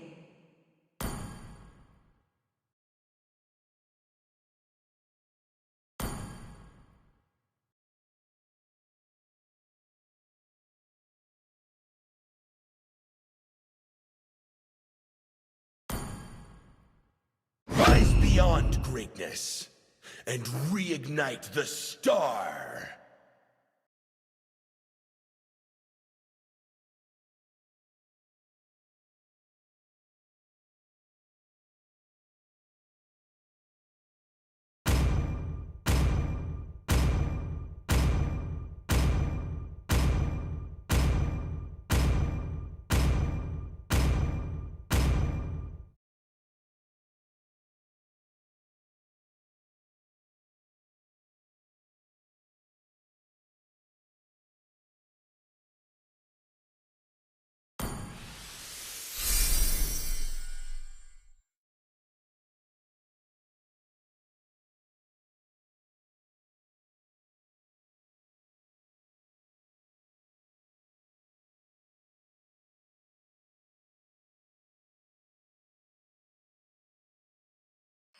Welcome to Mobile Legends!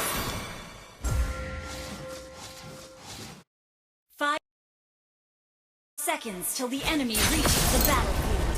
Smash them! All troops deployed! Welcome to my inferno! Ini bencana!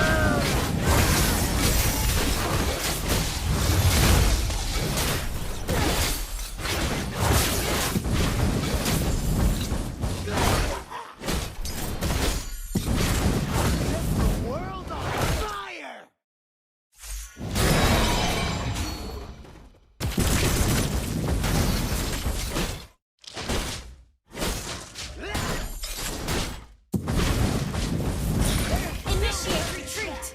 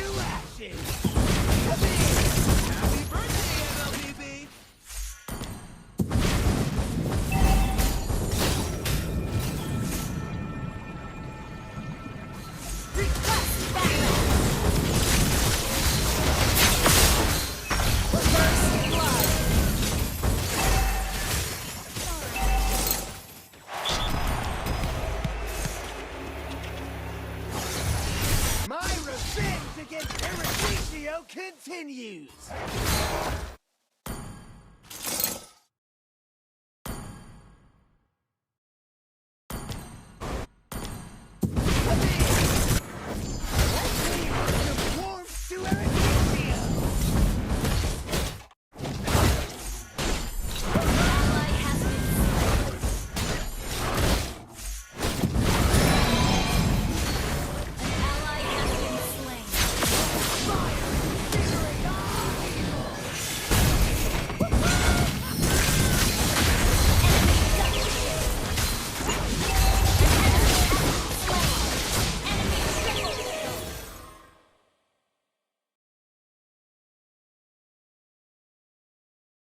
Flame still burns.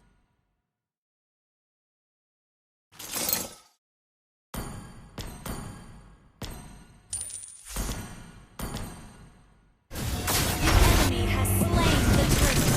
Ult is not ready. Enemy has been slain.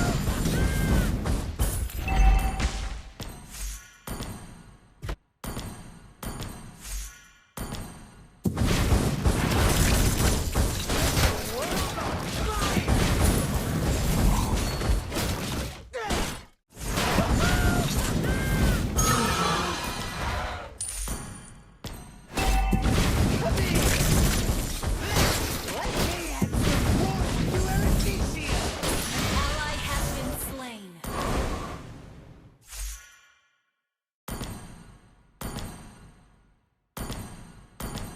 Okay.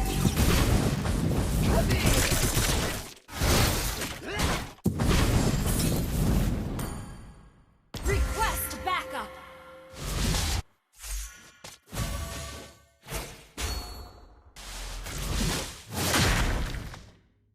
Ashes to Initiate retreat.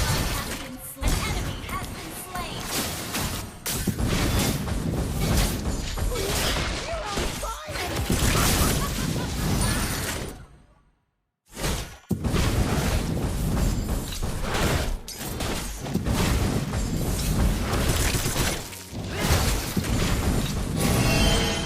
I'm gonna incinerate Iridicio until it's nothing but a pile of ash.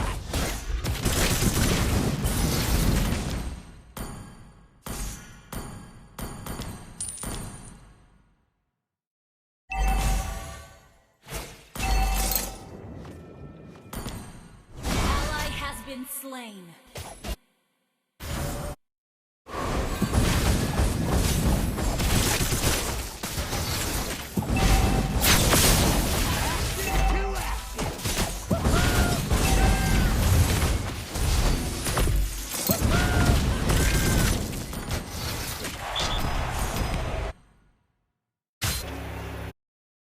Got my fuel replenished. Ally has been slain.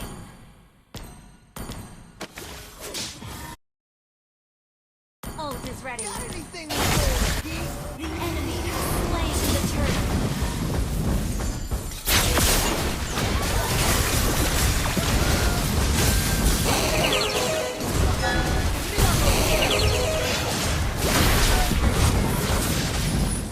There's no turning back.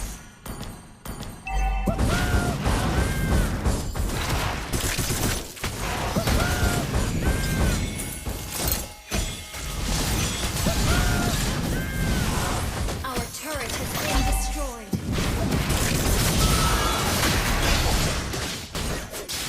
Our turret is under attack.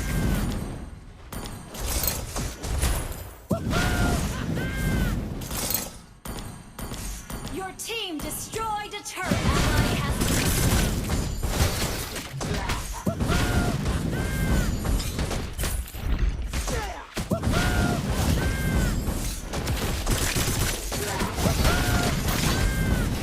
Let me add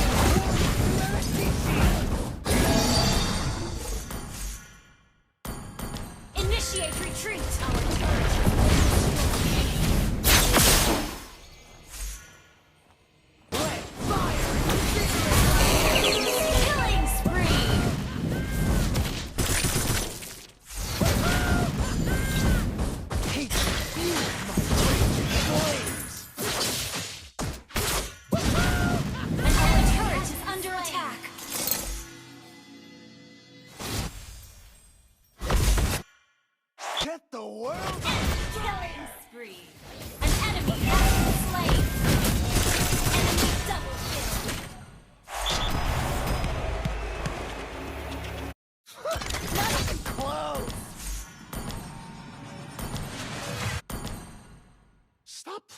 fire!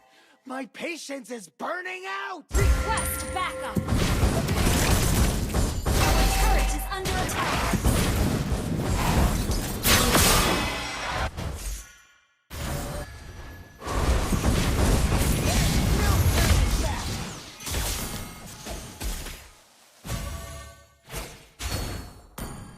The enemy has slain the turtle.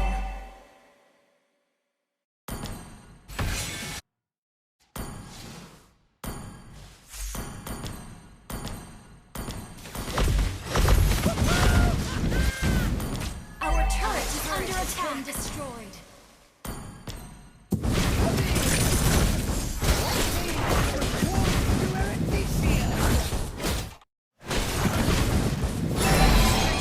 Under attack.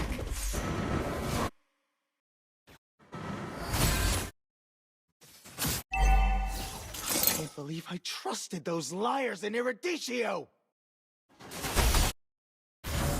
An ally has been slain.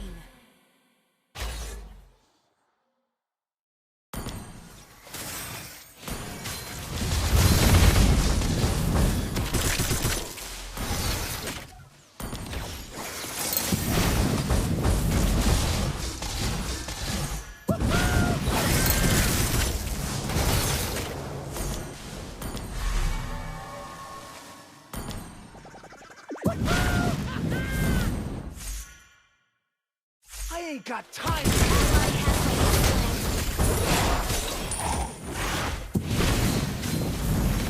We can still win.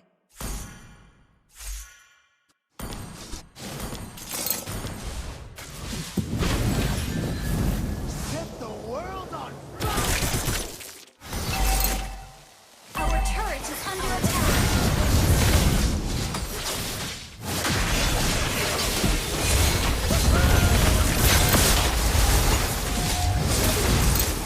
Our turret is under attack. Initiate retreat. Oops! You're on fire! We're behind in gold.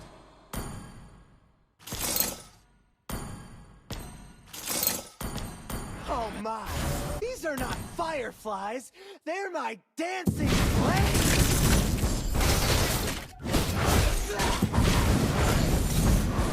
Enemy has slain Lord. Burn, you sinful souls! Suffer my pain!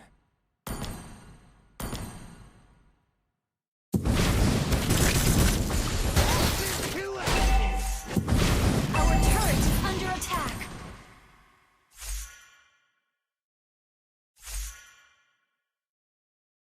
I'm gonna incinerate Iridicio until it's nothing but a pile of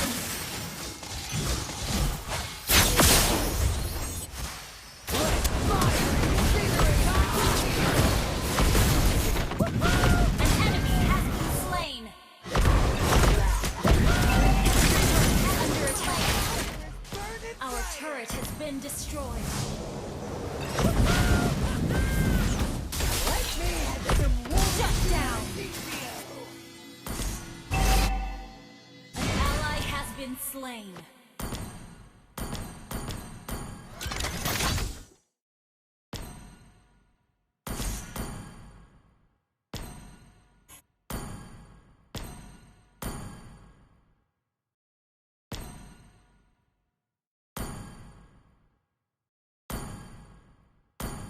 I can't believe I trusted those liars in Eruditio!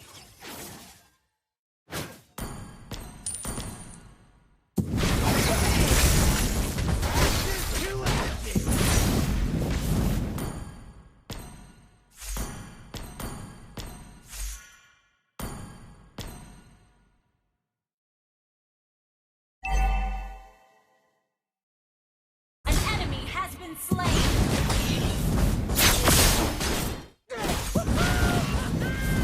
Self-destruct sequence initiated!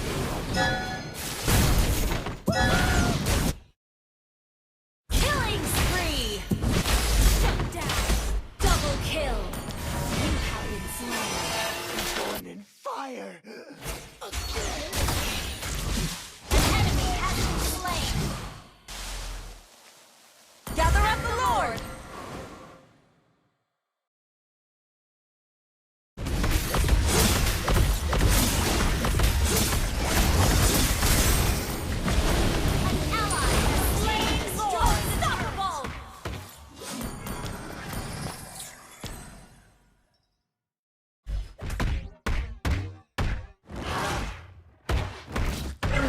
I still got business with Eruditio!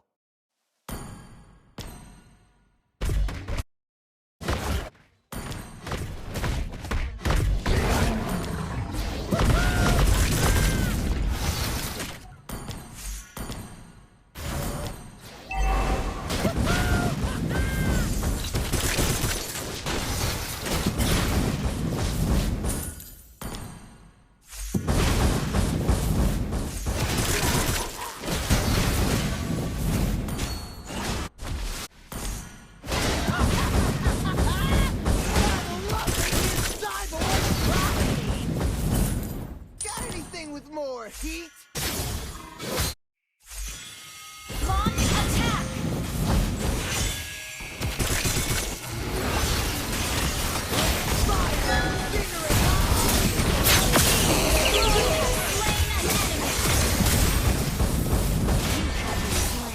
Monster kill.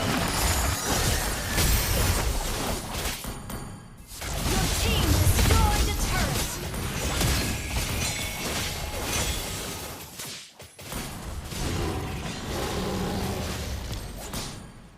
Your team destroyed a turret. Ult is not ready. Your team destroyed a turret. Godlike. An enemy has been slain. Shut down. Enemy double kill. Your team destroyed a turret. An ally has been slain.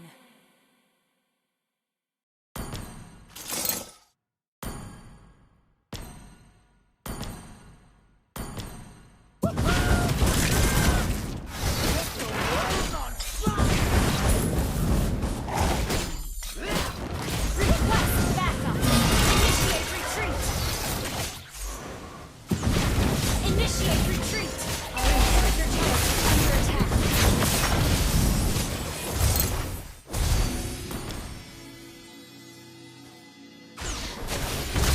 Enemy rampage. Close! Our inhibitor turret is under attack. Ult is not ready. Launch attack!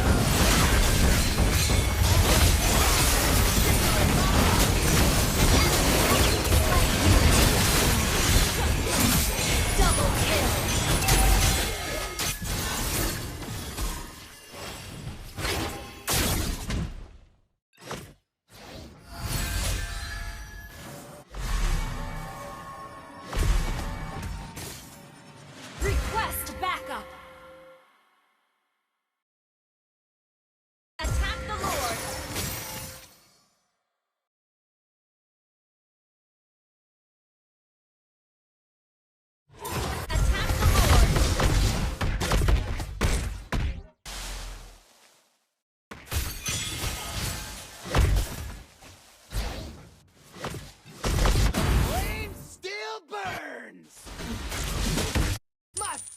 is burning brighter! Battle spell is ready.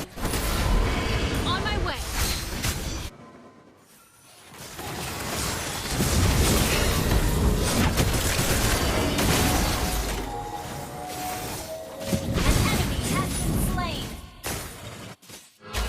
Gather up the Lord!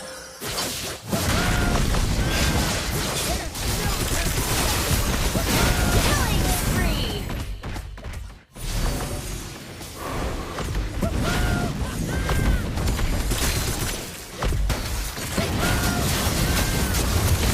Mega kill! Double kill!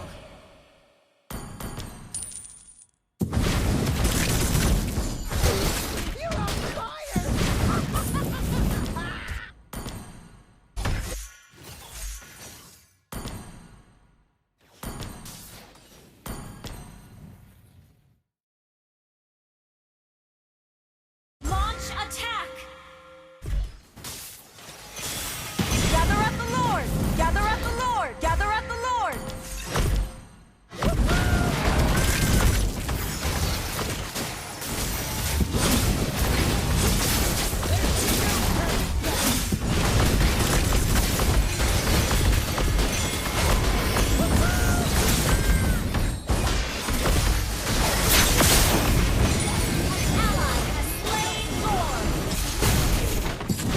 You have slain an enemy!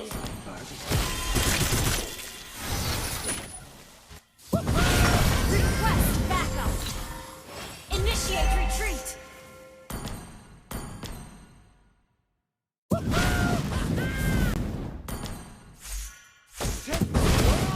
Initiate retreat!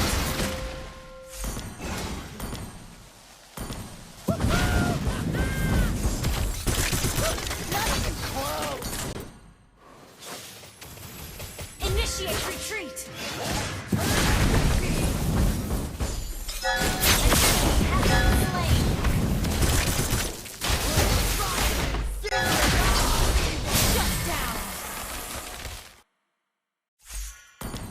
Oh my!